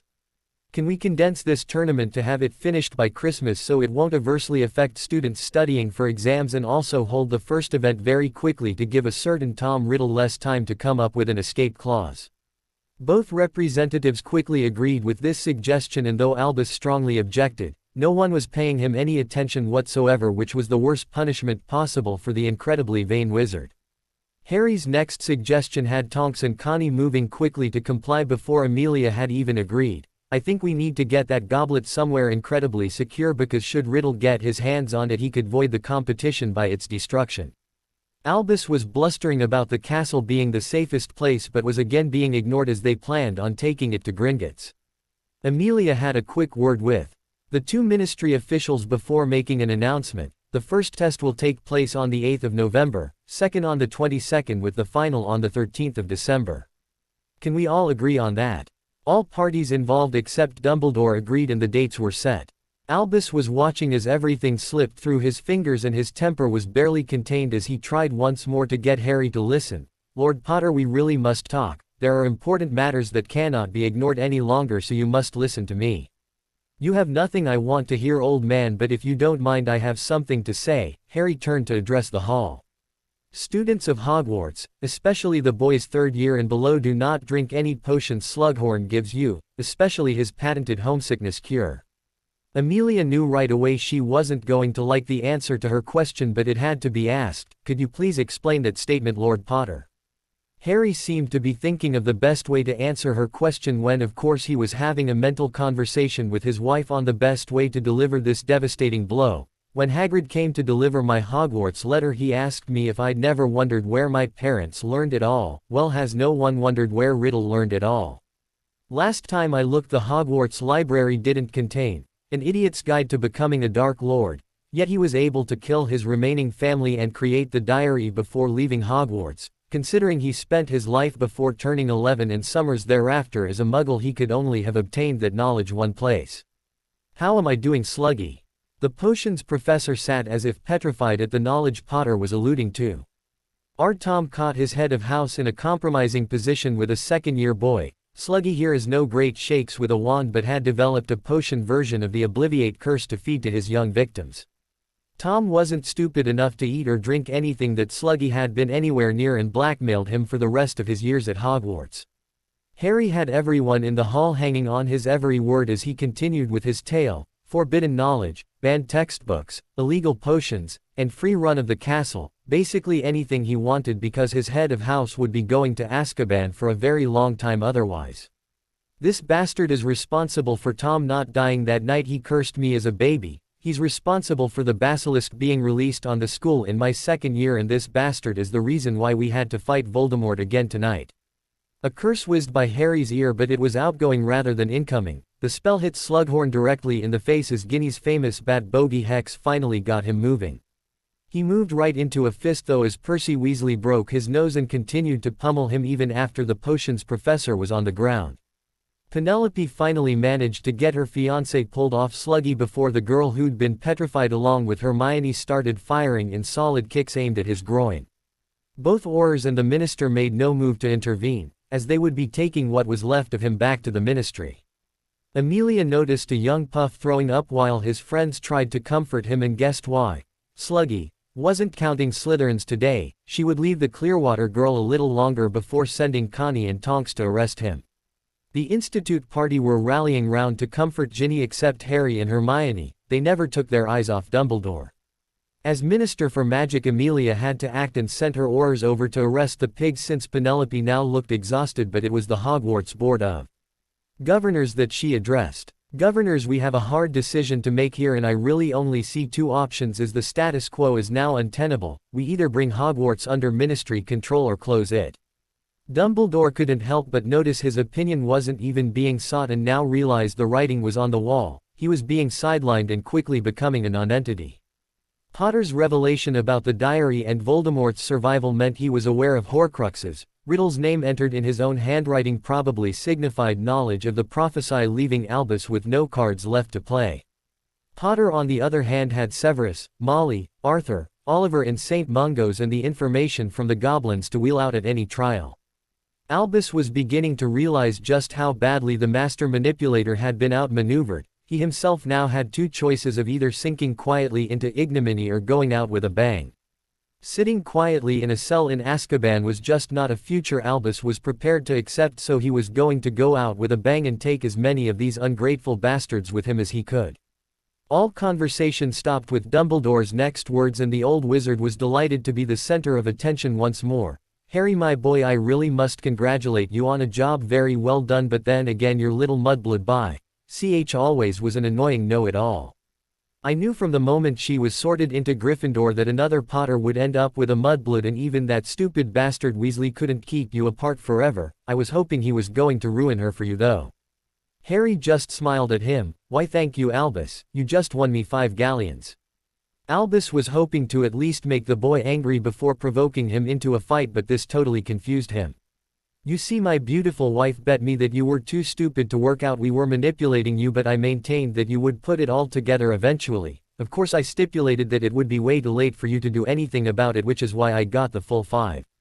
I wasn't worried though, you are so arrogant in your belief that no one but you can see the big picture that it was actually very easy to get you to do exactly what we wanted. Albus was raging inside. This cocky young bastard actually had the nerve to stand there and criticize him. Potter was going to pay dearly. And just what was it that you wanted? Harry was keeping him talking as Ginny moved with Joan into the center of their formation and Pomona kept Amber company in the middle of the other. Dumbledore was going for his big play here, so his name would be forever in the history books, but the Potters were having none of it. They didn't expect him to pull this tonight or Joan would never have been near Hogwarts, but not knowing that students were missing was inexcusable and the final straw for Amelia. If the old man wanted a fight they wouldn't be holding back, not with their family here, as there was just too great a risk one of them could get hurt. We knew that you would put so many charms on that goblet in an attempt to force me back to Hogwarts. We would have no problems ensuring Riddle's name came out as well. You are so predictable, old man, that we were at least 2 steps ahead of you at every turn. Amelia understood what was going down here but couldn't see any way to stop it. Albus was determined to have his moment and there's no way the Institute crew was going to back down. She started quietly getting the students out of the firing line while the Potters got ready for the unavoidable fight. Albus was reaching for his wand when the metallic click reverberated around the otherwise silent hall as everyone waited with bated breath for the fight of the century. Mum, please don't kill him just now. You'll have to give me a good reason, son, because right now I want to cut him in half, just like that Malfoy arsehole. Even Voldemort couldn't shield against my shotgun, and this prick has harmed my family way more than those other 2 ever did. He wants a grandstand finale, Mum, to show the world that he was better than Harry Potter. It will hurt his pride a lot more when I kick his ass in front of all these witnesses. Are you that confident, Harry? Dumbledore was trying to install some doubt into his mind, but again there was that smile. My beautiful muggle-born wife could easily kick your ass, old man. It's your play, so let's have it. Some of us have a school to run properly and don't really have the time to waste standing here listening to an old has-beens drivel. Albus moved like lightning as his wand fired his flaming whip curse straight into Potter's group. It should cut most of them in half. For all Dumbledore's speed, Harry was quicker and, calling on his seeker reflexes for the second time that night, caught the flame whip with his bare hand. Albus couldn't believe what his eyes were telling him. Not only had the brat caught his whip, his hand appeared undamaged, which was impossible. He then felt the drain on his core as Harry held hands with the mudblood before giving him the final piece of the puzzle. The power he knows not, old man. He was terrified now as the drain on his core was substantial and he couldn't break the spell. He reached into his robes for his other wand and drew it only to hear a loud boom as searing pain shot up his arm. Albus looked at his now ruined hand and had no more aces up his sleeve. The group of 6 were glowing, as all were in physical contact with Harry and Hermione while Dumbledore's magic was redistributed where it could be used for the light side. The spell ended when Albus had no more magic left in his body and Harry silently summoned his now useless wand and snapped it right in front of Dumbledore's crooked nose. A blur that was Joan Potter flew past them and swiftly kicked Albus as hard as she could on the ankle. The noise of the bone breaking was louder than that of his wand being snapped as the old man fell full length on the great hall floor like a tree being chopped down. "You're a bad wizard and I'm glad my daddy kicked your ass." Hermione clutched her daughter to her. "Joan, what have we told you?" "Sorry Mum." A chastised Joan turned back to Dumbledore. "I'm not allowed to say ass, but you're still a bad wizard and I'm glad my daddy kicked your butt." Hermione keyed the top of the young girl's head. "That's much better, sweetie." Amelia Bones well remembered Harry just absorbing her stunner, but this was something else entirely as she watched him hold onto that curse before the explanation for Snape's condition hit her like the night bus. They were drawing off the old bastard's magic and Dan Granger's pistol just ensured that using a second wand was no longer an option. The man now lying on the floor of the Great Hall bore only a passing resemblance to the Albus Dumbledore that adorned the chocolate frog cards. His face was pale and haggard as his appearance now matched that of someone of his great age. Amelia was sure he wouldn't see Christmas and had a decision to make. Did their world really need the spectacle of a trial for this wizard, or could the healing start quicker and better without one? He would never see Azkaban, as the old man probably wouldn't survive a weekend in that resort. She reckoned that his last days were going to be spent in a secure ward at St. Mungo's. She would have to consult with the Potters about what would be best for magical Britain. Harry approached her. "Amelia. There's another wand that needs snapped tonight." He pulled out Riddle's wand. "We took this of the self-styled Lord Voldemort earlier tonight and he wasn't looking too good since Mum blasted him with her shotgun and my wife and I disarmed him before he turned tail and scampered." The gasps could be heard throughout the hall as Harry snapped the hated wand that had killed both his parents. He walked over to the contestants and noticed the Hogwarts entry was the Slytherin beater who had hit Alicia with his bat, claiming he thought she was the bludger. Harry hoped the dragon roasted his ass off. "My wife and I are being forced to take part in this competition, but we have no intention of taking it seriously. The winner will come from one of you 3 and we want to wish you luck." Victor was desperate to say something to this arrogant boy who had upstaged the whole competition, then had the audacity to claim they wouldn't really be trying to win. Only the fact that he'd just performed a feat that Victor had witnessed and still didn't believe kept the Bulgarian's mouth shut. He just gave a curt nod that Potter could interpret any way he wished. Fleur had heard about Harry Potter from her little sister who had a crush on him, but he was supposed to be 14. The Lord Potter before her looked older than that and his wife on his arm looked every bit as powerful as him. Being part Veela, she could see the enormously strong bond between these two and knew her sister's dream would remain just that. Bull couldn't help showing he was an ass. Whether he was affected by the Veela charm and trying to impress or just an ass wasn't certain. "Afraid of a little competition, Potter?" "What I'm afraid of, Bull, is that you aren't even a little competition. Skillful champions have died in the past, so what chance does that give you of just surviving, never mind winning? When you can't tell the difference between a beautiful broom-riding girl who's wearing bright red robes and a bludger, I really fear for your life." Bull didn't know if he was being insulted, challenged or complimented, so just came up with one of his stock answers for situations beyond his understanding before walking away. "Well, you would say that." Hermione spoke to the other 2 champions. "Please don't judge Hogwarts by that example. The headmaster had alienated a lot of students and only the dregs seemed to have entered. As bad as Bull is with a beater's bat, he's actually worse with a wand in his hand." The 2 Potters suddenly found themselves interrupted and almost surrounded by the Hogwarts Board of Governors. "Lord and Lady Potter, we would like to invite you and your school to return to Hogwarts. Dumbledore is gone and we think Pomona Sprout would make an excellent headmistress."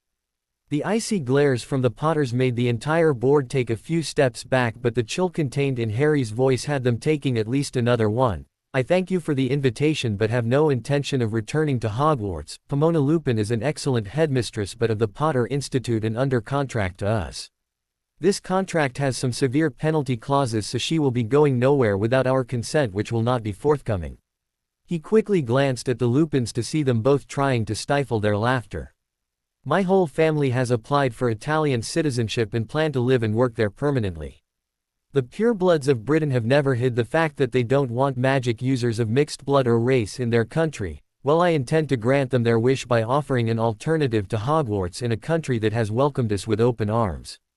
I am sorry if this doesn't quite fit in with your plans, but I refuse to raise children in a country that thinks of their mother as a mudblood and allows 12-year-old girls to be sold to the highest bidder. Until Britain deals with its bigotry problem and brings itself out the Dark Ages, then the Potters will live abroad.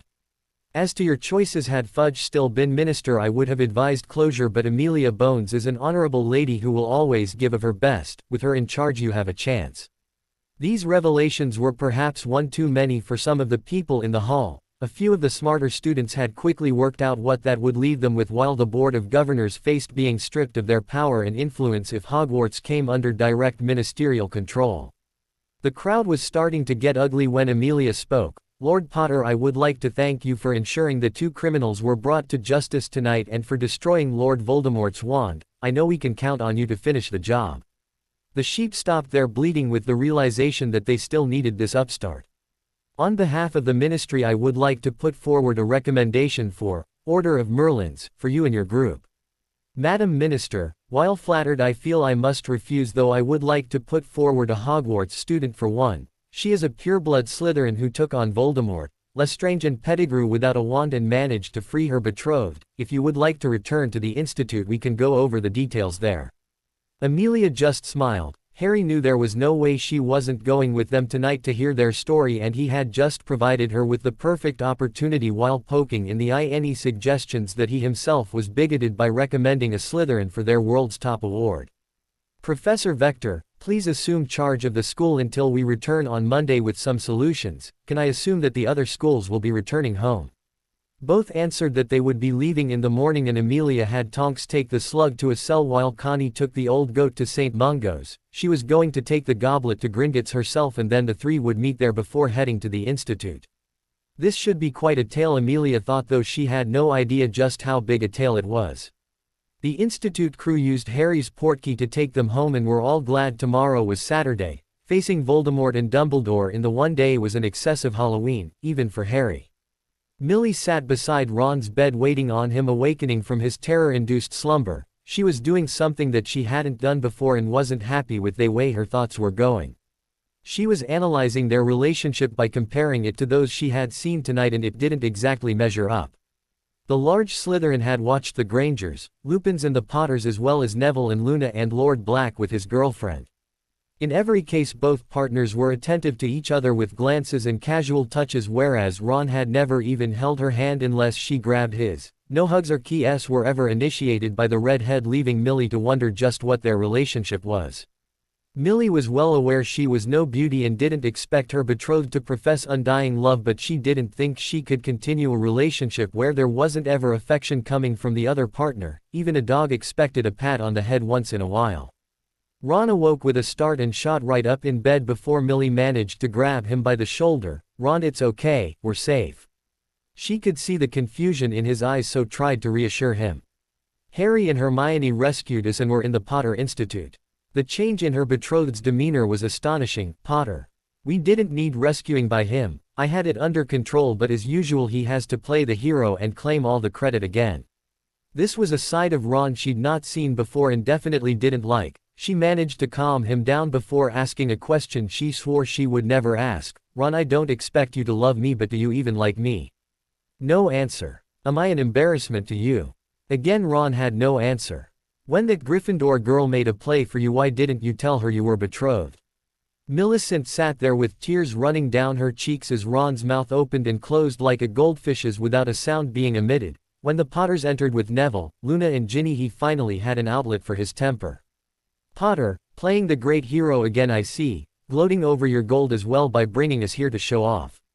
Joan had ran over and jumped on her Auntie Millicent's knee and hugged the crying girl. Millie soon had her large arms wrapped around the small girl and drawing comfort from the fact that at least someone wanted to hug her. Harry was still coming down from his fight with Dumbledore and in no mood to take shit from anyone, especially this prick. Just what is your problem, Weasley? We go against Voldemort to save your sorry ass and you have the audacity to shout abuse at us. Add to that the girl who got you out of there is sitting here crying. You seem to be determined to take being a dickhead to a whole new level. This building sits on a large cliff and I have people begging me for the opportunity to throw you off it and you're beginning to convince me they've got the right idea. Hermione knelt beside Millicent. We have to return to Hogwarts next week. You're welcome to stay here till then and get your head together. I know how much Ron used to infuriate me and you look as if a break would do you good. What about me? Came from the Ginger Whinger. Hermione actually snarled at him. What you have yet to realize, Ronald, is that not everything on this planet revolves around you. Ginny told us that while she was going to be sold your only concern was for a bigger room than you had at the Burrow. What kind of a selfish human being are you? There's no way you can stay here as my parents would kill you. Mum's already put a bullet in Molly, killed Lucius Malfoy and shot Voldemort while Dad's only managed one Death Eater so far, though he did blow off Bellatrix Lestrange's arm in Dumbledore's hand. Hermione looked ready to attack Ron and there wasn't one person in the room now who would lift a finger to save him. Fortunately Joan interrupted. Mum, can Aunt Millicent stay with me? Tomorrow's Saturday, we could all go shopping. That's a great idea, sweetheart. Millicent, the minister is coming here shortly. Could you put your memory of tonight into a pensieve for her to watch? Joan could then take you to her room, then Aunt Millicent wouldn't have to watch it again. Millie was about to protest about putting them to a lot of trouble when Dobby appeared with a small table and a pensieve. We have already put another bed in Miss Jones' room and Winky has laid out night clothes for Aunt Millicent. Dobby, you and Winky are the best, gushed Joan, which caused the little chap to actually blush. Millie finally got the message that Hermione was trying to convey. She didn't want Joan to see the memory, and this way the little girl would think she was helping her new aunt. She placed her memory in the pensieve and left as Joan took her hand. Millie didn't even acknowledge Ron's presence. The Prat was seething, but before he could begin a rant about how unfair life was to him, Amelia, Tonks and Connie arrived. Ladies, we've all had one hell of a night, but there's something I want you and the prick lying here to see before we go somewhere else and answer your questions. They started the memory playing and the Horcrux being destroyed put the first smile of the night on Amelia's face, though she did chuckle when Bellatrix tried to shield herself with her missing arm and ended up eating Tree Branch. The 6-foot squirrel confused her for a moment until the sharp XOR noticed the wand he was using and almost passed out.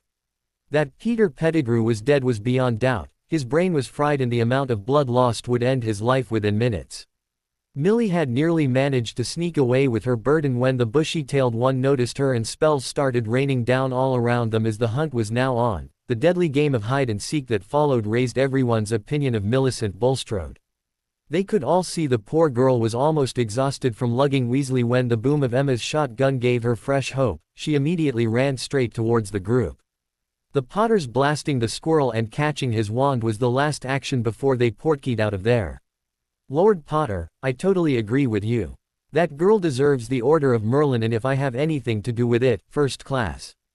Amelia had been astonished at the young girl's courage. Anyone who could put down that Lestrange by ch definitely deserved a medal. Ron's war cry of, "What about me?" was met with a mixture of disdain, disbelief and disgust, though Ginny looked ready to rip his throat out. Let's see, Ronald, your contribution to tonight was to scream your head off, wet yourself, then cover your betrothed in blood, snot and piss while she hauled your unconscious ass out of there. Not satisfied with that, you then upset her and she leaves here crying. Personally, I think you're an ungrateful bastard who should be hung from the ceiling by your balls, but that's only my opinion. Luna made a face that appeared as if she had swallowed a bug. While I fully agree with your sentiments, Jin, that was one image I didn't need in my head. Ronald Weasley, your greed and jealousy have cost you the two best friends you'll ever have. A young sister and now a girl who actually loves you so much she risked her own life to save yours. Being that you are the most selfish person I have ever met, if it was Millicent that needed rescuing, I'm betting you would have been out that graveyard like a shot. She really is much too good for you. They all filed out, though Harry hung back to speak to his former friend. There's an old saying, Ron, that people get what they deserve. I actually agree with Luna and think Millicent's way too good for you. If she gives you a second chance, my advice would be to grab it with both hands. Oh, and my wife wasn't joking about Mum and Dad, you'll be leaving first thing in the morning for your own safety. Harry left the pensieve playing on a loop so Ron could watch it all night. He still reckoned Millie would be better trying to beat some sense into him with her stick, but at least he tried. Millie was lying quietly crying when she felt a weight settle on the bed and a small hand offered her a hanky. When I was in the orphanage it was normal for someone to be crying at night. Sometimes the kid next to you would get picked to have a new life, and while you tried to be happy for them you couldn't help but wonder what was wrong with you that they didn't want. You just have to keep believing that someone out there will love you, and tomorrow could be the day when the magic happens and it all comes true. Millie dried her eyes as she listened to this extraordinary young girl. I kept believing, and now I've got the best mum and dad in the whole world. Every kid in the orphanage loves them, but they picked me to be their daughter. When we go shopping tomorrow, Mum will spend as much time shopping for things to bring back for them as she will for us. She sits and reads to us all and we get so carried away the elves have to come and shoo us into lunch. You're a friend now, Aunt Millicent, and Potters always look after their friends. My mum and dad will help you, just you wait and see. Joan kissed her new aunt on the cheek before returning to her own bed as both witches fell asleep. Amelia was full of questions, but one now stood out from all the others. Was that squirrel really Voldemort? Harry explained how they had discovered the ritual and removed his Muggle father's bones as a precaution. He had to credit Sirius for the squirrel. All Amelia's years of experience were useless. She fell about laughing her ass off. Connie Hammer was the same, while Tonks just gazed at her cousin in awe. Dobby had to bring refreshments before the two witches were calm enough to continue. Did you put your name in the goblet, Harry? No, Amelia, we knew Dumbledore would charm the goblet to accept other schools and enter my name that way.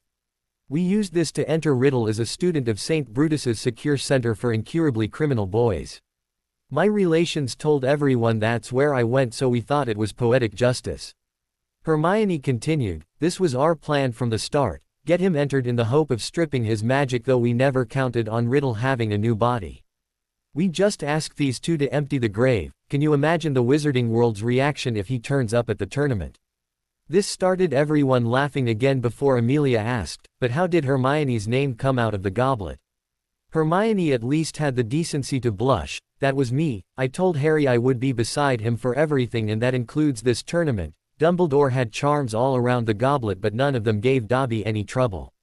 Amelia, I know this will double the expense of the tournament, so we would like to make up the difference. Dobby popped in with the checkbook and informed them that Miss Joan was now fast asleep. We would also like to offer some training for your younger professors. While I stand by my position that the Institute comes first, I can see no harm in letting them observe and ask more experienced professors questions. Thank you, Lord Potter, and with the way things are at the moment, I'll take you up on both of your generous offers. Bella was actually wishing she was back in Azkaban. They had returned to the Riddle House because they had nowhere else to go. Every time the creature swished its tail, Bella wanted to fire a cutting curse at it. What a fine stole it would make. She wasn't sure whether it was the pain relief potion that was making her lightheaded or the continual scurrying about of the thing she could no longer call master. When she and Peter had been on their food foraging missions, they were also given the task of searching for information. What a revelation it was when they found that issue of the Quibbler. Both had decided at once that whoever showed this to the Dark Lord would pay with their life, so no mention of the fact that his father was a Muggle would ever pass their lips. At the moment, Bella had a dreamless sleep potion passing her battered lips. Not a good idea to mix it with the pain relief potion, but then when your only companion was Psycho Squirrel, who gives a shit? Bella's last thought before succumbing to the bliss of unconsciousness was that it didn't matter anymore. Riddle, Quirrell or Squirrel, Harry Potter had kicked his ass up a tree every time they'd went head to head. Millie was woken by Hermione. Morning, Millicent. Quite a few of us start the day off with some training, and we wondered if you wanted to join us. It will just be a light session today after the workout yesterday, and we always feel better after it. Millie had agreed before she caught sight of what Hermione was wearing. Noticing where she was looking, Hermione answered the unasked question. Don't worry, Winky will get you kitted out until we can get some shopping done today. This was how Millicent Bulstrode found herself enjoying jogging along the beach in a crop top and shorts with her hair drawn back in a ponytail. She made quite the sight. Emma Granger thought some parents should be shot. Here was a young girl with an obvious self-esteem problem because of her size and features, yet there was absolutely nothing wrong with her body. She was about 6 feet tall with really broad muscular shoulders that tapered down to a slim waist. Her arms and legs were again heavily muscled, but her chest signified this person was all girl. The wizarding robes she wore fitted her at the shoulders then just hung straight down, giving the impression she was fat when nothing could be further from the truth. Millicent obviously knew about hair removal but had never thought to trim her eyebrow into two distinct entities, instead of the one she had at the moment. Her facial features were more chiseled than smooth, but with some makeup it would really make a big difference. She would never be a classic beauty, but when she smiled or laughed her inner self shone through, and with a body that any distance swimmer would be proud of, Millicent was definitely no ogre. Thanks to Millicent killing the snake, they were able to suggest bringing the first task forward, as they didn't need to go hunting for it. Hopefully by next Saturday night it would all be over. Harry was certain this was why Amelia was pushing for the Order of Merlin, first class, as she didn't now need to have Aurors carrying out the extremely dangerous task of combing the country searching for the beast. He was sure Riddle would still be holed up in the old family place, and their original plan, if it wasn't killed beforehand, called for a mass attack timed as he was losing his powers. This had worked out so much better. As it was only magic that was keeping the squirrel body alive, removing it should end Riddle's life without endangering anyone else. Millie was really having a good time. The fact that these people were all doing this exercise to tone their bodies was a stunning revelation to the pureblood. She'd always considered herself a freak for having all these muscles, yet here were women and girls whom Millie considered to be beautiful working out to get them. When they did some light work on the dummies, she was amazed to see Hermione and Luna move like that, and the power behind their attacks opened up a whole new world for the girl. Harry taught her a few moves, and before long Dobby had to reinforce her dummy. When Millie timed it right, the poor mannequin kept losing its head. Had she caught Bellatrix like she had intended last night, there would have been one less Death Eater to worry about. She was easily stronger than Neville and probably rivaled Remus. It was a very happy Millie who headed off to get her shower. She'd really enjoyed her morning so far, and the girls were all excited about taking her on their shopping trip, allowing Millie to keep Ron at the back of her mind for now. Ron hadn't slept much. Watching the pensive as Millie saved him again and again had become almost hypnotic. It was her face he couldn't take his eyes off, the expression when she let that by. Lestrange have it turned immediately to one of concern as she tried to free him, followed by devotion as she lifted him onto her shoulder and tried to get them out of there. She loved him so much, yet all he had bothered about was new robes and stupid possessions, letting the real treasure she offered him slip through his fingers because he was too frigging stupid to understand what she meant to him.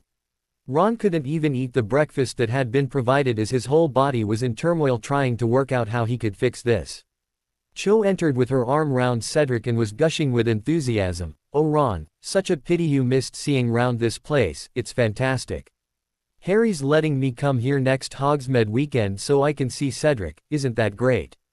We hardly recognized Millicent this morning when she was training with the others. Where had she been hiding that body?" Cedric had to elbow Roger in the ribs to stop him drooling over her. "These Hogwarts robes definitely aren't as flattering as the Institute's design." Dobby popped into the room and announced, "Time to go back to Hogwarts." Ron just froze. He wasn't sure whether it was that Davies was interested in Millie or the fact that he was not going to see her before leaving, but his whole being was screaming at him not to let this happen. "Dobby, I can't go without speaking to Millie. Miss Millicent has left to go shopping with the other young ladies, it's time to go." As Dobby reached for Ron, the boy jumped back and was now pleading with the elf. "I need to speak to her, Dobby." "Where's Harry?" "Lord Potter is on the beach with some of the children, he doesn't like his time with them disturbed." Ron was now crying. "Please Dobby, just a minute of his time. This is very important to me." Dobby popped out for a minute before returning with fresh instructions. "Miss Chong, please come with me, you wait here." Cedric gave his girlfriend a final key before she returned to Hogwarts with Dobby. He made no comment on the now distraught redhead and left to catch up on some studying. Dobby returned and Ron found himself transported to a beach where he was surrounded by kids. Harry and Neville flew over the waves and landed beside him as two laughing boys jumped off their brooms. Dobby reappeared handing Ron a broom as Harry spoke to him. "You might as well make yourself useful, Joanne, you're with him." Another two kids had ran over to Harry and Neville as they flew them along the beach and out over the waves. The children's laughter could be heard over everything.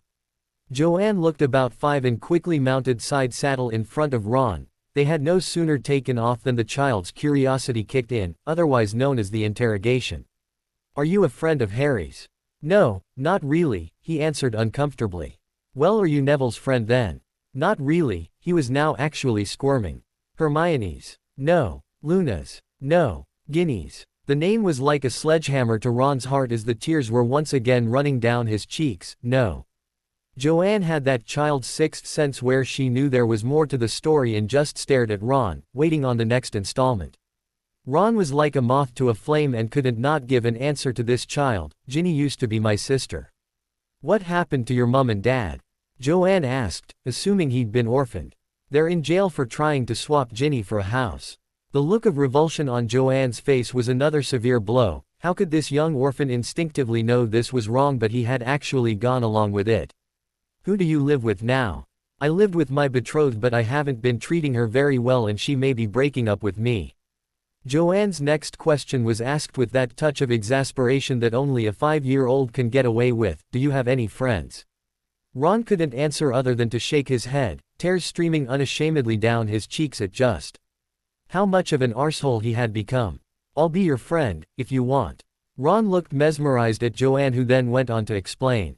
"Miss Gillian always says that friends are our most treasured possessions and you can never have enough of them. Didn't you know this?" Ron could only shake his head in wonder at this child who had a better understanding of life than he did. He answered, "Yes, I'd like that," and Joanne hugged him. "You can take me back now, we've been out here ages." No sooner had they landed than Joanne was introducing her best friend Kathleen and Ron was straight back up in the air getting 20 questions again. The morning flew in and soon they were heading up the steps towards the institute. Neville and Harry both had younger kids on their shoulders while Joanne and Kathleen each had a hold of Ron's hands as they led him towards lunch. Ron couldn't fail to notice the height of the cliffs as he had to climb up the stairs and understood there was a chance he could be coming back down at a slightly faster pace, but he'd take that risk if it meant getting to talk to Millie. Hermione's mum had calmly stood there last night, firing whatever it was she held at a screaming Voldemort, and it was easy to see where Hermione's nature came from. Ron was well aware they weren't joking that her parents might throw him off the cliff. Millie was having a day like no other. She'd been astonished at the magical shopping section of Naples and the welcome they received wherever the group went, but moving into the Muggle area was a revelation. She now understood Joan's comment about the underwear shop, but there was just so much choice it was hard to decide. It was only when she thought of Ron's reaction to her wearing these things that her mood dipped. She just didn't know how she was going to deal with that, so put it at the back of her mind again so as not to spoil the girls' fun. They were having lunch at their usual spot when Ginny suggested trying the salon opposite. Millie looked at her strangely until she explained that's where she had her hair done and they were very good. She reluctantly agreed and was accompanied by Ginny and Luna as Joan's prediction came true and she went off with her mum to buy some things for the kids. It was a different Millicent Bulstrode who looked back at Millie from the mirror, and it was quite a shock. The girls in the salon had pulled off a miracle as far as she was concerned. Her hair was cut to frame her face and now had subtle golden highlights through the brown. An eyebrow wax and facial had been followed with the application of makeup. Millie was so pleased with the results she almost spoiled it by crying. Joan hugged her on sight as they headed into a sports shop for training clothes where Millie's new look and athletic body drew quite a bit of attention from the male assistants. It was a happy group of girls who ended up back at the institute in time to get ready for dinner. Millie and Joan walked onto the terrace at dinnertime and were immediately accosted by Roger Davies. "Miss Bulstrode, would you do me the honor of joining me for dinner?" Before she could answer, a nervous voice beside her chipped in. "Actually, Roger, I was hoping she was going to join me. Would you do me the honor, Millie?" She turned and there was Ron holding out a red rose for her with pleading in his eyes. She took the rose and just nodded. Ron then knelt down and offered Joan a yellow rose. "Could I borrow your Auntie Millicent for a little while, please?"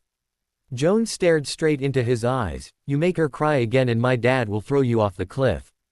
"If I make her cry, I'll jump off the cliff myself." Joan accepted this and the rose as she walked over to her parents, leaving them alone. Though Roger was not amused as Ron took Millie's hand and led her over to a table for two that had just appeared. "What are you doing here, Ron? I didn't want to leave without talking to you, so I begged Harry for the chance to see you. Fortunately the Grangers are having a night out with the Lupins and Blacks, otherwise I'd be still in that room. Harry and Hermione told me why you all split. Is it true?" Millie, I won't lie to you, I didn't do anything but knew what Mum was planning and would have went along with it. I have been an idiot, arsehole and any other words you want to put in there. It cost me my friends and my sister, but last night the price was too high. The thought of losing you was the shock that my selfish system badly needed. I haven't slept or eaten since making you cry, and I'm willing to crawl over hot coals just to be with you again. Millie had the beginning of tears in her eyes. You really hurt me last night, Ron. I can't go back to the way things were. I don't want to go back, Millie. I want to go forward with you at my side. Being betrothed means that you intend to spend the rest of your life with that person, and that's what I want more than anything. When you asked me those questions last night, I just panicked and my brain shut down. I'm not the cleverest person in the world, and it takes a while for some things to sink in. Watching you cry hurt me more than Pettigrew's knife ever could. I love you, Millie, and am so proud of my betrothed. I'll stand up on this table and announce it to everyone here if it would make you happy. Millie had tears streaming down her face as Roy felt hands bite into each of his shoulders and looked up into the hard gazes of Neville and Harry. Hold on a moment, guys, Millie said before grabbing Ron by the front of his robes and pulling him across the table to key him senseless. After they were done, she spoke to the two wizards without ever taking her eyes off Ron. Sorry guys, but I'm going to have to disappoint you both. I'm keeping him. Neville laughed, while Harry's comment about a good cliff going to waste was only partially in jest. Ron was holding both her hands on the table. Are you sure, Millie? Her nod lifted a great weight off Ron as he smiled at his betrothed. Luna was right, you are too good for me. Your new look is fabulous, love. I didn't mention it sooner in case I gave the impression that was the only reason I wanted to make up. She leaned over and whispered in his ear, wait till you see what I'm wearing underneath. Ron's eyes glazed over as his imagination went into overdrive. Using strength of will he didn't know he possessed, he shook his head and had to apologize to his betrothed. I'm sorry, love. Harry's done me a great favor I don't deserve by letting me stay here to speak to you. For us to do anything that breached his hospitality would be like spitting in his face. As much as I want to, I just couldn't do it. Ron found himself being hauled over the table again and the recipient of another snog that registered on the Richter scale. Could you tell me what I did to deserve that so I can try and make a habit of it? You thought of others before yourself, you're learning. I had two 5-year-olds very successfully point out the error of my ways today. I'll introduce you to my new friends Joanne and Kathleen later. If they're anything like Joan, I can't wait. They had finally calmed down enough for their food to arrive, though Ron still had one major item to discuss. Millie, I think Harry would let you attend here, and I think you should. It's a far better school than Hogwarts, and we could still see each other at Hogsmeade weekends. He might even let me come here to see you once in a while. I know he'll never forgive me, and I understand why, but he's not vindictive. What do you think? My place is at my betrothed's side. Would you leave me to come here? Ron's immediate reply of, never, earned him another searing key. Roger was sitting watching the couple with murder running through his mind. He would have been in there if that carrot-topped dickhead hadn't showed up. He may have lost this battle, but if Bulstrode stayed here, she would be his. He was actually shocked she chose Weasley over him tonight. Roger usually got his way with the younger girls, then it was time to move on to the next one, or two, as his eyes settled on the Patel twins. A dunt in his back caused him to turn as he found himself confronted by Lovegood, but this girl was no loony. Had Harry asked my opinion, you would never have been anywhere near the Institute, but as this is a second chance for everyone, I'm prepared to give you the benefit of the doubt. All the younger girls in Ravenclaw were well warned about you, and while you might be able to get away with collecting girls like trophies in Hogwarts, the same does not apply here. This is a much smaller school where we all look out for one another. There's no place for a Lothario here. Millicent has made her choice and you will respect it, otherwise, instead of another notch in your headboard, you'll be looking for another school, as you'll get your ass kicked right out of the Institute. Roger wanted to tell this girl to go screw herself, but something in her eyes told him this might not be a wise choice, so he just gave a grunt and turned back round to the table.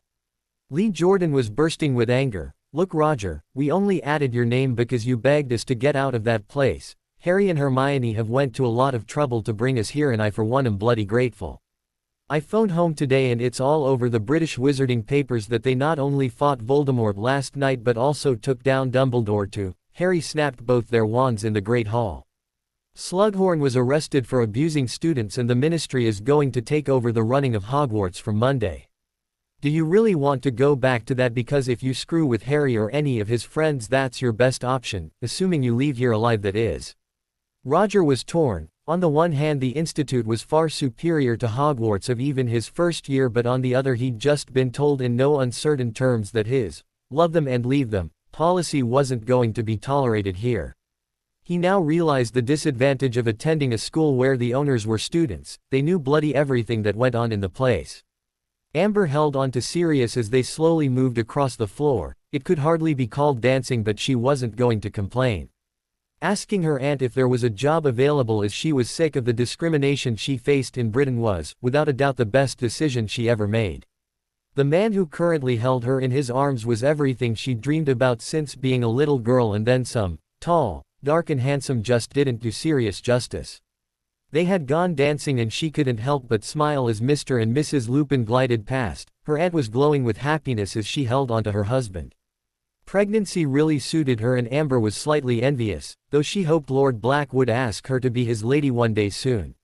She didn't understand everything that was going on but trusted this wizard with her life. She could tell he was holding back and was sure it had nothing to do with her being a squib.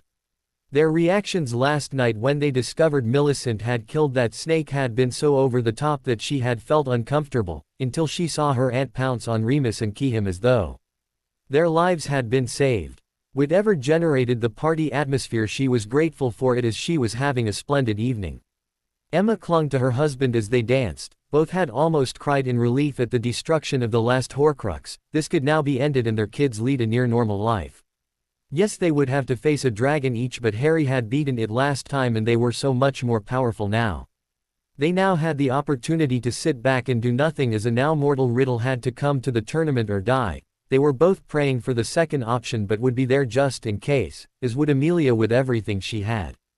This was a lovely night, but next week could easily eclipse it. If the afternoon produced the right result, then everyone would be dancing next Saturday night. For the first time since the attack that day in Gringotts, she was starting to believe her family might just emerge from this war unscathed. The frigging squirrel had its tail in a tuft once more. That high-pitched voice sounded so out of place with the snarling snout that it became surreal. Bella likened it to her sister Sissy wearing her #1 haughty expression while farting. God save the Queen. In tune, the two just didn't belong together. How he ever expected purebloods to kneel at the paws of Riddle the rodent was beyond her. Only the potions she was taking kept her from skewering a squirrel, and now the great bushy-tailed one was ordering her around again. Bella suspected that she was the only Death Eater left in Britain. Unfortunately, they could neither confirm nor deny this, as stupid squirrel had been hopping mad and tortured to death the only person they had with a dark mark. She was aware that these potions were addictive and rapidly affecting her personality, but the alternative of facing up to the reality she now found herself in was just too much for the pureblood. Better to be bombed out your head than trying to cut those pointed furry ears off with a blunt instrument. Chewing them off was no longer an option available to her. Searching for food was one thing, but how the hell was she supposed to eat nuts without teeth? Squirrel soup or stew was going to be on the menu shortly, as she didn't know how much longer she could stomach this. When Bella found a copy of Today's Prophet, she could now work out exactly how long that would be. If he didn't kill her for bringing him the news that Tom Marvolo Riddle had to compete in a tournament or lose his magic, then in a week he would be getting his nuts dry roasted in hell and Bella would be free. Xenophilius Lovegood was chuckling to himself as he came up with more and more ludicrous headlines for tomorrow's special edition. The Prophet thought they had stolen a march on the wily editor with their Hogwarts story, but he wished he could see their faces tomorrow when they read this.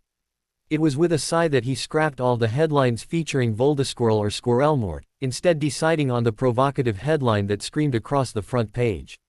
Black Magic Defeats Dark Ritual.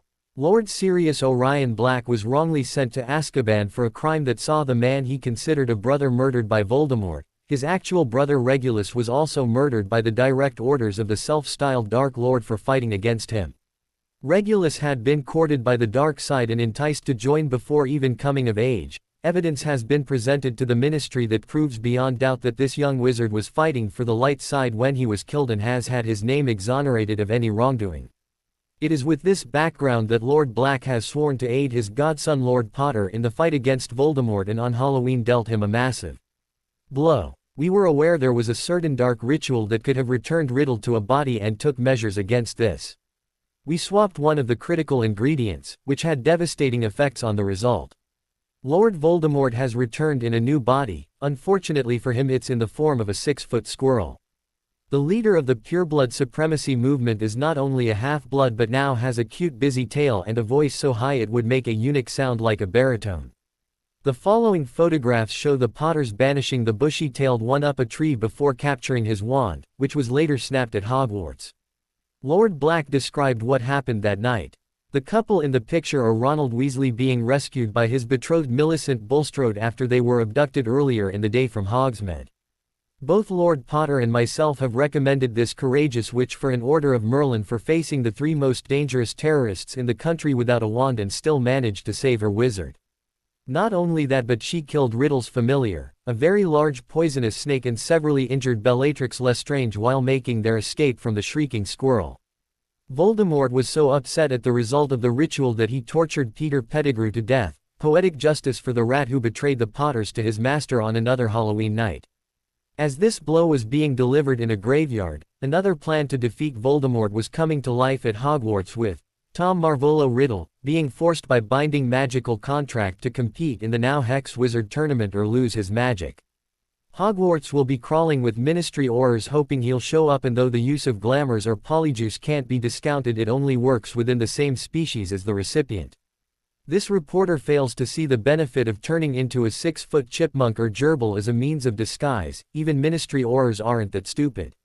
Lord Black also explained Dumbledore's actions that night. Earlier in the summer Lord Potter had dropped charges against Dumbledore providing he would resign his political positions of power in the wizarding world.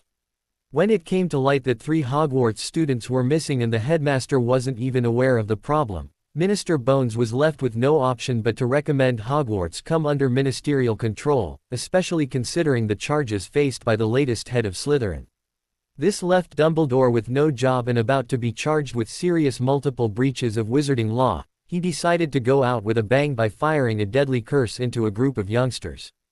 This editor for one will be eternally grateful that Lord Potter was there, otherwise I would be writing an obituary for my 13-year-old daughter who was in the group that the headmaster tried to murder with a deadly curse. Another person delighted with Lord Potter's actions is the current Hogwarts head of Gryffindor, Percy Weasley. When my fiancé and I accepted teaching posts at Hogwarts, we assumed the headmaster would aid us in this new challenge. Instead he poured administrative tasks that he himself was meant to fulfill in our direction, with the result that I didn't even know my brother had been abducted by Death Eaters. The revelations of Slughorn's behavior sent me over the edge. This person was directly responsible for my sister and fiancé almost being killed by means of a diary he helped create. I only wish there was a worse punishment than a Dementor's key that could be applied here. On the conduct of Dumbledore, the former head boy was even more scathing. The Potters had their 8-year-old adopted daughter with them and Dumbledore fired a curse that would have cut the little girl in half. This once respected wizard committed this atrocity in full view of the youth of the wizarding world. Only Lord Potter's extraordinary actions prevented a bloodbath in the Great Hall of Hogwarts. This great wizard once shone as bright as the robes he famously wore, but when we looked beneath the surface what faced us was a whole web of lies and duplicity, theft and abuse of power. The Ministry had been building a cast iron case against Dumbledore, but his actions of Halloween speak for themselves. This was not an action that any light-sided wizard could even contemplate, far less attempt. It would now appear that we have had another Dark Lord in our midst all these years without even knowing it. Like a Muggle magician, he used his colorful robes and personality as a ruse to fool the public so they couldn't see what he was really up to. Ron and Millie's entrance into the Great Hall caused quite a stir. Since her return, Cho had prattled on incessantly about how good the Institute was, but the proof was now standing right in front of them. If 2 days there could make that change in Millicent Bulstrode, then everyone in the hall was going to try like mad to get an Italian transfer as soon as possible. It had been a tearful goodbye this morning between aunt and niece, with Harry eventually saying they could come for a Hogsmeade weekend along with Cho. The smile he received from a crying Joan was worth the world to her dad. She promised her Aunt Millicent they would go shopping again, though no mention was made of Ron joining them. He had a long way to go before Joan would forgive him for making her aunt cry. Percy actually hugged them both and congratulated Millie on her nomination for an Order of Merlin. The two looked stunned until they noticed what everyone was reading. The old Ron would have exploded at the picture of him being lugged on Millie's shoulder and her nomination. This Ron reached up and kissed her in front of everyone before telling his brother that he was so proud of her. Millicent just held him tight. This was the wizard she loved, publicly acknowledging he returned those feelings, and Ron was so going to be rewarded as soon as she could get him out of here. Charlie Weasley was a powerful wizard, both physically and magically. Charlie Weasley was also boiling over with anger at the wizard he had physically pinned to the wall in front of him. The only thing stopping the redhead from punching the said wizard's head off was the sight of George lying on a cot with his ear cursed off. Just what in the name of Merlin were you two trying to achieve? Fred's feet weren't touching the ground as his elder brother looked ready to kill him. We were trying to lighten the mood, everyone around here is so serious. Charlie didn't think he could get any angrier but had just been proven wrong. Serious. Of course we're frigging serious. This is a dragon reserve. A mistake here doesn't earn you a detention or lose house points. A mistake here will cost you a limb or your life. Explain to me how 20 dragon handlers puking their guts up is lightening the mood. George tried to help his twin. We thought it was funny.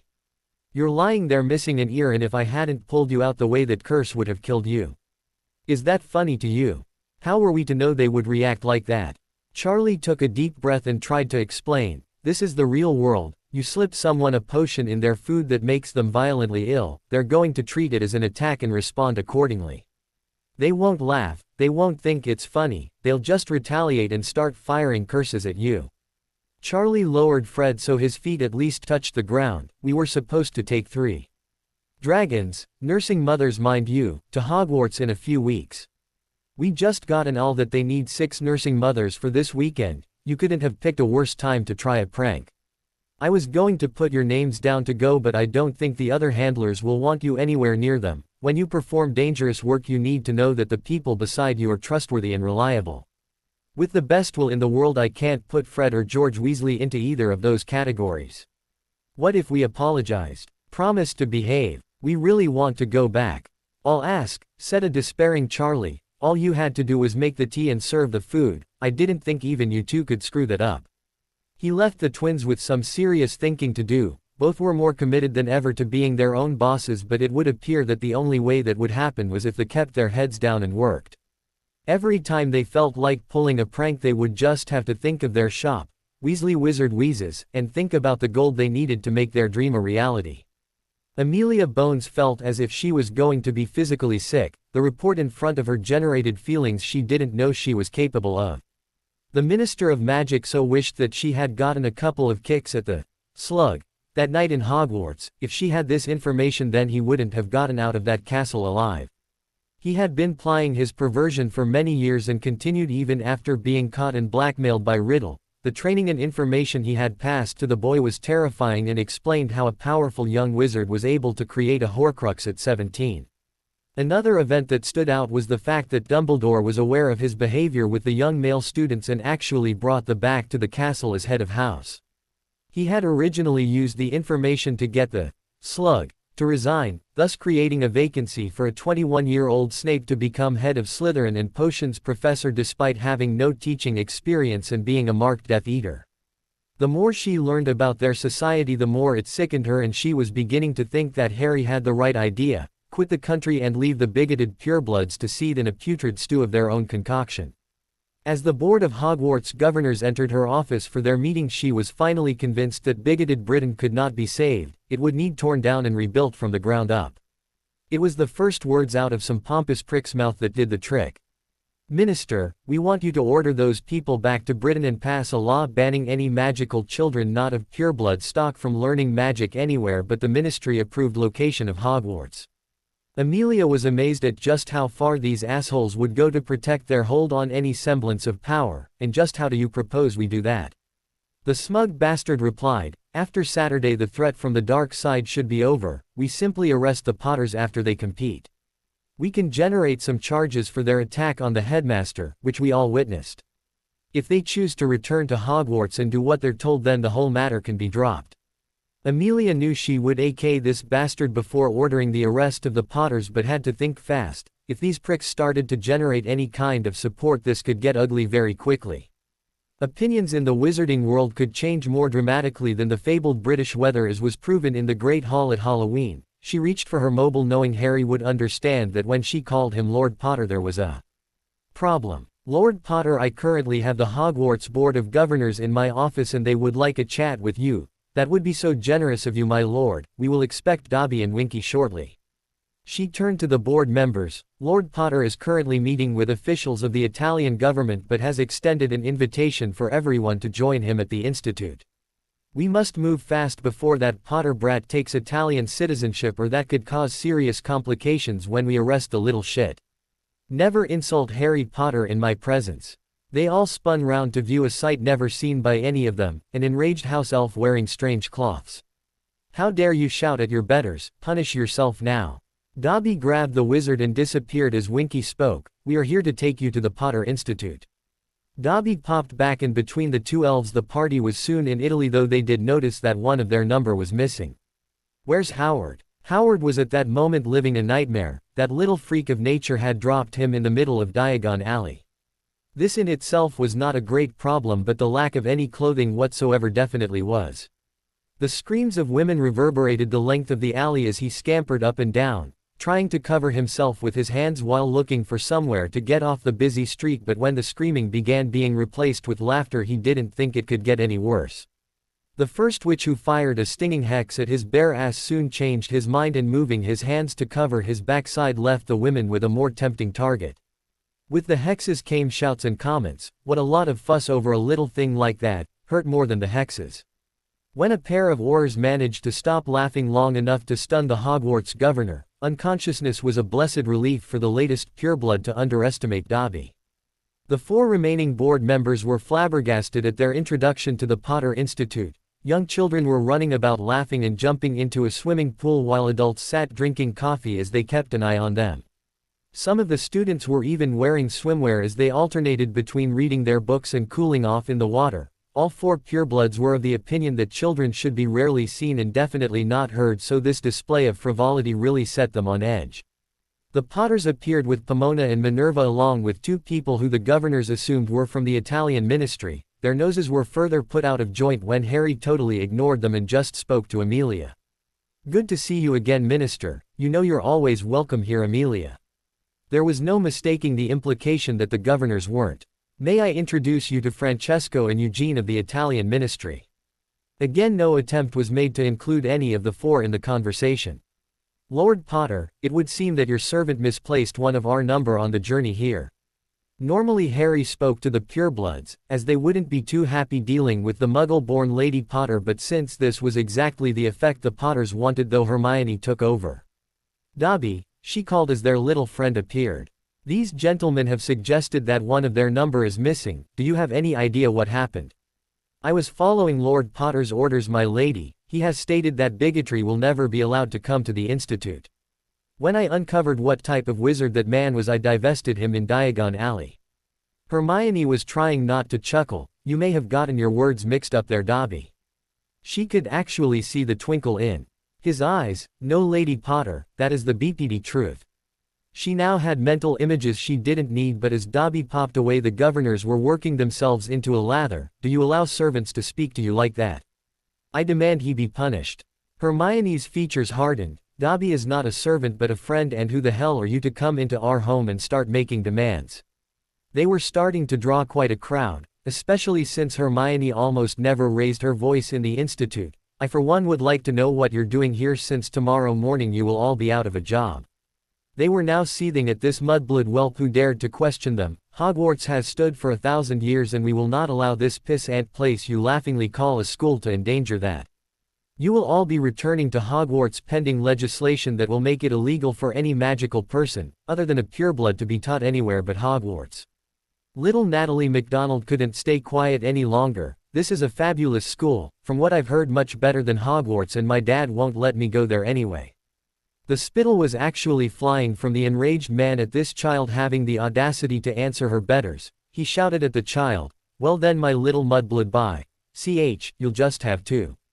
No one found out what Natalie would have to do, as Harry had the man by the throat before he could finish the sentence. No one uses that word in my school. You will apologize to this young lady immediately or I will be seriously upset.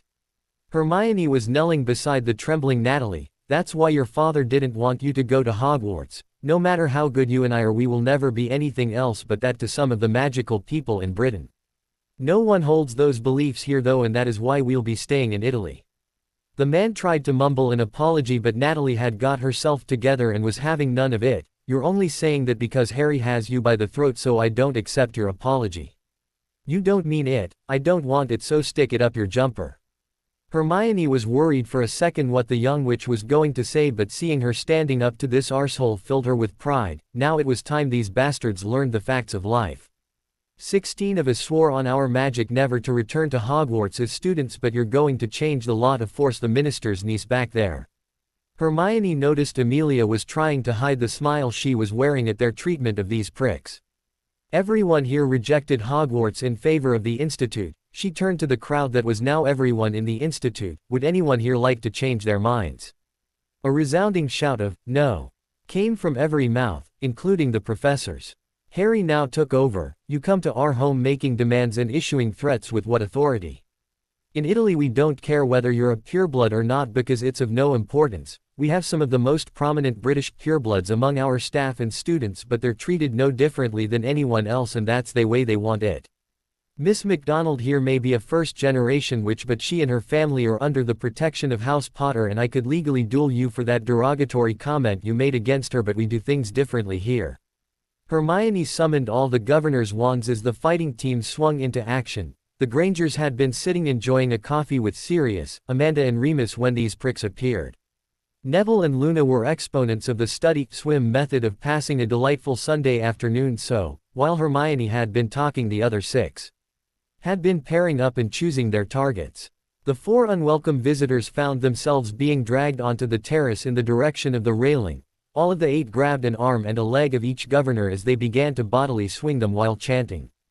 And a 1, and a 2, and a 3, and 4 purebloods were released to go sailing over the safety railing that was there to protect people from falling off the cliff. It wasn't so good at protecting those thrown over it though, as their screams echoed around the building.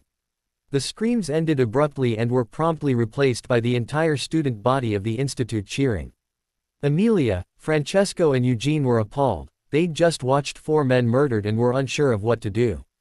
Harry gave them a smile that left them wondering if they would be next. "Relax, and come with us for a few minutes."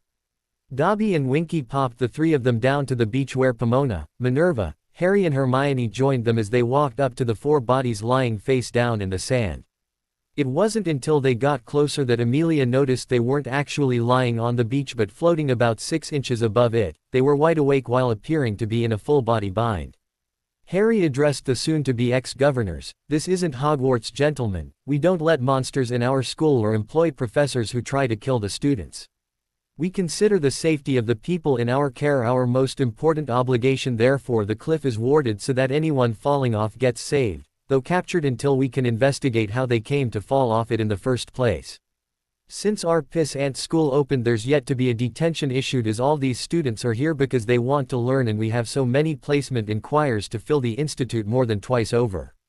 Harry's demeanor changed as his voice became as cold as ice. "We've tried to just withdraw from Britain and live our lives peacefully, but a percentage of British purebloods are never going to let it go, so this is the only warning you're going to get. Come after us and we will retaliate with every means at our disposal." Harry called for Dobby and Winky. "Place these gentlemen, fully clothed, in Diagon Alley, then bring us some refreshments please." Even in these instructions Dobby found some room to be creative, therefore it was to howls of laughter that the 4 appeared in the window of Madame Malkin's robes for all occasions. They were of course fully clothed, but now modeling the latest of ladies' fashionable wear, though Dobby's fashion sense was rather unique. The elves hadn't been ordered to remove the full-body binds, so left them in place as the 4 new mannequins looked out from the display window, seeing people they knew pissing themselves laughing at their very public predicament. Back at the Institute, Minerva had conjured a table and chairs for them while Hermione waved up to Joan and Natalie just to let them know that everything was fine. Both went back to playing in the pool under the watchful eyes of just about everyone in the place. The elves returned with refreshments as Francesco looked as if he needed a long, cool drink. "Harry, I've never seen anything that disgusted me as much as a school governor screaming at a child because of the circumstances of her birth. Part of me was cheering as you threw them off the cliff. Eugene concurred, we hear stories coming out of Britain but that's all they are, when you see it for yourself it's sickening. Is that typical of the treatment first-generation magic users receive?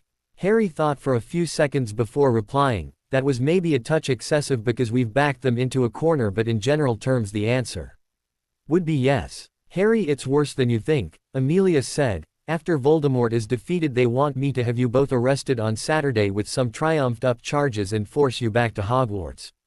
It was a thoughtful Hermione who summed it up. So Dumbledore gone, Voldemort dealt with and Harry and I lose our magic, leaving the purebloods once more in total control of magical Britain. I can see how this would be attractive to them. Amelia nodded her head. You know of course that neither Shaq or myself would ever give that order, but just the fact they're even thinking about it makes me sick to my stomach. If you ever have a job for me just say the word. I've reached the opinion that magical Britain can't be saved in its present form, it'll have to be torn down and built from the ground up.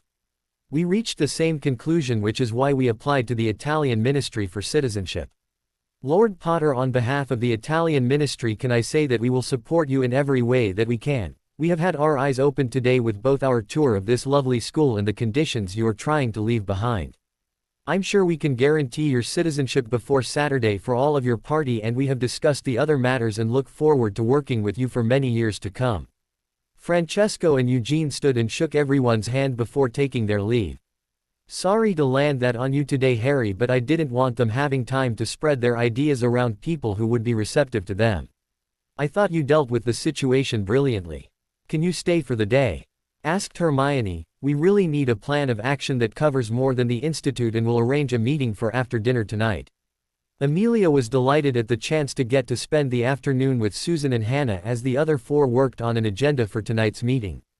Gillian Green was wondering why she had been included in tonight's meeting, but the revelations that she heard had her head spinning. Harry started the meeting. Can I say right from the off that the Institute will remain open? This is non-negotiable as too many of our futures are tied into this venture and it's the right thing to do. This settled everyone as the meeting continued. The bigoted purebloods are beginning to realize the threat this venture is to their power base, both politically and financially. They are already trying to make life difficult for us, and this meeting is to tailor our response to that threat. It was a thoughtful Amelia Bones who replied first. Harry, I can no longer continue as Minister for Magic. I could never be a party to some of the suggestions made today and will resign after the tournament is completed. I will hold off long enough to watch your backs and offer whatever protection I can while you're forced to return to Britain for the tournament, but I could not do this job past Christmas. I find myself taking more showers than at any time in my life, and I need to get out before I become acclimatized and all the stench starts not to bother me. Hermione had a big smile on her face. Amelia, we had a job already picked out for you and we're hoping we could entice you away from the ministry in the new year. Our meeting with the Italian ministry was not just about our citizenship but the future of our students and even their families. What do you think will happen when the first student's job application form arrives on someone's desk with the Potter Institute listed as the school they attended? Our students will be ostracized in Britain, so we are looking to arrange an alternative for them. The Italian ministry have offered instant citizenship to any student who completes their education at the institute. This offer also includes their immediate family, and all hell will break loose in Britain if this news leaks. Hermione gave that news a minute to sink in before continuing. It's not just that their ministry agrees with what we're doing here, but the fact that everything in the institute has been purchased locally, and the fact our students all spend their gold in Naples has been a big boost to the local wizarding economy.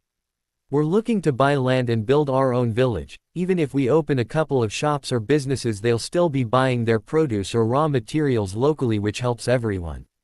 We would like you to head this project, Amelia, and be our link to the Italian ministry. We have a couple of years yet before we get our first graduates, but I would like the option to be open to students and their families by the time they've sat their owls. This should open up a whole new world of careers to them.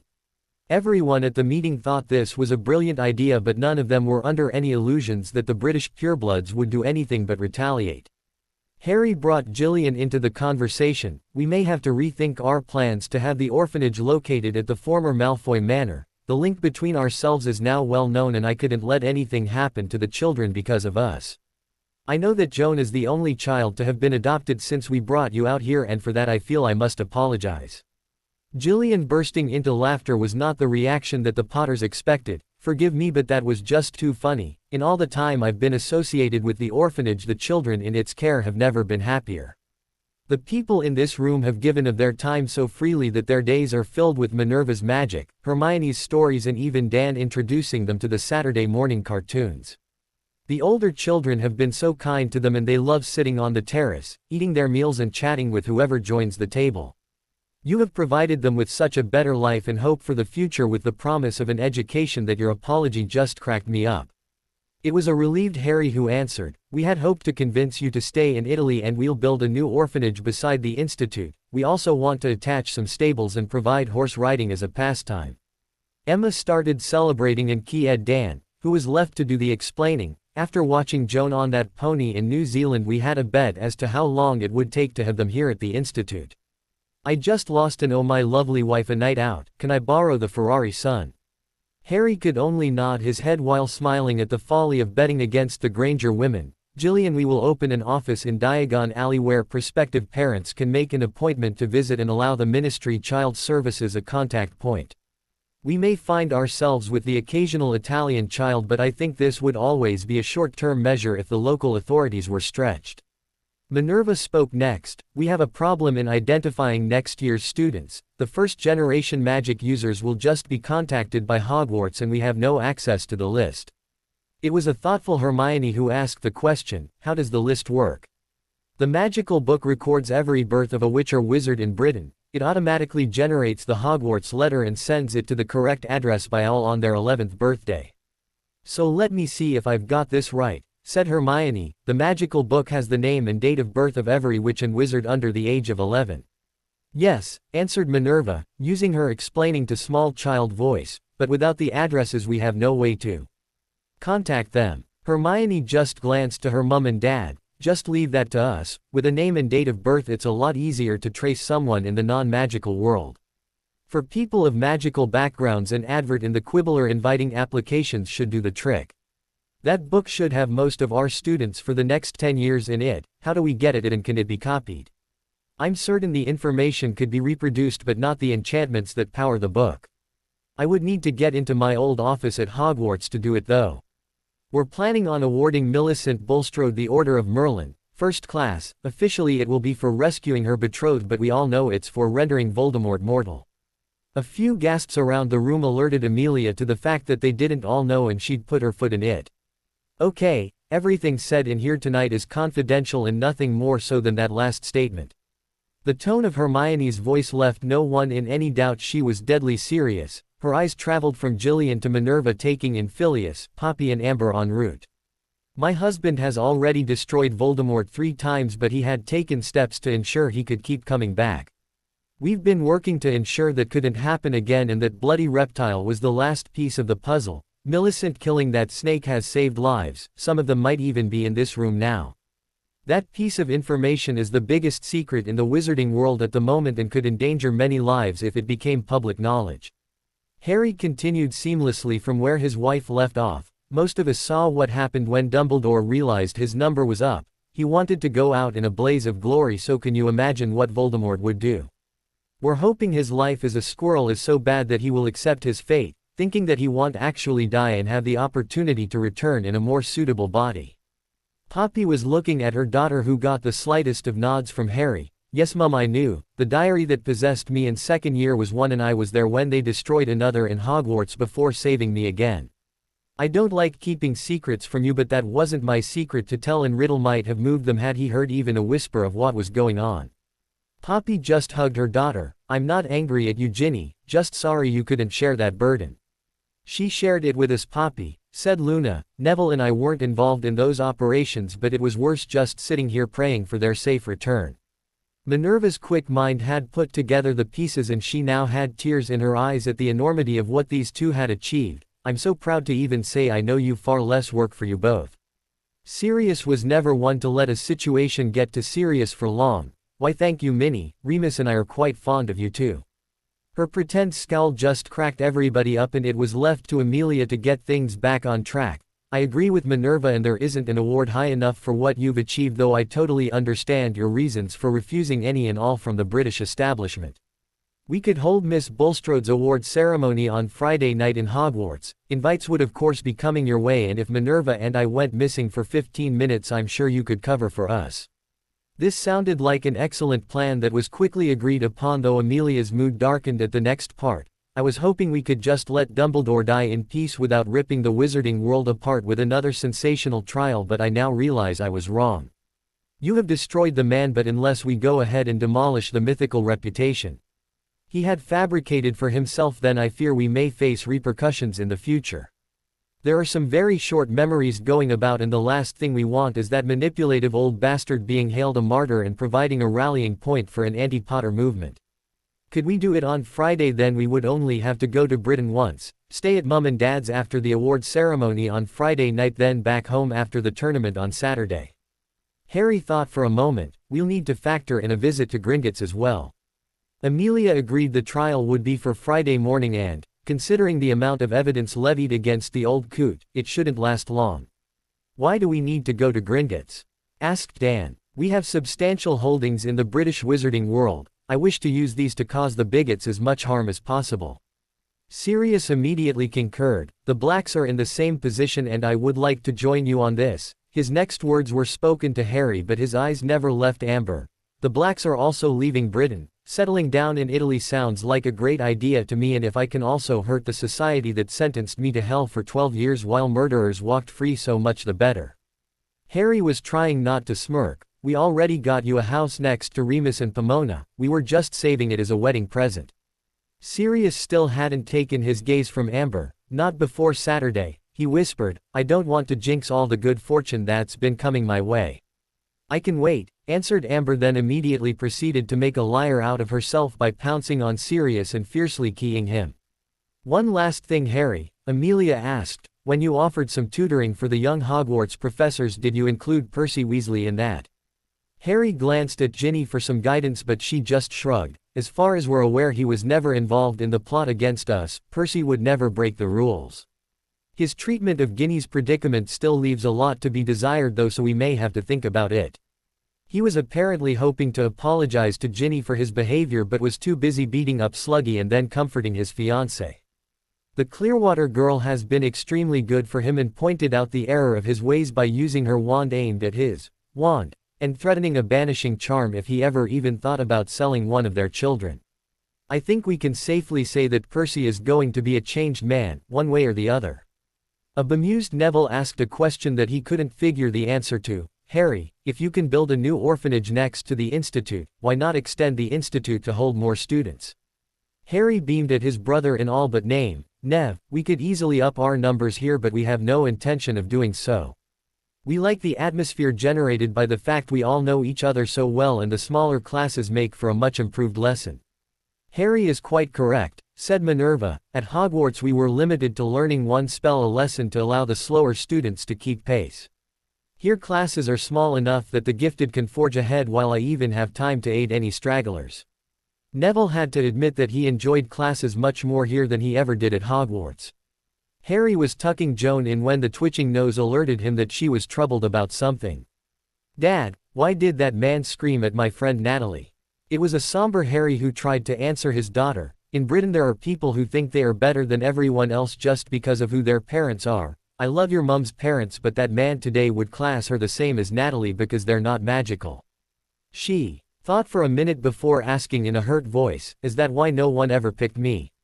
Harry had her in his arms in seconds. If you had been picked, then we would never have gotten to meet, and I can't imagine our lives without our wonderful daughter. Never ever think you're not good enough because we think Joan Potter is the most perfect daughter in the whole wide world. It doesn't matter to me if your biological father was a prince or a pauper. All that matters is that you now call me dad, and my heart does cartwheels every time I hear it. Joan was clinging to her father when she felt another pair of arms join the hug as her mother keyed the top of her head.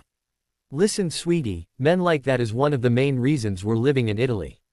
They wouldn't put up with behavior like that in this country. But why did they allow it in Britain then? Harry couldn't help but think that the child's logic always managed to get right to the heart of the problem, because that's the way it's been for hundreds of years and the people with the power don't want it to change. Britain once led the magical world, but they then seemed to think there was no more to do and have rested on their laurels for so long that the rest of the world is now passing them by. They couldn't care less how bad a state the country gets into because this is all they've known for generations and they're teaching their children the same values. Hermione tried to give her an example. When your Aunt Ginny's parents tried to get a bride price for her to build a new house, her brothers accepted this because they had been raised to believe this was acceptable behavior for purebloods. There was a slight look of panic in the child's eyes. I hope I'm not a pureblood. Hermione chuckled before keying her on her brow. Sweetie, there isn't enough gold on this planet that could buy you from your dad, though I do pity any boyfriends you bring home. Between your dad, granddad, uncles and aunts, the poor boy is in for a tough time of it. Harry quietly thought that Emma and Hermione would be worse than the rest of them put together, and any potential suitors were in for the grilling of their lives.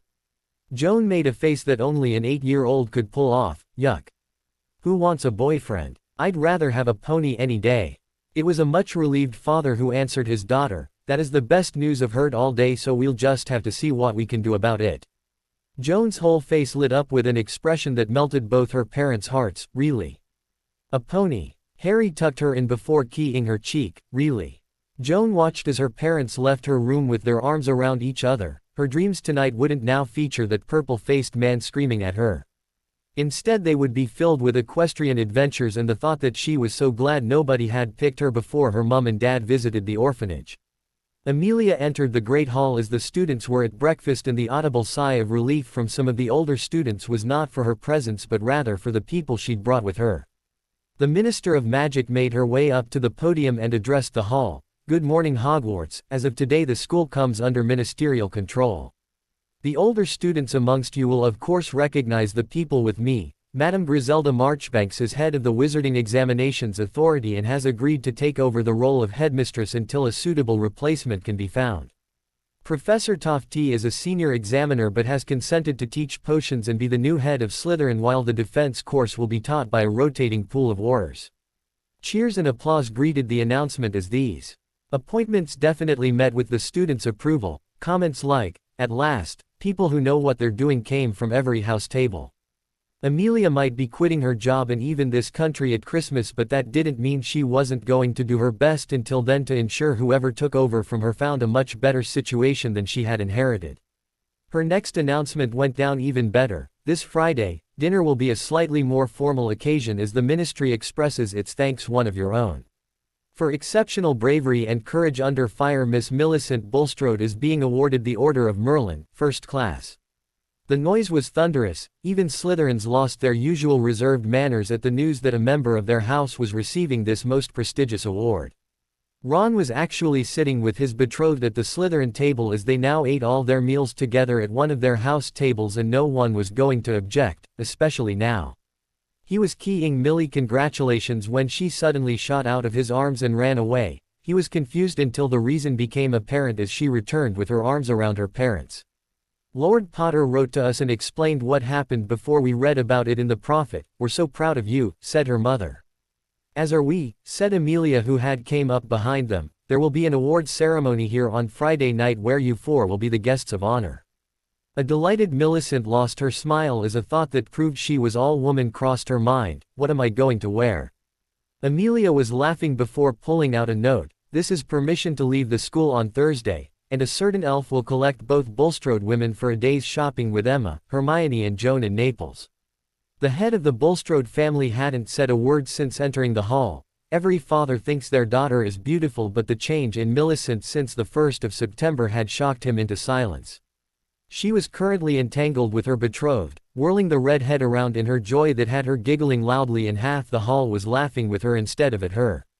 The medal would bring great honor to their family, but the change in his daughter's behavior and appearance was a greater reward to the very proud father. The sound of sobbing from the ministry holding cell wasn't heard by another living soul due to the heavy silencing charms in place. Distraught didn't even begin to describe how Molly Weasley felt. She had been informed that the trial of Albus Dumbledore would be held on Friday and she would be called as a witness. This news extinguished the last faint glimmer of hope she had managed to keep burning.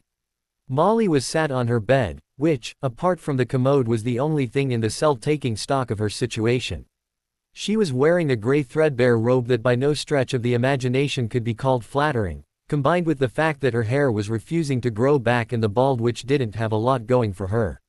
It was bad enough that everyone was going to hear what she had attempted, but to go to court looking like this was just too much for Molly Weasley. She was aware that she had shed a few pounds since her incarceration, but it would have to be stones before she looked any better in these robes. Molly had resigned herself to the fact that Azkaban beckoned, and her only goals in life now were a hot bath and a clean robe before having to face everyone in court. She realized that this was a trivial matter compared to the charges she was facing, but it was all she had left, to accept her punishment with whatever dignity she could muster. She was sure Harry would be under the thumb of that bossy mudblood by ch and wouldn't lift a finger to help. Molly's only consolation was that her daughter was safe and not being pawed over by some old man after Arthur's incredible stupidity. Bella awoke to find herself entranced by the red eyes of her beloved master. She could feel his gentle touch caressing her body. "I'm sorry I hurt you, Bella, but I need you to find that goblet for me." Bella had been lost in those eyes until he opened his snout and spoke in that grotesque voice, then it all came flooding back to her with the force of a tsunami. The night in the graveyard, a half-blood rodent, and then her being crucioed into unconsciousness for returning with the news that it would have to compete in a tournament or lose its magic. Her body was trembling from the cruciatus exposure while her mind seemed even more confused than it had been lately, but not as confused as Riddle the squirrel, who seemed to take her body's reactions as proof. Its ministrations were having a positive effect on the female Death Eater. Bellatrix had no intention of providing creature comforts for this abomination of magic, so did the only thing any pureblood princess could do: she vomited all over his fur. The Technicolor yawn seemed to take the edge of the randy rodent's ardor as Bella silently swore on her mother's grave that she would kill the squirrel before she allowed it to put its paws on her again. Bella knew the Dark Lord was one sick puppy, but thinking squirrel seduction techniques had a cat in hell's chance of working on a pureblood, which emphasized just how delusional the great bushy-tailed one had become, she needed to get away from here. You could be forgiven for thinking that the British magical community would be getting immune to shocks, but they seemed to just get bigger and keep right on coming as the whole country was again buzzing with news. Voldemort was a squirrel, Dumbledore in jail, Hogwarts under ministerial control, trial of the century on Friday, tournament to end all tournaments on Saturday. Eavesdropping on any conversation would find at least one of these subjects under discussion, as everyone had an opinion on what was happening. While their opinions may differ, what no one could dispute was that things were defiantly happening. Hogwarts Tuesday morning brought a smile to the Minister of Magic's face. The difference in atmosphere was palpable as the changes in personnel began to take effect on the students' morale. Amelia also had 20 Aurors staying in the castle. Some were acting as teaching assistants while others patrolled the corridors, but all were highly visible. The thought of Riddle attacking the school to acquire hostages was giving her nightmares. Harry's berating of the former governors over student safety had struck a chord with her. She wouldn't be able to relax until this was all over. The minister was here today to escort Percy Weasley to the Potter Institute. He was going to be the first young Hogwarts professor to spend a few weeks there learning his craft, purely because they wanted him out the way when they broke into his office on Friday night. Amelia knew if they were caught the repercussions would be very serious, but she had lived her life by doing what she thought was right, and after spending Sunday afternoon with Susan, Hannah and their friends, she knew this was the right thing to do. Amelia had faced bigotry all her life, not over her blood status but simply the fact she was a woman. When she was younger, the current minister turned quite a few heads and her blonde hair belied the intelligence that she had in abundance. It usually only took being knocked on their asses a couple of times for her male colleagues to get past the dumb blonde perception and treat her as a person. When Voldemort killed her parents, Amelia's heart hardened as she pushed herself to be the best Auror she could be, but when her brother and his family were wiped out, it almost turned to granite, almost except for Susan. It was pure luck she had the child staying with her that weekend, otherwise her whole family would have been murdered by the evil bastard she was hoping to see finally get what he deserved this Saturday. Only two things in this world really mattered to Amelia Bones: Susan's happiness and getting revenge for her family. The Death Eaters had all but been wiped out in Britain, and Susan was now happier, with better prospects than at any time in her short life, and all thanks to Lord Harry James Potter. The head of the Bones family would walk through the gates of hell for that young man, and only her ministerial position currently prevented her formally allying their houses. If she could use her position to help the magical children of Britain get a better life, then she had no qualms about breaking the law to do so. Amelia also fully intended to make Hogwarts the best she possibly could before leaving for Italy at Christmas. Percy entered the institute unsure of his welcome. Pomona and Harry were waiting to greet him. "Welcome to the Potter Institute, Professor Weasley." "Thank you, Headmistress, but I feel I haven't earned that title yet, especially from you." "Lord Potter, I can't thank you enough for this opportunity which my previous behavior doesn't warrant. Penelope is trying to knock some sense into me, though she fears she may need a beater's bat." "It's Harry, Percy, just Harry. Could we keep it formal for just a moment? I would like to ask what happened with my parents. Bill and Charlie were so incensed about Ginny we never got around to discussing anything else, and all other sources just keep coming back as classified." Harry didn't detect any malice in the question, he just saw someone trying desperately to find their place in life. "Percy, Molly drew her wand on Hermione's mother in a muggle area and got her ass kicked by Mum. She then tried to invoke pureblood law and gave Hermione the choice of either breaking up with me or watching her mother keyed by a Dementor." Percy visibly struggled to retain his breakfast. How could anyone do that to someone they claimed was like a son to them? "I'm an easy-going guy, Percy, until somebody threatens my family, then I will use everything that I have to neutralize that threat. I am positive you were unaware of her plot to use illegal potions against my wife and I. Had that taken place, I would have declared a blood feud against the Weasley family and been in no mood to be merciful." The image of Harry dealing with Dumbledore in the Great Hall was enough for Percy to need the bucket that the strange house elf had just appeared with. His mind was in as much turmoil as his stomach as he tried to comprehend what his family had done. It was even harder considering that Harry had swung into action to rescue Ginny from what a seriously angry Penelope described as a fate worse than death, and then put his family's lives on the line by facing Voldemort to rescue Ron and Millicent. Pomona led the shocked wizard for a seat as a tea service appeared in front of them. Percy had trouble getting the cup to his mouth as his hand was shaking so much from the effects of information he'd just heard. There was not one shred of doubt in Percy's mind that Harry was deadly serious, or that he was more than capable of carrying out his threat and ending the life of each and every Weasley. "Harry, I thought they were in jail because of complications or irregularities with Ginny's adoption. I would never participate in anything illegal like trying to break a betrothal. It has also been rather forcibly brought to my attention that while Ginny's situation may have been within the current laws that didn't make it acceptable, this is a view I now share with my fiancée and can only hope Ginny will let me try and apologize." Harry could see that Percy was sincere but warned him anyway. "Ginny is only now starting to recover from basically being sold to the highest bidder by the man she trusted above all others, but her brother's casual acceptance of the situation has given her scars that may never heal. Bill was here for a while trying to help her come to terms with it, but she wouldn't even look in Ron's direction last week. I'll tell her you would like to talk to her, but the final decision is hers and hers alone. Ginny is our friend and we're very protective of our friends here. You'll find the atmosphere a lot different than the antagonistic attitudes encouraged at Hogwarts." Percy was about to defend Hogwarts when Pomona cut him off. "I would suggest the best way to treat this trip is to keep your eyes, ears and mind wide open while the mouth stays firmly shut. You're here to learn a different way of doing things, but it will take an open mind. If people like Minerva and Phileas think this is a better system of learning, then it would be prudent to give it a try. When you have make your own mind up, then adjust your teaching style accordingly." Percy nodded in agreement before being led away by Brutus to his room. "Do you think Percy will ever loose the brush pull that's stuck up his ass?" Harry couldn't help but laugh at his favorite headmistress's comments. "I think Remus is corrupting you, but to answer the question, I suspect we need to make sure he sits down to dinner tonight with Joanne and Kathleen. Penelope appears to be a good influence on him, and those two manage to get Ron's head out of his selfish ass. If Percy upsets Ginny, though, he's out of here." Ginny had more on her mind than easing Percy the Pratt's conscience. She was in the same class with him as McGonagall demonstrated how transfiguration should be taught.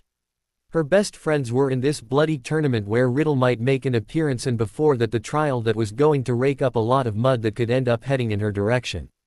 Hermione had recommended she go with them, and then everyone would see she was Ginny Pomfrey and sitting beside the Potters. That should hopefully silence a lot of the criticism that could come her way.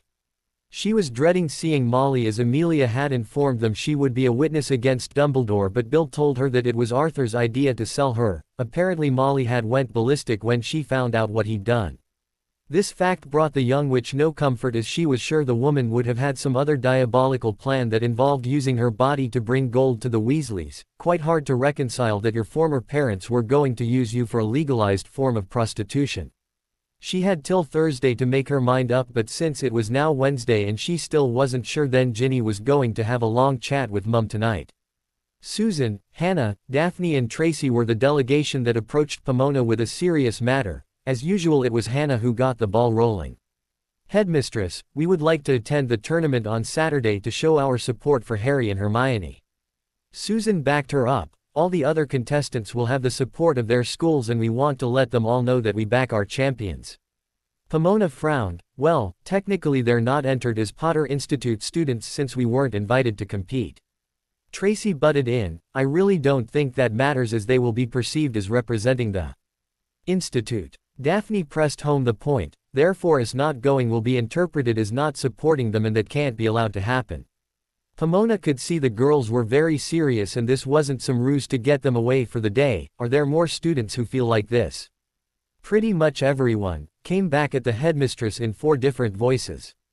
Pomona had one rule when dealing with head of school duties. She would just think, what would the whiskered wanker do, and then do the complete opposite.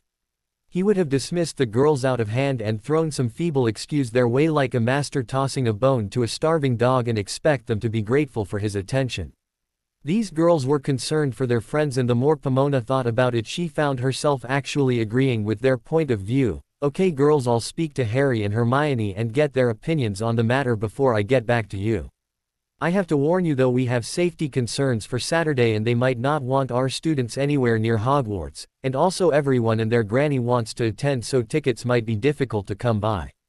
The witches left happy, knowing at least their concerns had not only been listened to but given a fair hearing. They might not get the outcome they wanted, but at least they would know why that decision was made. They may not like it, but you had to respect it.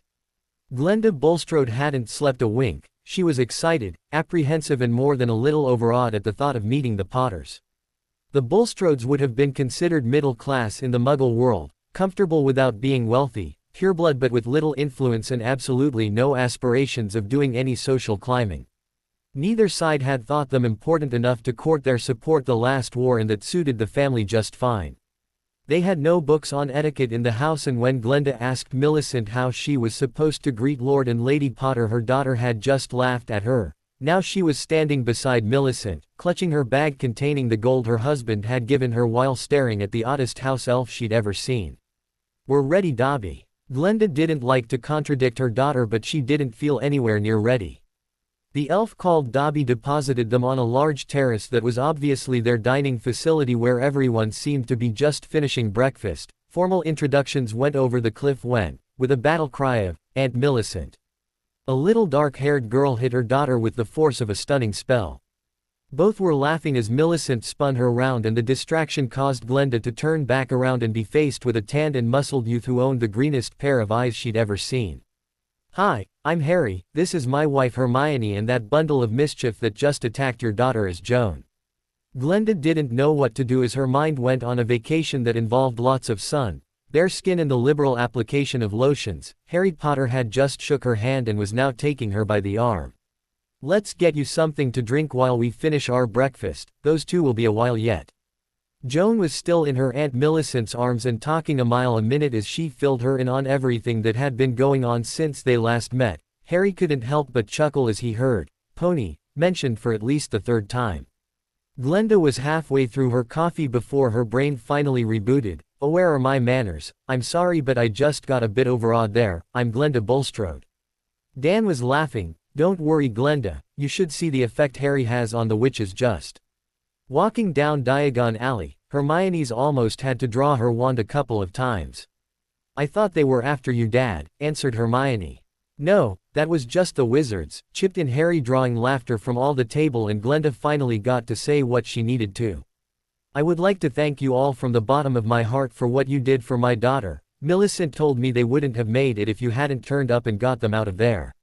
For that the Bulstrode family owes you a debt that can never be repaid." Harry again took the tearful witch's hand. "If there is any debt, then it is from the Potters to your daughter. Her actions that night did us a great service, and, should you ever need anything, you only have to ask." Glenda could feel the sincerity pouring out this young wizard as her daughter made her way over. "Mum, this is Joan, who just might challenge her mother as the smartest witch I know." Watching Millicent's interactions with this young girl was yet another whole new side to her daughter that hadn't been revealed before. Her head was already spinning, and she'd been forewarned by Millicent that the shopping experience would have that effect on her. Perhaps she needed something stronger than coffee. Emma recognized the look. "Hi Glenda, I'm Emma, and don't worry, I know exactly how you feel. The first time we met Harry, he informed us he was marrying our daughter, and then we had to fight our way out the bank. Dan still has that goblin's sword hanging on our wall." Glenda was beginning to get her head round the problem she was having. She was looking at this situation as a pureblood.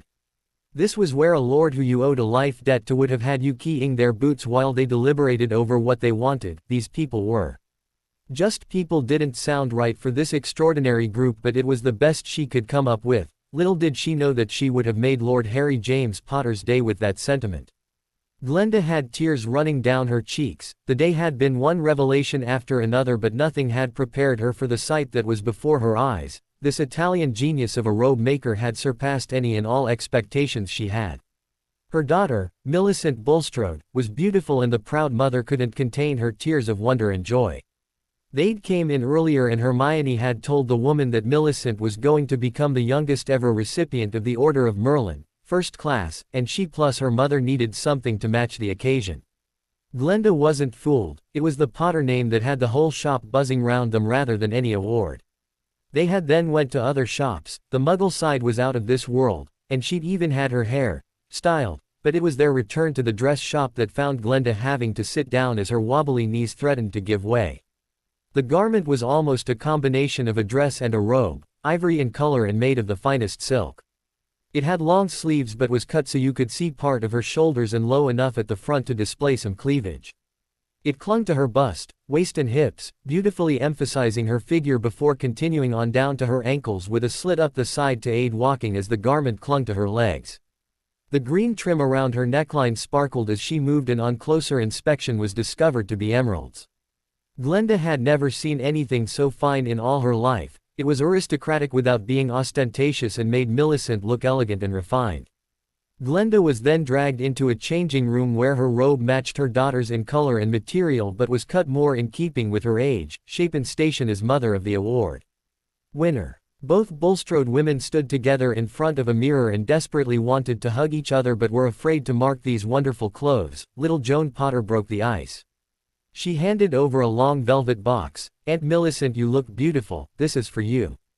She bent and keyed the girl before opening the box to find a delicate white gold bracelet that was encrusted with emeralds. Her hand was shaking so much that Emma had to put it on the girl's wrist.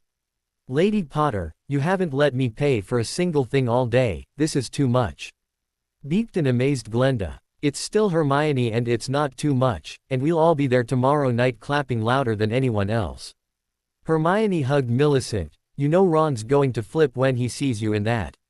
The girl's nervous laughter indicated that she was still unsure of the Hermione-Ron dynamic, so Mrs. Potter tried to put her mind at ease. "The only reason I used to argue with the lazy git is because I could see there was a good wizard in there somewhere, it just needed the right witch to bring it out, and I'm pleased he found her." Hermione could see the beginning of tears in Millicent's eyes, so quantified her statement. "I still say you're much too good for him though." This had them laughing as Millicent lost the last of her fears while the dress was pronounced finished.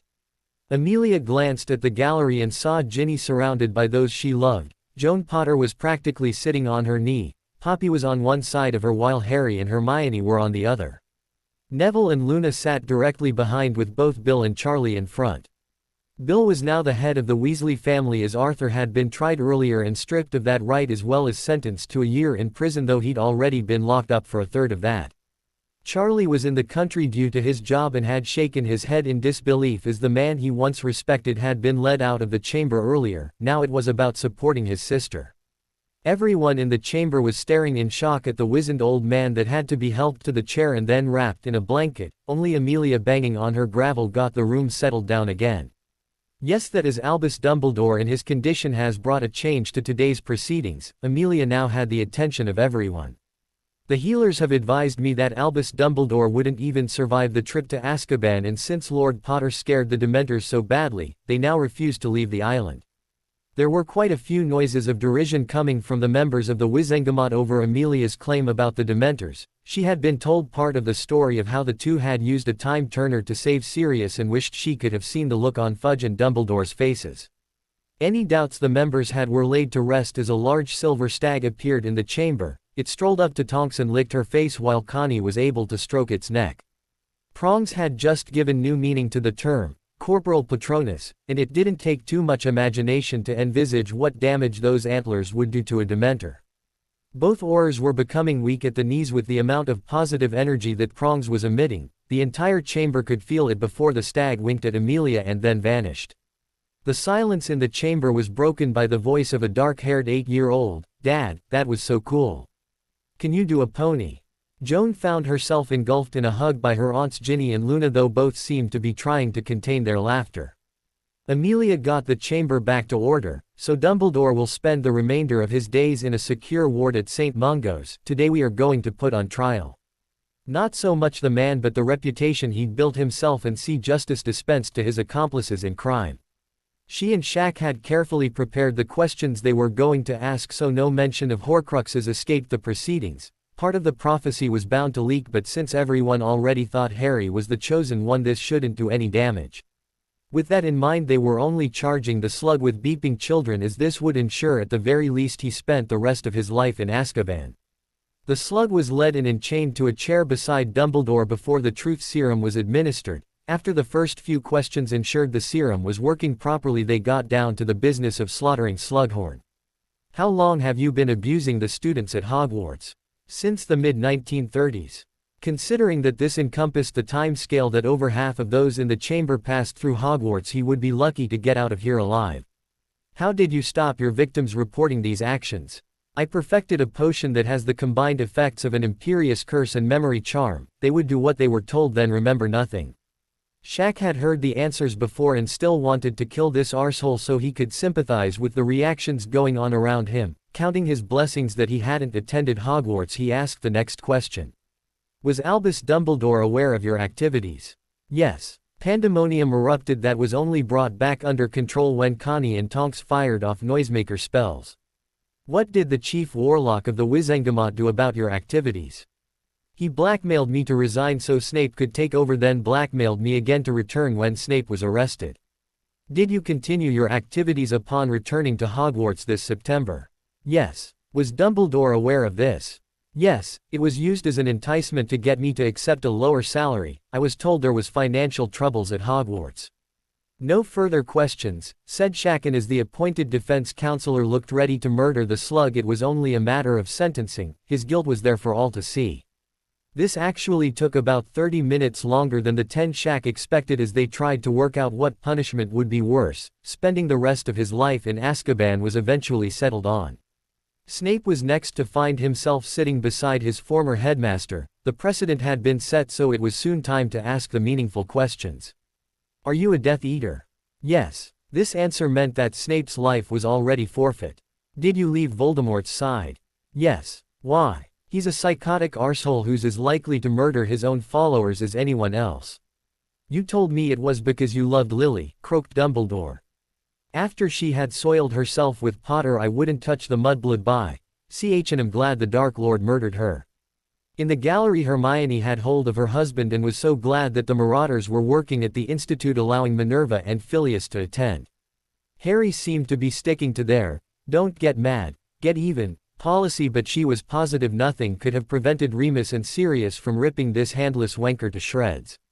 Minerva was in tears as the revelations mounted about her former mentor, while Phileas gave the impression of a Jack Russell Terrier that wanted to bite their ankles. Shaq told Dumbledore to be quiet before returning his attention to Snape. "Are you aware of a prophecy linking Lord Potter and Voldemort?" "Yes." "How did Voldemort discover this?" "I told him." It took a few minutes for order to be restored, as it sunk in that Snape was responsible for the Potter deaths. "Why? Was Harry Potter placed with Muggle relatives in direct contravention to his parents' will?" Albus wanted him kept weak and ignorant so the Dark Lord could easily kill him when he returned. Harry was now holding back his wife as pandemonium reigned. Albus Dumbledore, wanting the Dark Lord to murder the Chosen One, went against everything the magical world believed in. Why did Dumbledore want Voldemort to kill Harry? The prophecy said one had to kill the other. When Potter was dead, we would then take care of Voldemort and be the heroes of the wizarding world. I would take over as headmaster, then minister when Albus passed away. This answer was greeted with total silence as the enormity of their plans unfolded and, more importantly, the likelihood of their goals becoming reality had their plan succeeded. With their savior dead, the wizarding world would have been served up on a silver salver to anyone who could save them from Voldemort. What happened to Harry's godparents?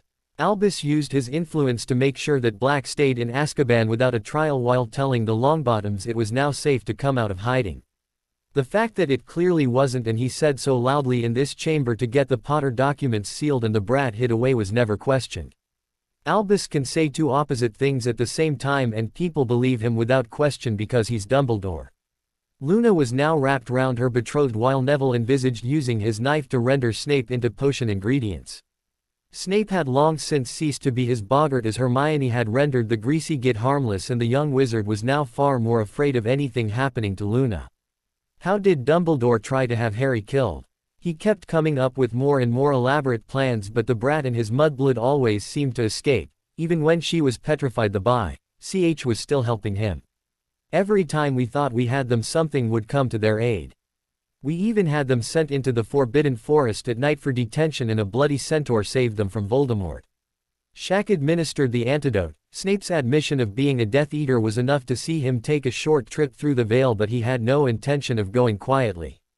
Potter, how does it feel to have your whole life manipulated and anyone who ever loved you either dead or lying to you? Harry slowly stood as Shaq hit Snape with a silencing charm. He found his daughter wanting to be held in his arms while Hermione stood at his side. Dan and Emma were sitting in front of them next to Bill and both rose to their feet, as did Neville, Luna and Ginny.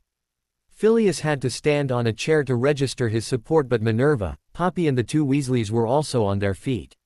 I'm not sure if I should address you as Prisoner Snape or Snivelus Squib, but, as I have friends that are squibs, I'll just call you a greasy git.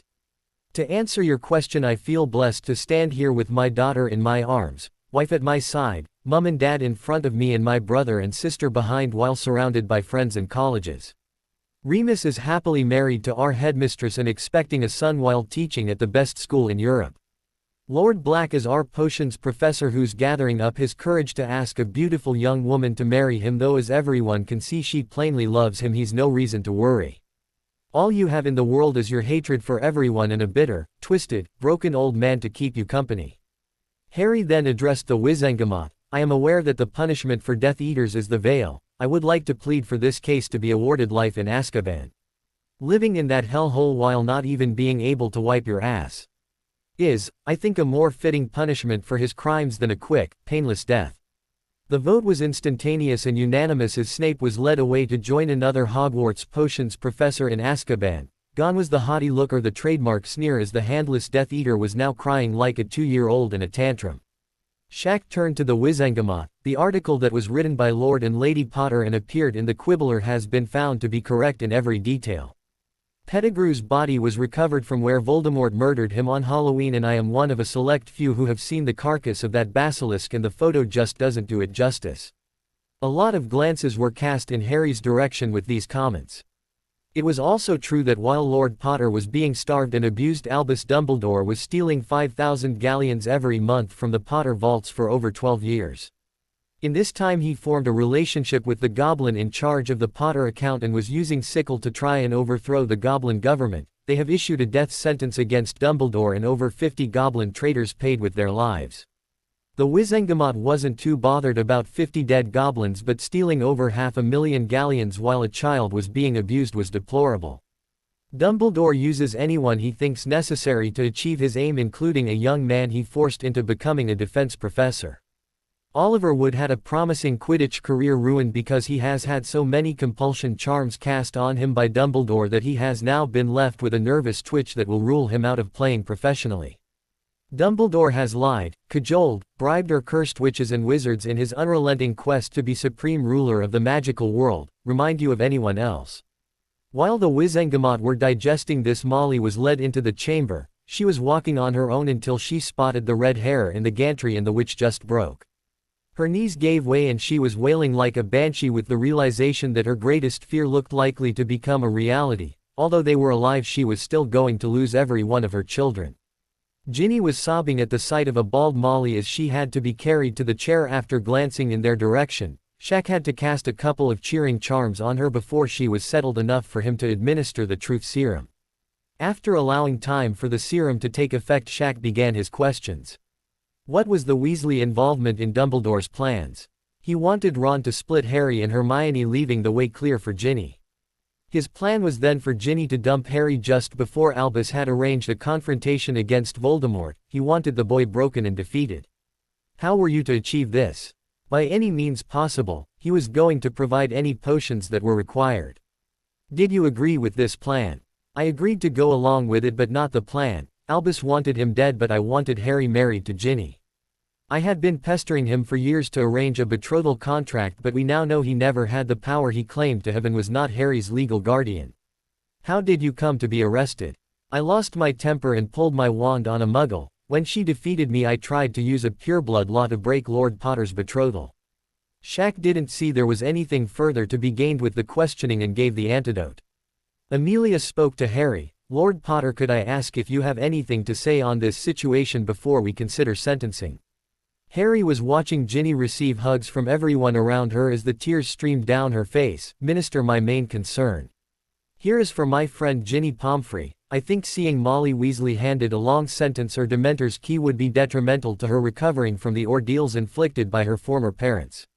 I would be satisfied if she received the same sentence as her husband, with the proviso that she wasn't allowed to contact any of her children after her release. They of course may contact her if they wish.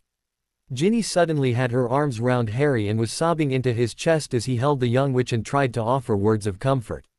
This more than anything influenced the Wizengamot, and Harry got his way. Molly Weasley was going to be living in Azkaban until next summer. Bill Weasley didn't become a Gringotts curse breaker by being stupid. His parents had just been given an unbelievable easy ride through the court, and he couldn't help but think that the young wizard currently with his arms round his sister had something to do with it. There was no mention of the Weasley greed that had caused so much heartache for the Potters, and if his suspicions were correct, Harry had not only saved his two youngest siblings but his parents as well. At least he knew Ginny appreciated it.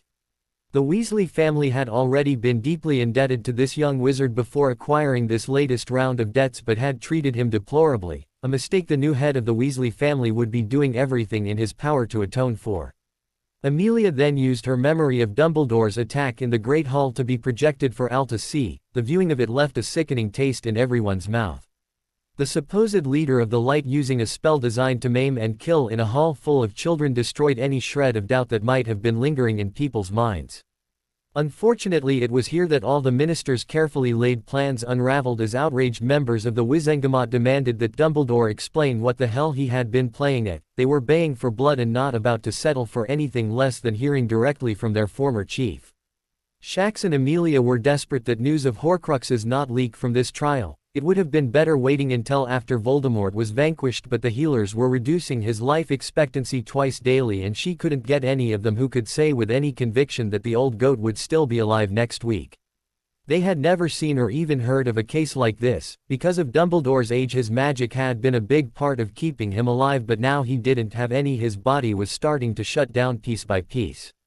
Albus had been slipping in and out of the trial as he now found it incredibly hard to concentrate for prolonged periods, but the chance of being the center of attention again seemed to invigorate the old goat as he got his final chance to screw them all over. He was Albus Dumbledore, and they should never have questioned his decisions. Gone was the twinkle from his eyes and his voice was weak, but the spoken words caused mayhem. Madam Minister, members of the Wizengamot, I realize my behavior seems odd at best and in some cases extreme, but you are not in possession of all the facts. Anything I have done has been for the greater good of the wizarding world because, as much as we would wish otherwise, Harry Potter has to die before Voldemort can be defeated, as he has a part of the Dark Lord's soul in his head. It was involuntary, placed there the night he received his famous scar. Every pair of eyes in the chamber quickly shifted from Dumbledore to Harry, with Ginny now sobbing for a different reason. Only the group that knew the full story were aware it had been removed, and Harry had a crying Joan to deal with as well. "Madam Minister, do you have any way of testing these claims? Please forgive me if I don't accept the word of a man who's lied to me my entire life." Harry passed Ginny over to Poppy as the three Potters made their way to the center of the court chamber as Joan point-blank refused to release the hold on her dad. Anyone wanting to kill her dad was going to have to kill her as well, because she wasn't giving him up for anything, and from the way Mum held on to both of them, Joan knew she felt the same. After about 10 minutes where Hermione really struggled not to hex the smug expression off Dumbledore's wrinkled mug, and Unspeakable arrived with what looked like a silver tube, and Amelia explained what was about to happen. This is a rare instrument that is used to determine that a person's soul has departed after they've been administered a Dementor's key. It will also show if more than one soul inhabits a body. Harry keyed his daughter before putting her down, and her mum whispered in her ear, "Remember darling, nothing bad will ever happen to us as long as your dad's here." The Unspeakable activated the instrument and a silver cloud formed in front of Harry. As it split in two, Dumbledore's shout of triumph was easily eclipsed by Ginny's scream of terror for her friend. The rest of the chamber collectively held their breath as one part of the cloud formed a miniature prongs while the other took the shape of an otter and swam around Hermione. As the clouds faded, Harry spoke to the Unspeakable, "Could you carry out the same test on the Lady Potter, please?" A quick affirmation from Amelia and the test was performed. The results were the same, with miniature prongs galloping over to Harry while Hermione's otter seemed to enjoy playfully teasing Joan. It was only when Hermione released her Patronus and the silver otter glided through the chamber, causing Joan to chuckle, that light dawned on the Unspeakable. "You're soul-bound." "Yes, my wife and I are soul-bound, and were shown our entry in the Book of Souls by the Minister of Magic." Were the results obtained conducive to those circumstances? The Unspeakable's whole attitude changed. "Yes, Lord Potter, there is no sign whatsoever of any other soul present apart from your bond with Lady Potter." Joan sprang back into her dad's arms and had both arms wrapped tightly round his neck in relief while they headed back to their seats. As they walked past a dumbfounded Dumbledore, Harry leaned in and whispered, "Told you, old man, 3 steps ahead of you at every turn." As the Potters were walking away, Albus shakily got to his feet and started screaming at them, "You insolent, ungrateful, ignorant little shit. I hope Voldemort kills you and your mudblood by ch." Dumbledore's complexion matched anything that Vernon Dursley had managed to achieve over the years, but Vernon, though grossly overweight, wasn't a 150-year-old former wizard. While Harry always thought his uncle Vernon would drop down dead as his temper pushed his blood pressure through the roof, the greatest wizard of the age being killed by a temper tantrum was just a bit much. Albus Wulfric Percival Brian Dumbledore had a blood vessel burst in his head. The puppet master collapsed like a marionette who'd just had his strings severed and died before the healers could do more than cast diagnostic scans. After today's hearing, there would be no state funeral or crypt on the grounds of Hogwarts. Considering his crimes and complete lack of finances, he would receive a lonely pauper's cremation. As the Potters left the chamber, Harry unknowingly provided the headline for all tomorrow's newspapers when he turned to Hermione and said, "One Dark Lord down, one more to go." Bella's mood was as dark as her maiden name. She'd been tasked with getting that goblet and used that as an excuse to give a certain squirrel the slip. She might have been sleeping rough for the past few nights, but at least she was able to sleep with both eyes closed instead of one eye open for the rodent Romeo. No left arm also meant no dark mark, so he couldn't trace her while she struggled with the hardest decision of her life. More years ago than she cared to remember, Bella had pledged her life, body and magic to her lord. That furry creature bore no resemblance to her master, but if the goblet recognized the squirrel as Riddle, then she had to be careful. Magical oaths don't contain any small print, escape clauses, or leave room for interpretation. If magic thought the horny hoarder was her master, then she was walking a tightrope that could cost Bella her life. Bella had been given a direct order to try and get the goblet to save the squirrel, and she would have to do enough to satisfy her magical oath, preferably without getting herself killed. She had no intention of losing her life in the service of the squirrel. Her best option would appear to acquire some hostages to exchange for the goblet, but with what was at stake, they would have to be someone connected to Potter or Bones, otherwise they would just be acceptable casualties of war. The problem was the Death Eaters had left Bones with only one family member who was currently out the country along with Potter and everyone close to him.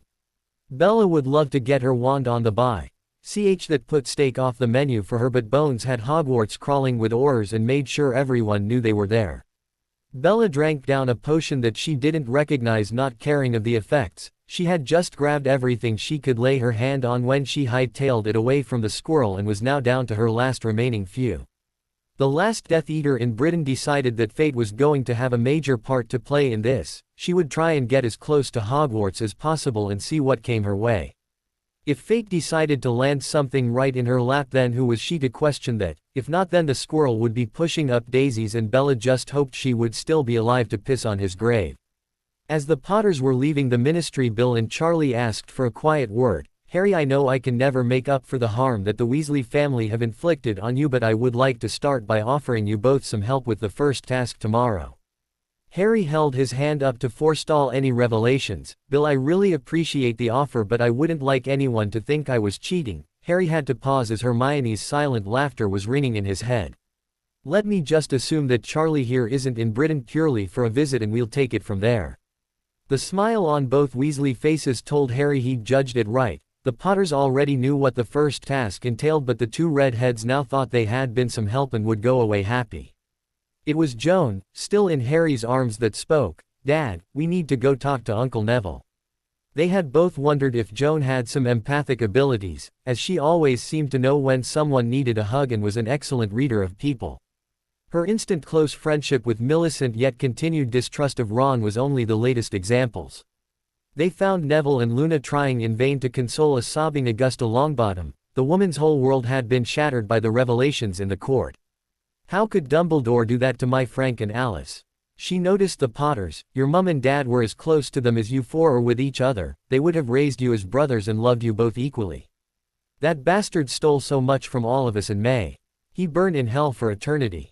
The three girls were attempting to comfort the distraught witch as Harry pulled Neville into a corner.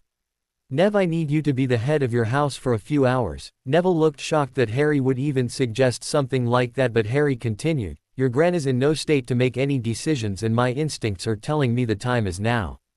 Voldemort probably knew more about the arts of the mind than any other wizard, and all that information is in my head. We've had Mom, Dad and Poppy searching for months, and their research has helped us refine our plan. We were hoping to make an attempt to help them as soon as Riddle was dealt with, but my gut is telling me to do it now. Anything you need, all that I have is yours. If you can do this, I might even have to dump Luna and marry you." Neville had Harry in a bear hug as Luna waltzed over. "If you get to marry Harry, does that mean it's me and Hermione?" The boys' laughter enabled them to wipe their eyes without embarrassing each other, though Harry soon had everyone in tears as he knelt in front of Augusta. While holding her hand, he spoke with such emotion that his aura was visible by the time he was finished. "When we bought the 6 houses in Italy, I was being totally selfish. One is ours and one for Mum and Dad. Remus and Pomona were gifted one as a wedding present, as will Sirius and Amber. The 5th house will be our wedding present to Luna and Neville because I want to live my life surrounded by my family. There is one house left and it's for my godmother. We're going over to St. Mungo's to try and convince her to join us. Uncle Frank is of course welcome too." Augusta was confused until Harry almost made her heart explode. "We think we might be able to help them, and Neville has granted us permission to try." The old witch had to be helped out the room by her grandson and his betrothed, as she'd just had one shock too many today. They walked over to the group who were waiting for them. Charlie and Bill were chatting to Ginny, but the dragon handler had to excuse himself, citing he'd left the twins at Hogwarts and the other handlers might have fed them to a particularly nasty Norwegian ridgeback by now. Hermione asked her husband over their bond if it was because Charlie was a dragon handler that his hint had all the finesse of a piano dropping on your head, or if it was just the case that all the Weasleys were incapable of subtlety. Bill promised to let Gringotts know they might be late for their meeting as he also headed back to work. Dan, Emma and Poppy had all been involved in the discussions regarding what they were going to attempt, so were definitely accompanying them, while Minerva and Phileas decided they also wanted to be included. Counting Ginny, there was now 12 of them who set off to St. Mungo's. The receptionist on the desk at St. Mungo's was well aware she shouldn't let these 12 people into Ward 49, but who could say no to Harry Potter? She certainly couldn't, and had no intention of replying in the negative to anything he asked of her. The witch's hand trembled as she personally pinned his visitor's badge to his robes, taking as long as she dared and as many liberties as she thought she could get away with.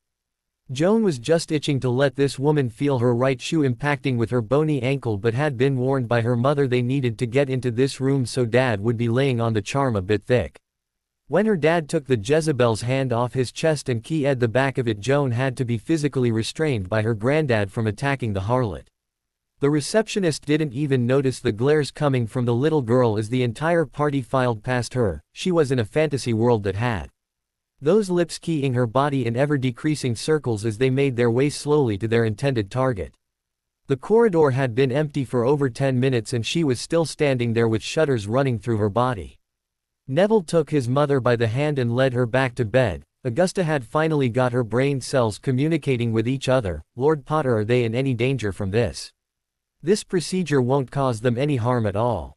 Poppy's sigh alerted everyone that they weren't being told the full truth. What Harry is going to attempt is to enter their minds and try to locate their consciousness. This procedure has never harmed a patient, but quite a few healers who have attempted it have lost themselves and been unable to return. The procedure was discontinued as the risks were judged to far outweigh any gains. Harry, I appreciate the offer, but I can't let you take that risk, said a shocked Neville. Harry tried to reassure everyone. You all saw the evidence today that Hermione and I are soul-bound. She will be my anchor, my beacon to lead me home. All research shows that making contact is only half the battle, as I have to convince them to leave their sanctuary, and the longer it's been since the trauma, the harder it will be. Hermione showed her husband had her full backing by explaining the rest of the plan. When Harry has made contact, we have to use our Patronus to generate an atmosphere of safety and love to encourage their return. Hopefully we will still be able to communicate and get our timing right. Luna drew her wand and keyed Neville before practicing her Patronus. An old English sheepdog padded around the room. Hermione couldn't help but think how apt that was, an intelligent, lively animal who was extremely loyal and protected her herd. Neville's was a bear, and Ginny keyed Harry on the cheek before a sword-wielding knight astride a white charger galloped around the room for a few seconds. Not one person there was surprised that the knight bore a remarkable likeness to Harry. Joan now understood about the Patronus charm and couldn't help but think hers would be along the lines of her Aunt Ginny's. Her dad on a horse was a powerful image, but she didn't understand the sword.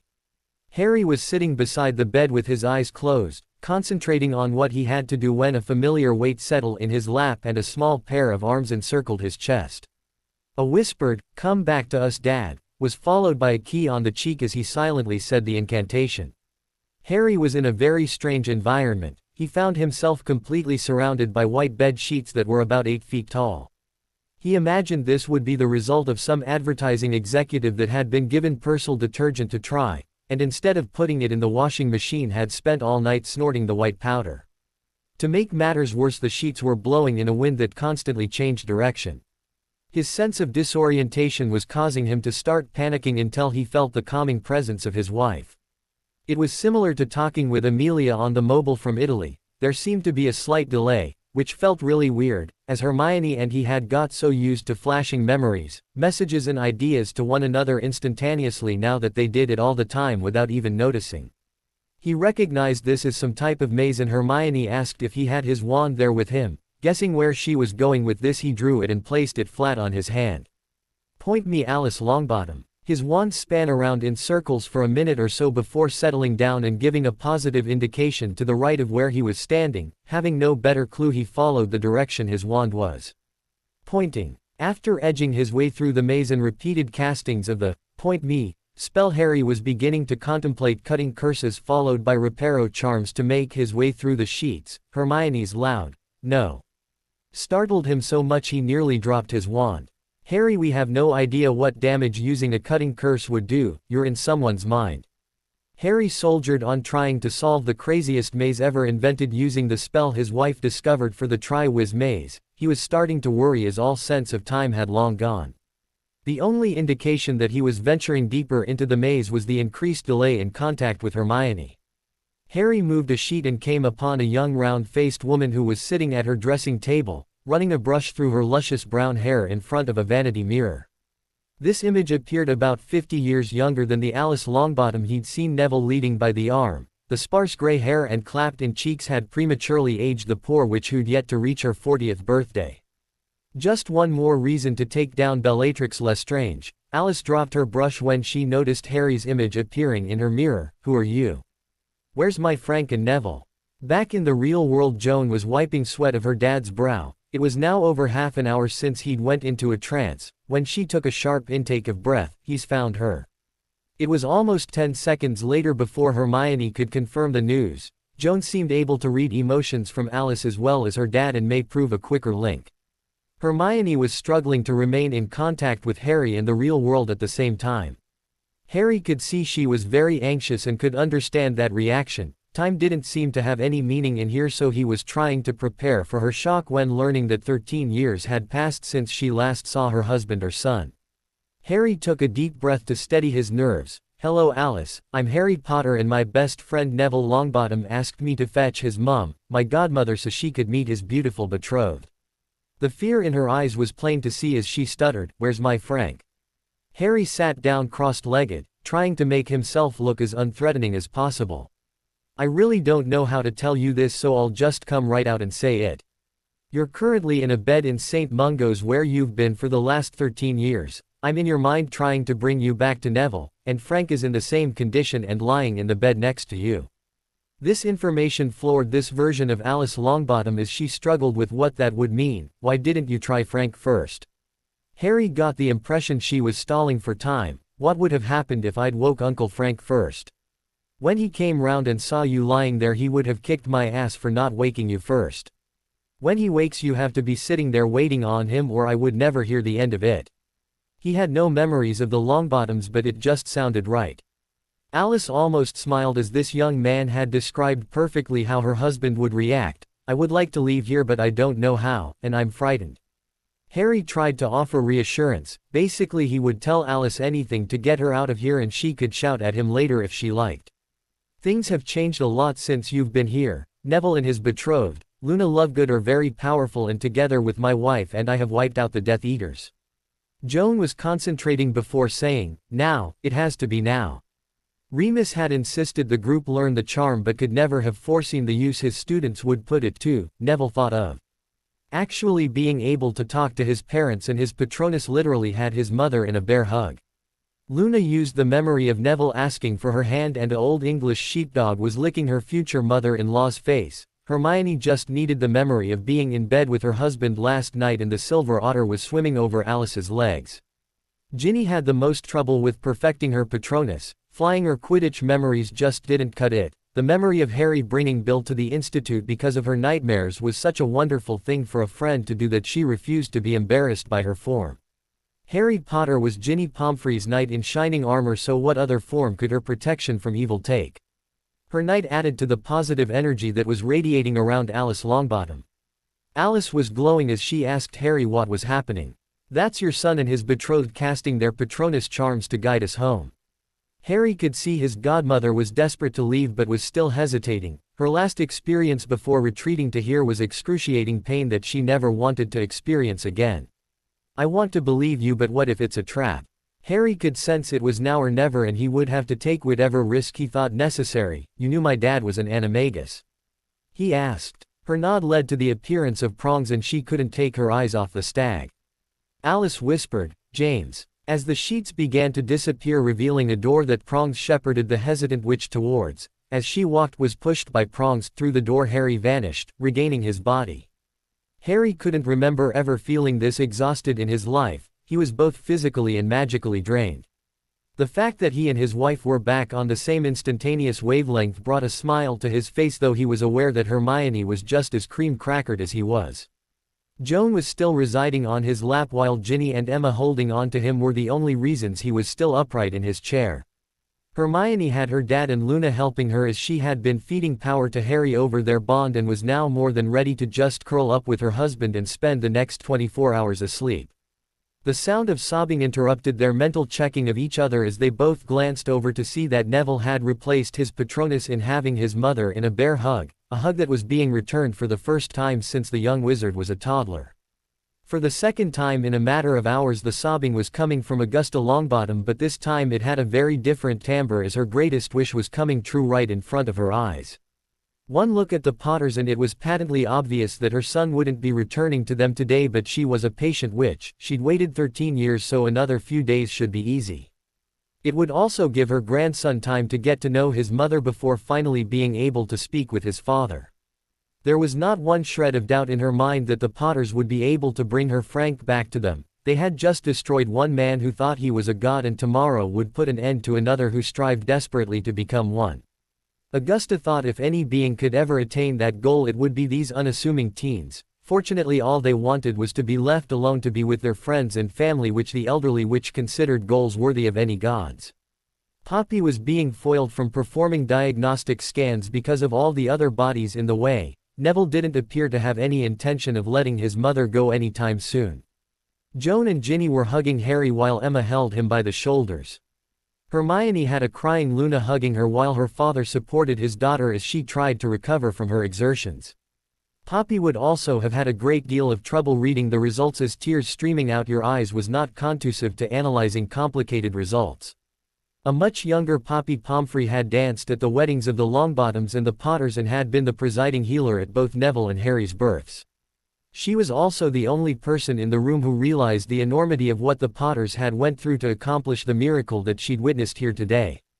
All her years of dealing with children told her that the six in this room were an exceptional group. Putting your life in someone else's hands creates a bond that reaches beyond magic. This group had performed that feat for each other multiple times, with even Joan being saved in Argentina and the Great Hall of Hogwarts. The little witch was ready to face any fate that court handed out today rather than move away from her father. Poppy reckoned you would need a Muggle computer to accurately work out the life-deaths shared out amongst them. Her Ginny alone owed 3 that she knew of. Dobby and Winky popped in with the elven brew that was better than any pepper-up potion available in St. Mungo's, and it had an immediate effect on both Potters. Poppy was then able to move the others out of the way to perform her scans, quickly establishing that other than being exhausted, both Potters had a clean bill of health. Luna managed to get Neville to release his mother long enough for Poppy to examine her. The healer's suggested course of treatment that required Alice to get some sun, good food and be surrounded by her family was wholeheartedly endorsed by everyone. The six-way huddle that commenced in the center of the room by the youngsters left the adults feeling superfluous, as the six seemed to be communicating their feelings silently. They were now so close that words sometimes got in the way. The gratitude of Neville and Luna didn't need them, nor did the love of Ginny and Joan have to be spoken. Neville then proudly led the group over to his mother's bed. "Mum, this is Luna, my betrothed. You've met Harry, and this is his wife Hermione with their daughter Joan and our best friend Ginny Pomfrey. You know Minerva, Phileas and Poppy, with the two at the end being Dan and Emma Granger, Hermione's parents." Alice hadn't taken her eyes off Harry as her mouth tried to form words for the first time in over a decade. Winky reappeared with a goblet and asked Poppy's permission to administer the potion to Alice. With a nod, the healer confirmed her absolute trust in the elves. After taking the potion, Alice Longbottom regained a bit of color in her cheeks before managing to croak, "Thanks, Harry." Her glance shifted to the bed next to her as the man who was her husband lay there with no interest whatsoever in what was happening around him. "You're very welcome, Aunt Alice. I'm afraid my wife and I are exhausted and will need a day or two to recover before making an attempt with Uncle Frank." Dobby re-entered the room. "Harry Potter, sir. Director Ragnarok has postponed your proposed meeting till 9 tomorrow morning. He advised you rest until then." Hermione couldn't help it. "That wouldn't have been at your suggestion by any chance, would it, Dobby?" Harry's laughter at the now blushing elf was quickly followed by, "Dobby, you are the best, and Winky, you're a very close second. Our day is now free until the ceremony tonight, and I for one intend to spend that time in bed with my wife." "Slightly TMI there, son," joked Dan. Harry was getting the hang of this family thing and reveling in it, so joked right back, "Dad, I'm so tired that you'll just have to wait until another day for more grandchildren." Hermione decided to join in. "I just may have to trade you in for a younger, more athletic model Potter." Her witty quip was kind of spoiled by the rather large yawn she performed in the middle of it. "What about Frank?" Alice croaked, though her voice was slightly stronger this time. "We'll take you both back with us," Neville declared. "Can we do that?" asked Minerva. "We needed Harry to cause a distraction so we could sneak in here. I don't think they'll be too pleased if we make off with a couple of their patients." Alice's eyes nearly popped out her head as she watched Harry remove a device from his pocket and start talking to someone inside it. "Hi Amelia, we're currently at St. Mungo's where we managed to coax Alice Longbottom to come back and join us. We want to take the both of them with us to the institute, and I thought I'd better check with you before some bureaucratic arsehole tries to hit us with kidnapping charges, Amelia." She hung up. The words were no sooner out his mouth when Amelia came barreling through the doors, abruptly stopping when, instead of the usual dead eyes that greeted all her previous visits, she was confronted by her former aura smiling at her. "Hello Amelia, you head of the DMLA yet?" Even hard-nosed Amelia Bones had tears in her eyes. "It's so good to hear your voice again, Alice, and actually I'm Minister of Magic, thanks to this godson of yours." She turned to the couple. "Harry, Hermione, please don't take this the wrong way, but you both look like shit. You should have seen them before they got some elven pick-me-up," Poppy chimed in. Harry chuckled. "That's what I love about you, Amelia, you always call it as you see it. We want to take them both home with us. It'll be a few days before we're fit enough to make an attempt with Frank, but I don't want them poked and prodded by healers who've ignored them for so many years." Amelia spoke directly to Alice and asked jokingly, "Do you really want to leave with these reprobates?" Alice took Neville's hand. "More than anything in the world I want to get to know my son and this beautiful girl who's joining our family." Amelia had expected no other answer, "As far as I'm concerned, that deals with any legal stuff. I'm assuming from the state of you two this is another situation where it wouldn't matter if our healers were to observe the procedure, as they wouldn't have the power required to carry it out." Hermione nodded. Harry lost all sense of time and contact with his body. He had no idea how much power it was taking to do what he was trying. Casting your Patronus while in someone else's mind was instinctively brilliant love, but almost drained both of us. Without our bond, even Harry wouldn't have had the power to pull it off and might not have made it back. Harry lovingly keyed his wife, then addressed the elves. "Dobby, Winky, can you arrange to get everyone back to the institute?" The elves once again put their own interpretation on their instructions. "Just as soon as we get you both home and into bed," answered Dobby, while both elves took the Potters and popped to Italy. Everything was quiet until Alice commented, "There must have been some amount of changes, because I've never seen elves that dressed or acted like that." "Those are two special elves," answered Amelia. "They have to be," said Luna so softly that they almost had to strain to hear, "because the people they look after are just about the most special couple you're ever likely to meet." There was not one person in the room that disagreed with the blonde witch. Hermione awoke to find herself wrapped around her husband and thought she could quite happily stay here forever. Since they were dressed in their usual bedtime attire of nothing at all, she could tell from Harry's reaction that he thought it was an outstanding idea. Unfortunately, they both chickened out at the thought of telling Joan she wouldn't see her Aunt Millicent tonight, and Minerva might need some backup while breaking into her old office in Hogwarts. Dad's joke about her being a cat burglar had been one of his better attempts at humor, but unfortunately his audience at the time had consisted of wizards and witches who hadn't a clue what he was talking about. His grouse about wizarding wit though had everyone laughing, which just pissed him off more. They were going to have to settle for a shower, though she was pleased that this also drew a reaction from Harry. It was nice to see his energy levels were on the up. Graham Bulstrode thought his chest would burst from the pride he felt for his family. His wife was on his arm as their daughter with her betrothed walked in front of them, while the entire Great Hall of Hogwarts was on its feet cheering for Millicent. He noticed that neither his wife or daughter paid any attention to the dignitaries who were waiting for them at the top table, but instead concentrated on the group at the end of the Gryffindor table, which currently had a young black-haired child bouncing up and down on top of it from excitement. They had barely taken their reserved seats when the minister rose and approached the podium. "I am aware it's customary for the presentation and speeches to take place after the feast, but we're breaking with that tradition tonight so the young lady being honored can get it out of the way and enjoy her meal." This drew a few laughs from the hall. At Halloween, both Millicent and her betrothed Ronald Weasley were kidnapped by a Death Eater while visiting Hogsmeade. Miss Bulstrode awoke to find herself bound, without a wand and in the middle of a graveyard. Hearing cries as her betrothed underwent torture, she firstly freed herself, then looked for a weapon. Using the branch of a tree, she firstly killed the magically enhanced poisonous snake that was Voldemort's familiar before seriously injuring Bellatrix Lestrange. Freeing her unconscious betrothed, she proceeded to carry him away from there while being pursued by Lord Voldemort himself. The courage and fortitude this young witch displayed that night more than earned her the right to become the youngest ever recipient of our nation's premier award, the Order of Merlin, First Class. The hall erupted in cheering as Millicent made her way forward and had her medal placed round her neck by the minister before being invited to say a few words. Millie took a deep breath and began her speech. I feel a bit of a fraud standing here accepting this award, but when I mentioned my concerns to Harry he just laughed. He pointed out that I chose to do what was right rather than what was easy, something if I may say he has plenty experience with. I've also noticed when he makes his choices it usually leads to one of two consequences, with people either wanting to kill him or key his ass. Since it would appear that nobody is about to kill me and my ass is already claimed, then I should be okay. The great hall reverberated with laughter and Millie would swear she could feel the heat coming off Ron's blushing face behind her. Seriously though, I wouldn't be standing here now if Lord Potter's party hadn't turned up at that precise moment and blasted that demented squirrel tit over tail to allow us to escape. Circumstances have conspired against them receiving the awards they so richly deserve, not least of which is the fact that they are now all Italian citizens. But if I may, I would like to accept this award on behalf of everyone who was in that graveyard and fighting against the dark side. That night, the applause was thunderous and continued for about 5 minutes, with only Millicent's pleading restoring order to the hall.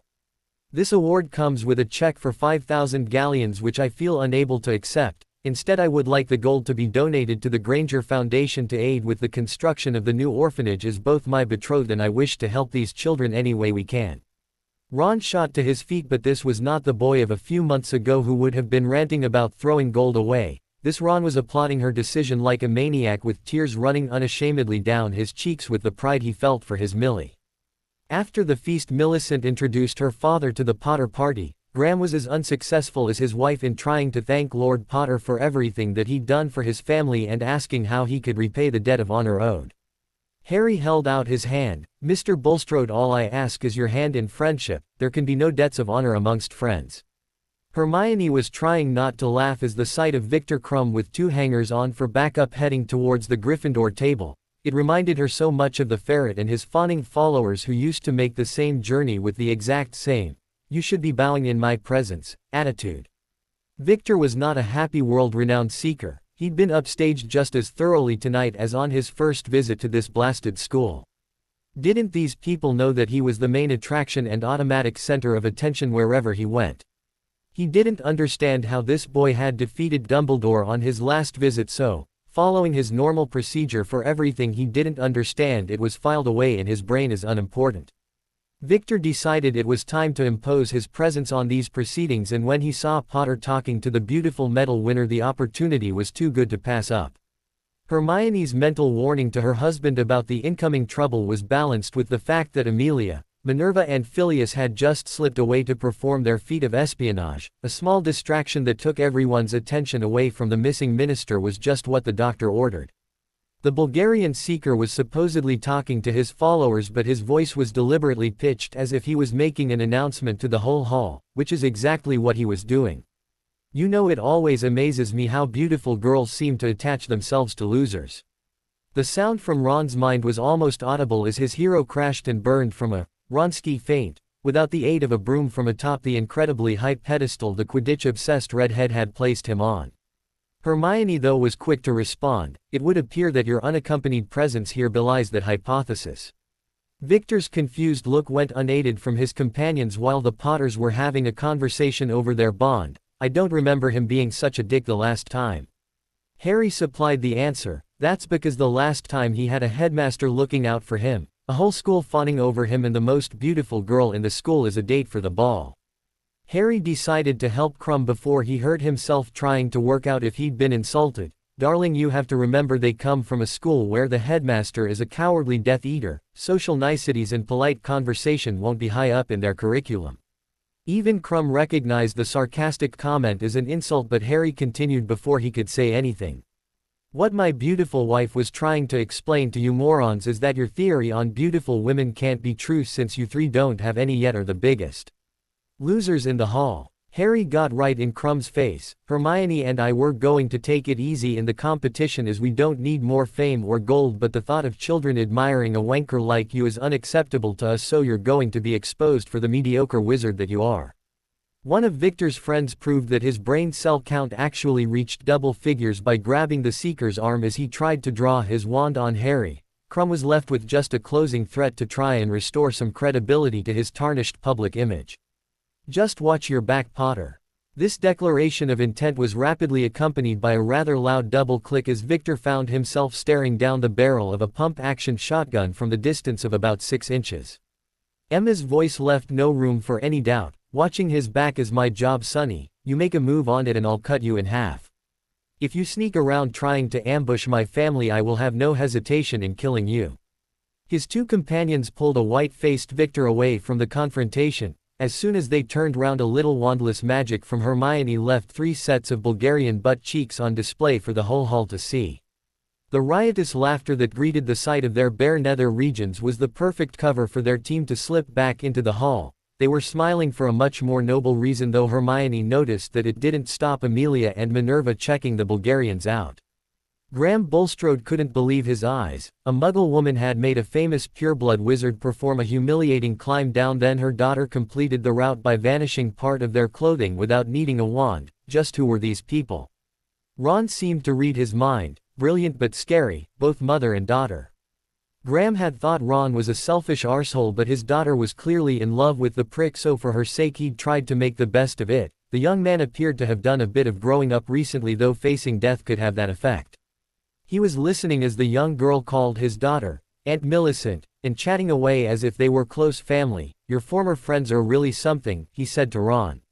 "Yay, and I owe them a major apology, but I need to work out just how big an arsehole I've been before I'm ready for that.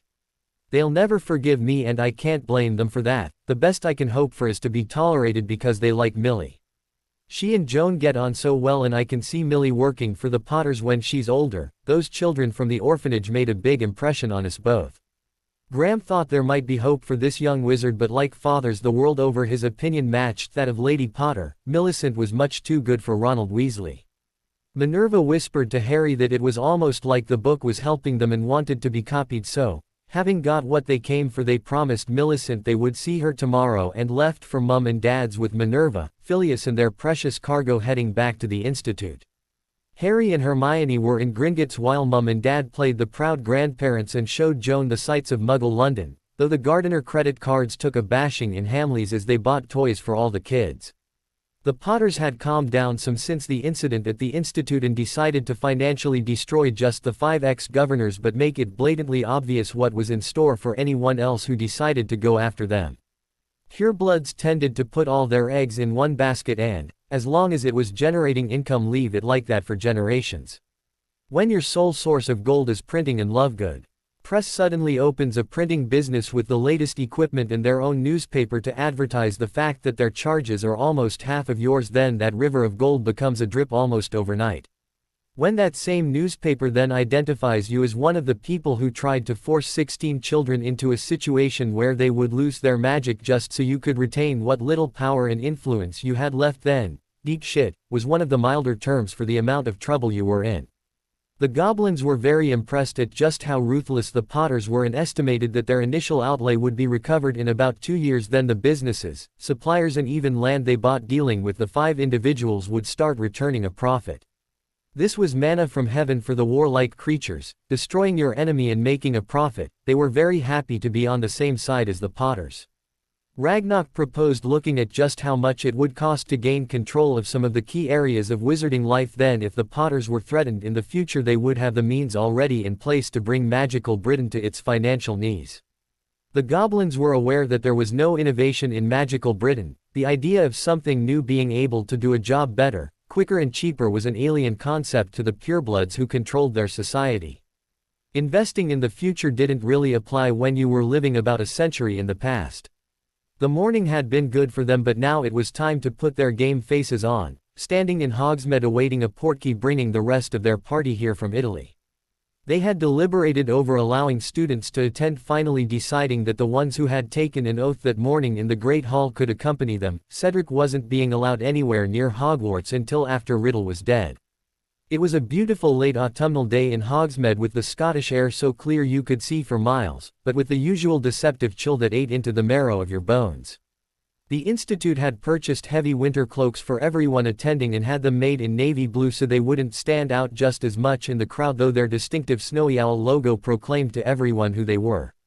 Living on the Amalfi Coast left them freezing in what the locals would consider nothing more than A lovely fresh day, neither Potter was looking forward to swimming in that bloody freezing lake for the next task. A portkey delivered the 14 students, Pomona, Remus, Sirius and Amber right in front of the Potters and Grangers. The 8 were suited up for battle under their cloaks and the party made its way to Hogwarts. Harry saw the danger coming hurtling towards him but couldn't do a thing about it. When a half-giant decides you need a hug, the only options available are to grin and bear it. Only Hermione's introduction of their daughter saved Harry's ribs as Hagrid kneeled down to talk to Joan and was immediately wrapped round her finger. She spent the rest of the journey sitting on Hagrid's shoulder as he pointed to various things and told her stories of her parents, but it was when he mentioned showing her some unicorn fawns that Harry knew these two would be friends for life. There were lots of good luck hugs and kisses as the party made its way to their reserved seats in the stands while Neville and Luna refused to leave them, following Harry and Hermione to the tent that had been set up for the competitors. There was a ring of Aurors around the tent but none of them fancied telling any of these kids what to do. Memories of their ministry demonstration was still fresh in most of their minds. A couple more good luck kisses and both Potters entered the tent with their friends standing guard outside. If there was going to be trouble, the 4 of them wanted to be able to get together as quickly as possible. Inside the tent they quickly eyed up the opposition. Victor was still seething from last night. Fleur seemed caught between attempting to flirt with Harry and worrying about what awaited them in the arena, which gave the witch a constipated expression that both Potters were sure was not her intention. Bull on the other hand was as green as his robes. The Slytherin beater was clearly breaking it. When the officials entered with a bag for them to draw their dragons, their comment of, "Ladies first," saw Fleur push Hermione out her way and try to get to the bag. She found herself unable to move though, and a voice filled with menace whispered in her ear, "Unlike you, my wife actually is a lady." Hermione chose first, getting a Welsh green wearing number 3 before Harry released the French girl to allow Fleur to choose her dragon. Harry drew a Hebrida in black wearing number 1 and was now anxious to get this show on the road, though he did notice that the Hungarian Horntail hadn't come out the bag, so that meant Tommy Boy was number 6 with the nastiest dragon. Poor Dark Lord just couldn't seem to catch a break. When Harry's name was called he shared a key with Hermione, then strode out into the arena. Scanning the crowd he quickly spotted the Institute group with Joan waving madly and Amber on the mobile to Italy, providing commentary for those who couldn't make it. The dragon was in the far corner of the arena, eyes constantly searching for danger as she protected her eggs. The crowd were waiting to see how Harry would tackle this challenge, but none were prepared for what they saw in front of them. Harry conjured a 15-foot toad, bedecked in a pink fluffy cardigan and bearing more than a passing resemblance to a certain Madame Umbridge. Any adult in the audience who'd ever met the vile woman was now rolling about laughing, and when the creature shot its tongue out to hit the surprised dragon on the snout, the rest of the audience joined in with the laughter.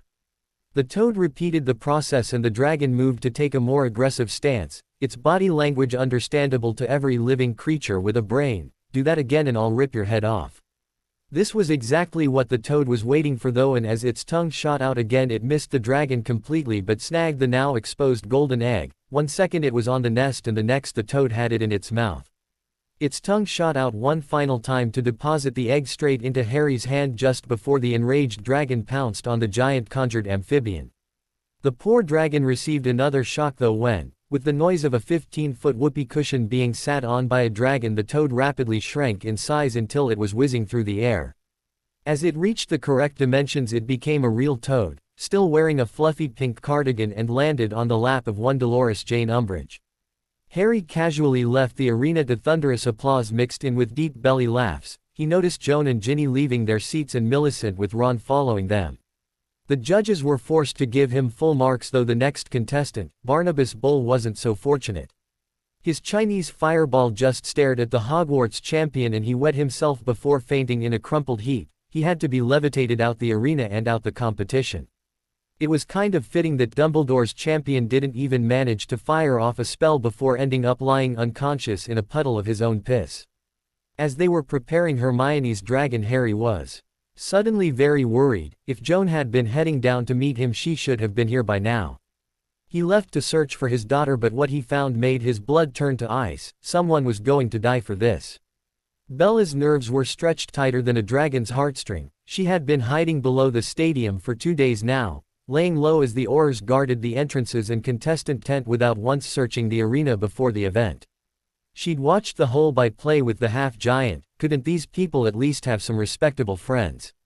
As they trooped off into their seats, Bella took up station between the stands that was also an auror-blind spot and tried to remain calm. She had no potions left and was beginning to feel the effects of them leaving her body, but steeled herself with the knowledge that it would all be over soon. One way or the other her life would change forever in the next few hours. She was in position and it was now down to fate whether she was going to be given an opportunity to participate in events or just hide here until everyone went home, then try to get out the country. Bella didn't know if she should be cheering or cursing as the four walked right into her ambush zone. She was pretty sure that the tall girl was the one who hit her in the graveyard, but that was more to do with recognizing the cowardly weasel by her side. She didn't recognize the other little redhead, but Potter's adopted daughter was just too good a target to pass up. Fate had made her decision and now Bella only had seconds to act. She burst from concealment and fired off 2 cutting curses at the girls before summoning 3 wands, grabbing the child as she spoke to the small redhead who was on the ground before kicking her in the stomach. Tell Potter to destroy the cup or he'll get his daughter back in tiny pieces. The curse had hit Ginny square on the chest, but her life had been saved by the dragon hide vest that Harry had bought her, though the force had knocked the petite witch onto her back. Her wand was gone, but Remus had been training her for just such a scenario. The knife in her wrist holder slipped into her waiting hand. Ginny's vest also absorbed most of the impact from Bella's kick to her stomach, but Ginny jackknifed as if in great pain and used this movement to plunge her blade deep into the bitch's thigh. "Get your filthy hands off her, you bastard!" Ginny screamed at the Death Eater, but Lestrange toppled backwards and pulled Joan down with her before she must have activated a portkey as they both disappeared. Ginny was on her knees wailing, "No!" As Harry came upon the scene, he rushed to Ginny, who was covered in blood, and it took her a second to answer him. "It's not mine or Joan's. I managed to stab that bitch Lestrange, but she got away with Joan." "I'm so sorry, Harry, I let you down."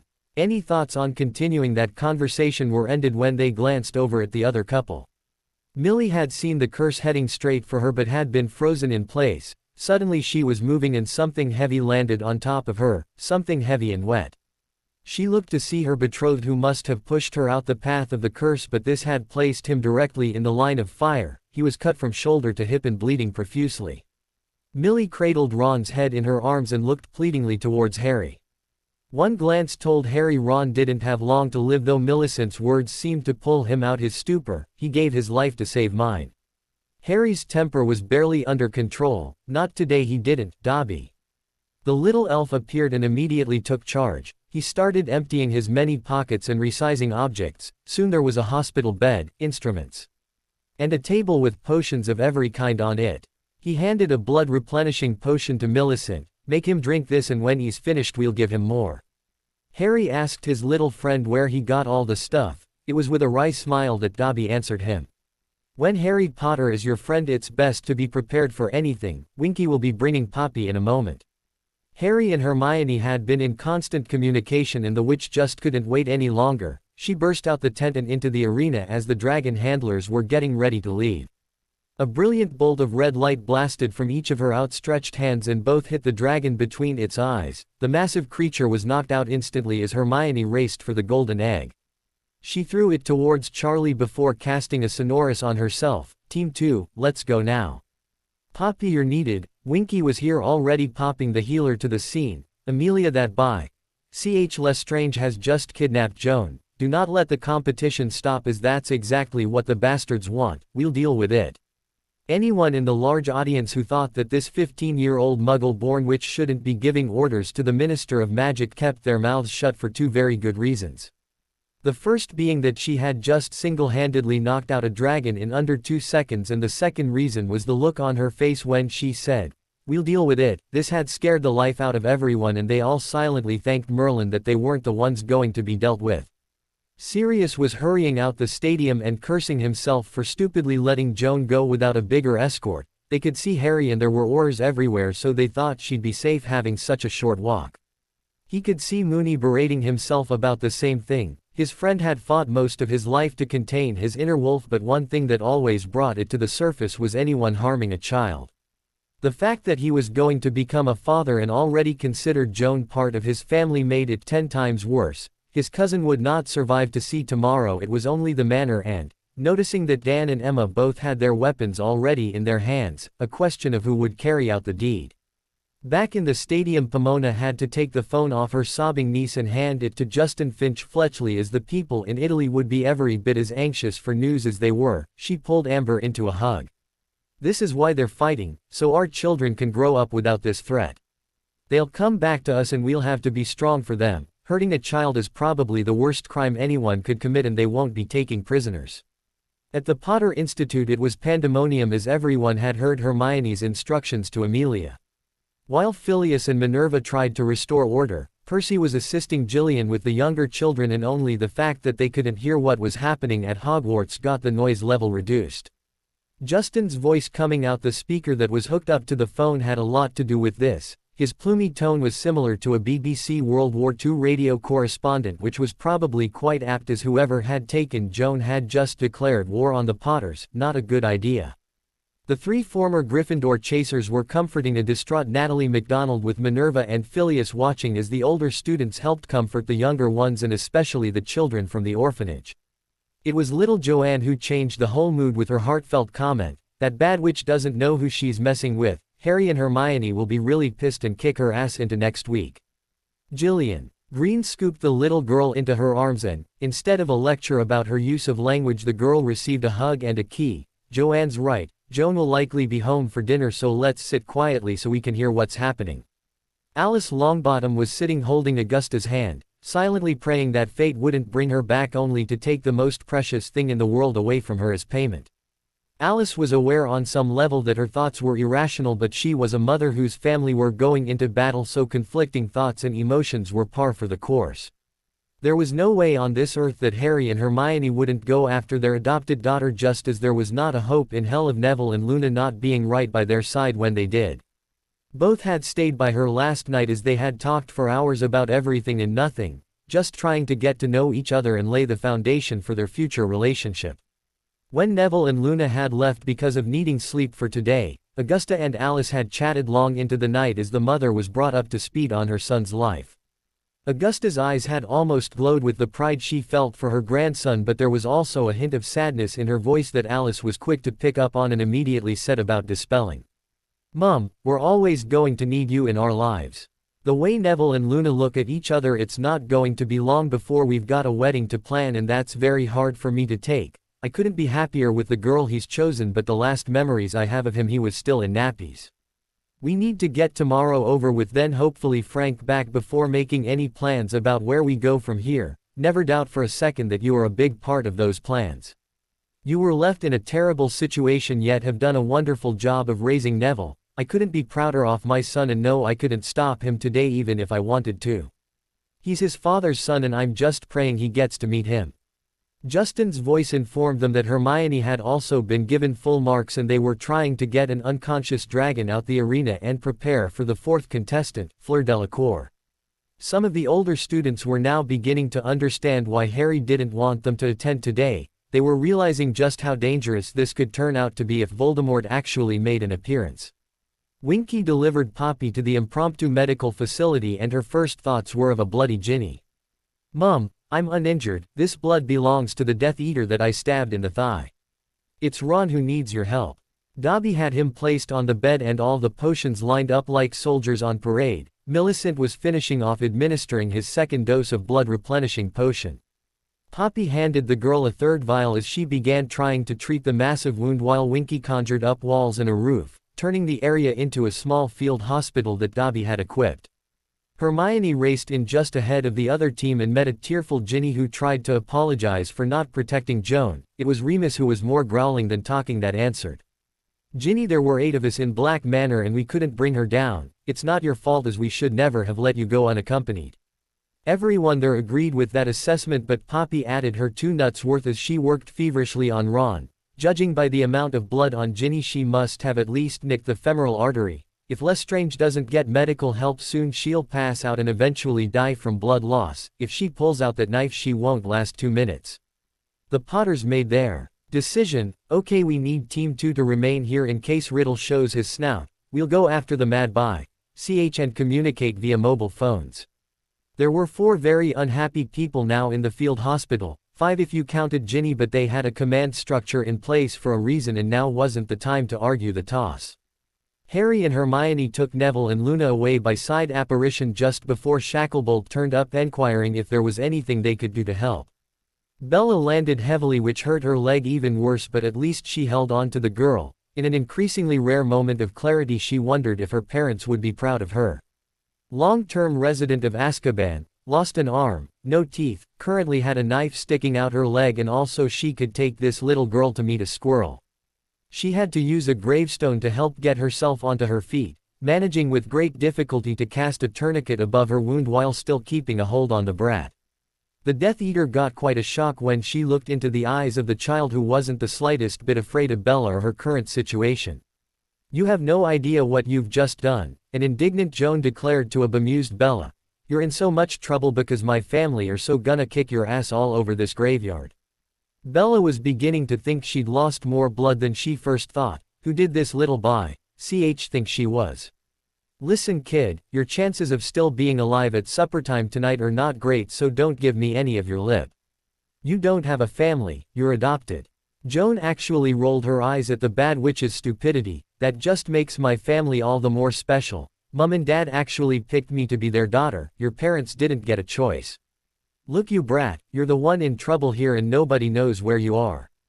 My mum says that I'll always be safe as long as my dad's around and he's standing right behind you.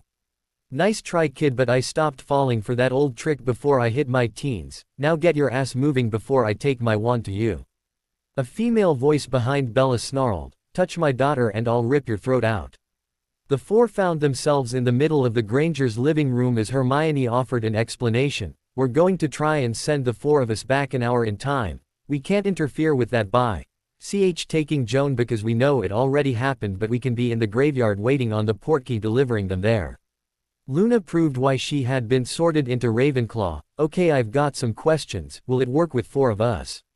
Are you sure she'll go to the graveyard, and why didn't we wait to see if Riddle showed up first and then go back in time?" Hermione was holding onto Harry for strength as he answered their sister's questions. "The time turner took 2 of us back 3 hours, so we think it will manage 4 for 1 hour. Riddle will be hiding out at the old mansion and won't allow portkeys or apparition into the building, so it's the graveyard and walk. As to why we didn't wait, if we know something's happened we can't change it. If the bastards did something to Joan and sent us proof, we couldn't reverse it." Luna and Neville went deathly pale. If they decided to cut a body part off Joan then post it to Harry, they wouldn't be able to prevent the incident as they knew it had already happened.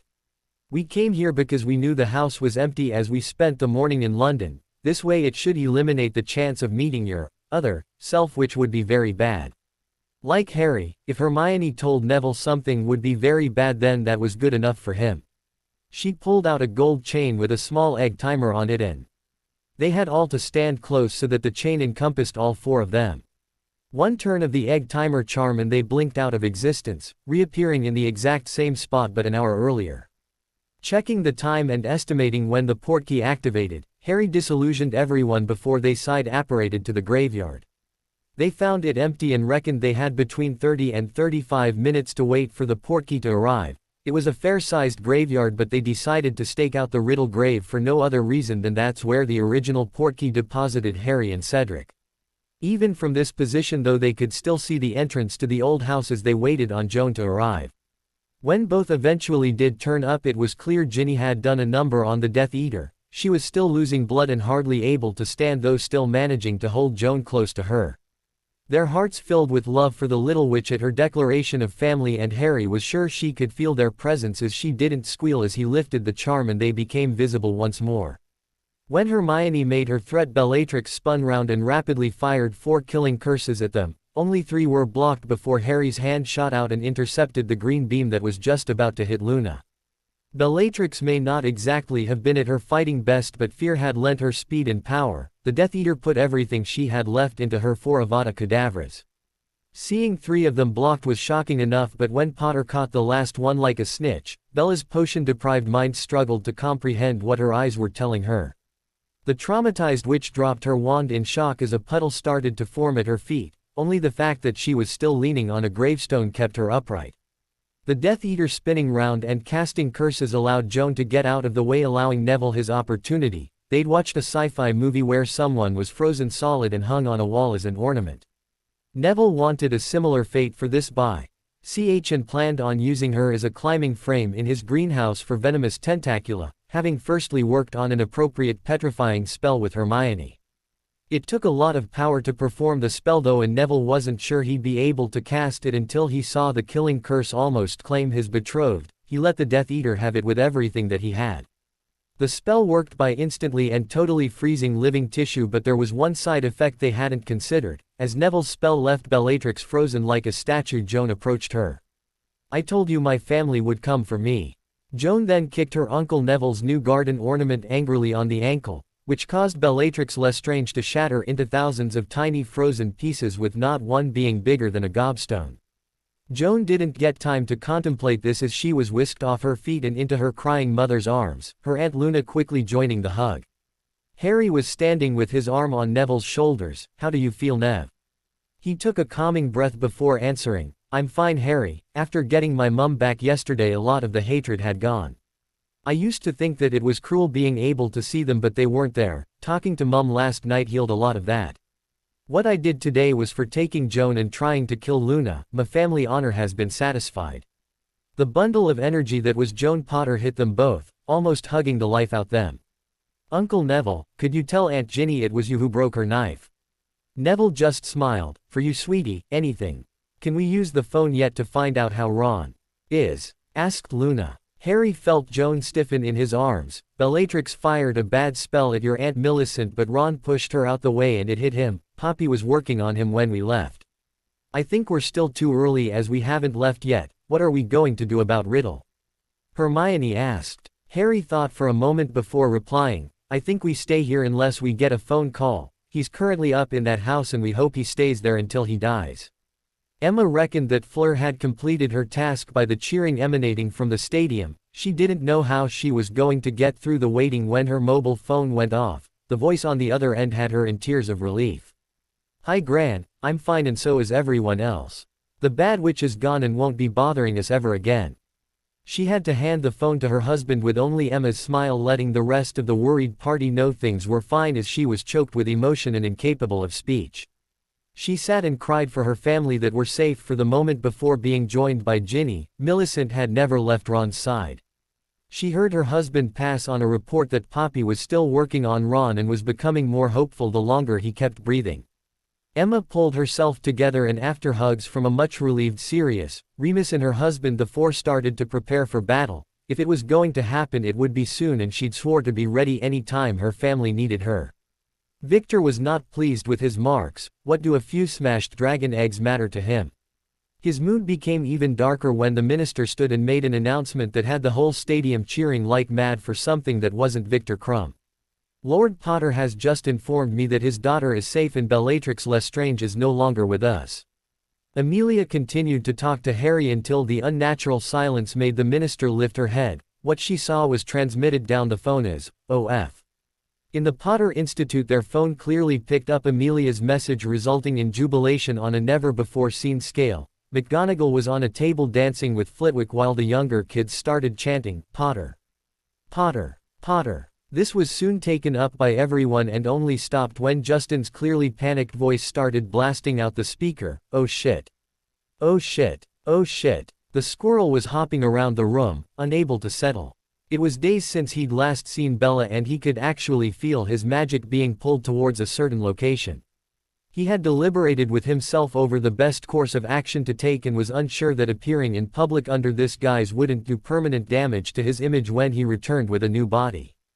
When the pull on his magic became painful his opinion rapidly changed. He was Lord Voldemort, the most powerful wizard in the world. People would bow to his power no matter what form his body took. He let the pull on his magic guide him to the required destination and apparated out of Riddle Manor. The tent flaps opened and a 6-foot squirrel bounced into the arena, totally silencing the crowd. It stood proudly facing the main stand and with the sun at its back looked majestic with its bushy tail and ears standing straight up. It really was a stunning sight. The whole illusion was ruptured very quickly though, a bit like David Beckham when the creature spoke.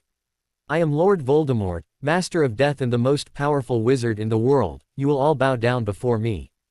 As soon as two red-headed twins heard that squeak coming from the squirrel, they both loudly burst out laughing, throwing out comments in their own inimitable style. Bow to bushy tail. He's out of his tree. Definitely nuts. Looks quite cute though, if you're into squirrels. Nothing wrong with a red head. The furry red ass is a bit off-putting though. The crowd were starting to laugh as the twins' berating of the ridicule's rodent emphasized just how ludicrous the creature's demands were. The squirrel squealed and fired a curse at the twins, knocking them both flying through the air. Shacklebolt and about a dozen of his oars started firing curses, but the squirrel was casually batting them away before starting to reply with some of his own. Voldemort was rapidly firing curses everywhere and actually beginning to enjoy himself, showing these fools his real power. All that quickly changed with the sound of gunfire being immediately accompanied by pain. He spun round only to be knocked on his tail as Peter's wand went flying from his paw. Harry and Hermione were holding hands and letting their true power show, actually scaring the shit out of the squirrel. Just before we end this, Tommy, or should that be Tufty? We have a few presents for you, Dobby. Hufflepuff's cup, Slytherin's locket, Ravenclaw's diadem, Marvolo's ring and his own diary rained down on the squirrel's head. They're all gone, said Harry, but still not mentioning Horcruxes, so only a select few knew what he was talking about. The good witches and wizards of Britain have rid this country of your followers, granting them their wish to eat death. Now it's your turn to pay for your crimes, Tommy boy. I would imagine there's quite a number of angry people waiting for you on the other side. The sound of the squirrel crying and begging for mercy in its squeaky voice destroyed the legend of Voldemort forever. No one would ever again be afraid to say the coward's name. The Potters were ready to administer the final blow when they were halted by an almighty crunch that could be clearly heard in the Potter Institute. The Hungarian horntail had sat quietly and amazingly unnoticed, protecting its eggs and ready to attack anything that came too close. As she hadn't been fed since being dragged from her home some days ago, the smell of blood and fear surrounding the bushy-tailed one proved too tempting. One quick pounce and she was biting through the squirrel's head and wondering where she could get more of these strangely delicious morsels. Goats and sheep just wouldn't taste the same after this. It was like a car crash, bloody and horrific, but not one person present was able to take their eyes off the spectacle that was playing out before them. A Hungarian horntail had just munched down a squirrel snack for lunch. Harry had entered Tom Marvolo Riddle into the tournament by his hand, and the Dark Lord was most definitely dead as the dragon spat out a bushy tail before retreating back to its nest.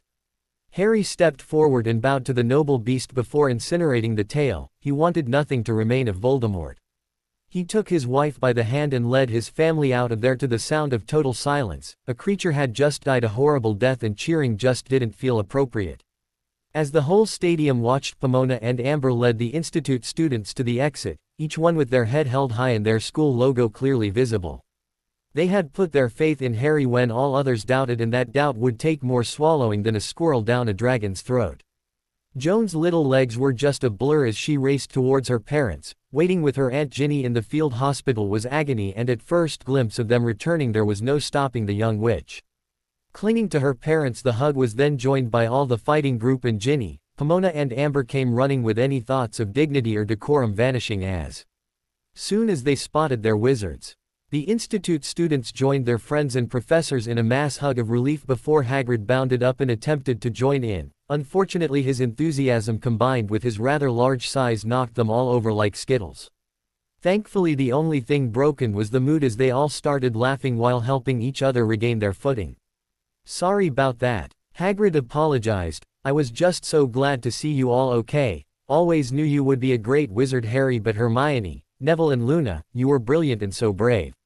"Thanks, Hagrid," Neville blushed. "I'm leaving Hogwarts at Christmas. Charlie has got me a job working with the dragons in Romania. It's always been my dream, and the pay is a lot more too. There's nothing left for me at Hogwarts now. Anytime you need anything, Hagrid, you let me know. You were my first friend and gave me my very first birthday gift that I love dearly. You'll always find a welcome at our house, and we'll be back to see you before Christmas." Amelia approached the group. "Lord Potter, as Minister of Magic, I would like to express the gratitude of the witches and wizards of Britain for ridding our country of the cancer that was Voldemort. As Amelia Bones, I would just like to say that you all were magnificent today. Shaq and his oars couldn't cope with him, and you 8 turning up saved a number of lives today. We have some injuries, but thanks to the armor your gold provided, our confidant Riddle is going to be the only fatality. Even the Weasley twins survived with no more than broken bones. Ron Weasley got hit when he pushed Millicent away from a cutting curse that Bellatrix fired. Poppy's working on him now. With impeccable timing, the healer walked over just as Hermione was finishing informing the minister. He's going to be okay, sore for a few days and will be weak for a while after that. I'd like to take them both back with us. I think it's time we were all going home. Remus was standing with his arm around his pregnant wife, knowing the last obstacle to his dreams had been removed. Home with a wife and family made him the richest man in the world. Her mum was putting Joan to bed when the little girl's nose began twitching. Hermione hugged her daughter to her and asked what was troubling her. I heard some people talking and they were saying Britain was now safe with the bad witch and wizard gone. Does that mean we'll be leaving here? Asked the clearly worried girl. Like Harry, Hermione wouldn't lie to her daughter or fob the little girl off with some excuses. We have no plans to return to live in Britain. Things might change in the future, but if they do, we'll sit down as a family and discuss our options. If you can look back 6 months and think of the changes in our lives, then you'll understand why I'm not ruling anything out, but I'm pretty sure Italy will be our home for many years to come. This seemed to settle some of her fears, but Hermione could sense there was something else bothering Joan. Mum, I was frightened today, not when the bad witch had me, because I knew you'd come for me. When you left me with Aunt Ginny and everyone walked away, I wasn't sure if I would see you again. I was really scared, Mum. The sight of her daughter's tears broke Hermione's heart. I just kept repeating what you told me. No harm could come to you while Dad was there, and it's true, Mum. She held her daughter tight. We'll never leave you again, sweetie. That should be the last of them, and we can live our lives in peace now. She keyed Joan before tucking her in. Millicent was going to be staying with her niece tonight after she finished saying goodnight to Ron in the infirmary. Amelia looked at the pieces of parchment that might grant her freedom sooner than she thought. Both Drumstrang and Beauxbatons realized their contestants were massively outclassed by the Potters, so with one contestant dead and another disqualified, they were proposing the competition be cancelled. As they had already competed in the first task, there was no danger of anyone losing their magic if the ministry declared it over. She was certain Harry and Hermione would jump at the chance, since they had already achieved their objective, and it was going to save Amelia trying to choose who would be their hostages that were going to end up awaiting rescue at the bottom of the lake. The headlines in tomorrow's papers would be spectacular, and Amelia could throw fuel on the fire by citing bigotry and bias as her reason for quitting as the Minister of Magic on Monday. She truly wondered if the British magical community could survive, and was certain it wouldn't without changes. That would be the job of the new minister, and they were welcome to it. Amelia could honestly swear she'd done the best job she could, and with Harry's very public display of displeasure at Toad Woman, Dolores was effectively out the running to replace her. She was sure there must be a hell of a story there somewhere, and perhaps one day the Potters would tell her the tale. Neville lay cuddling his blonde betrothed. It had been quite the few days, and tomorrow Harry and Hermione were going to attempt to awaken his father. Neville Longbottom's life changed beyond all recognition the day Harry Potter said he wanted him at his side. All three Lestranges were dead, his mother was back, and he was positive they would help his father return too. When you factored in that the beautiful witch currently in his arms was going to marry him, then Neville knew his lonely days were well and truly over. Luna felt Neville's arms tighten around her and smiled. They were so close now she could almost read his mind. Her heart was filled with happiness for him and the fact that their friends could begin to lead normal lives. The blonde witch could now concentrate on her studies because passing her NEWTs granted her the ultimate reward, becoming Mrs. Luna Longbottom. Amber was staring again at the ring on her finger, put there by the wizard who was currently sleeping beside her after their earlier exertions. The emotions currently racing through her body left her more likely to be dancing rather than snoozing. She was sure that she must be glowing in the dark with happiness. They hadn't even thought about using potions or spells, and neither was worried. A Christmas wedding was their future, and if she became pregnant by then, so much the better. Another Lupin boy would be best friends with a black once more. If she and her Aunt Pomona had any say in the matter, there would be a whole tribe of Blacks and Lupins pulling pranks at the Potter Institute. That thought had her snuggling back into her wizard. With some encouragement, he just might wake up and discover what was waiting for him.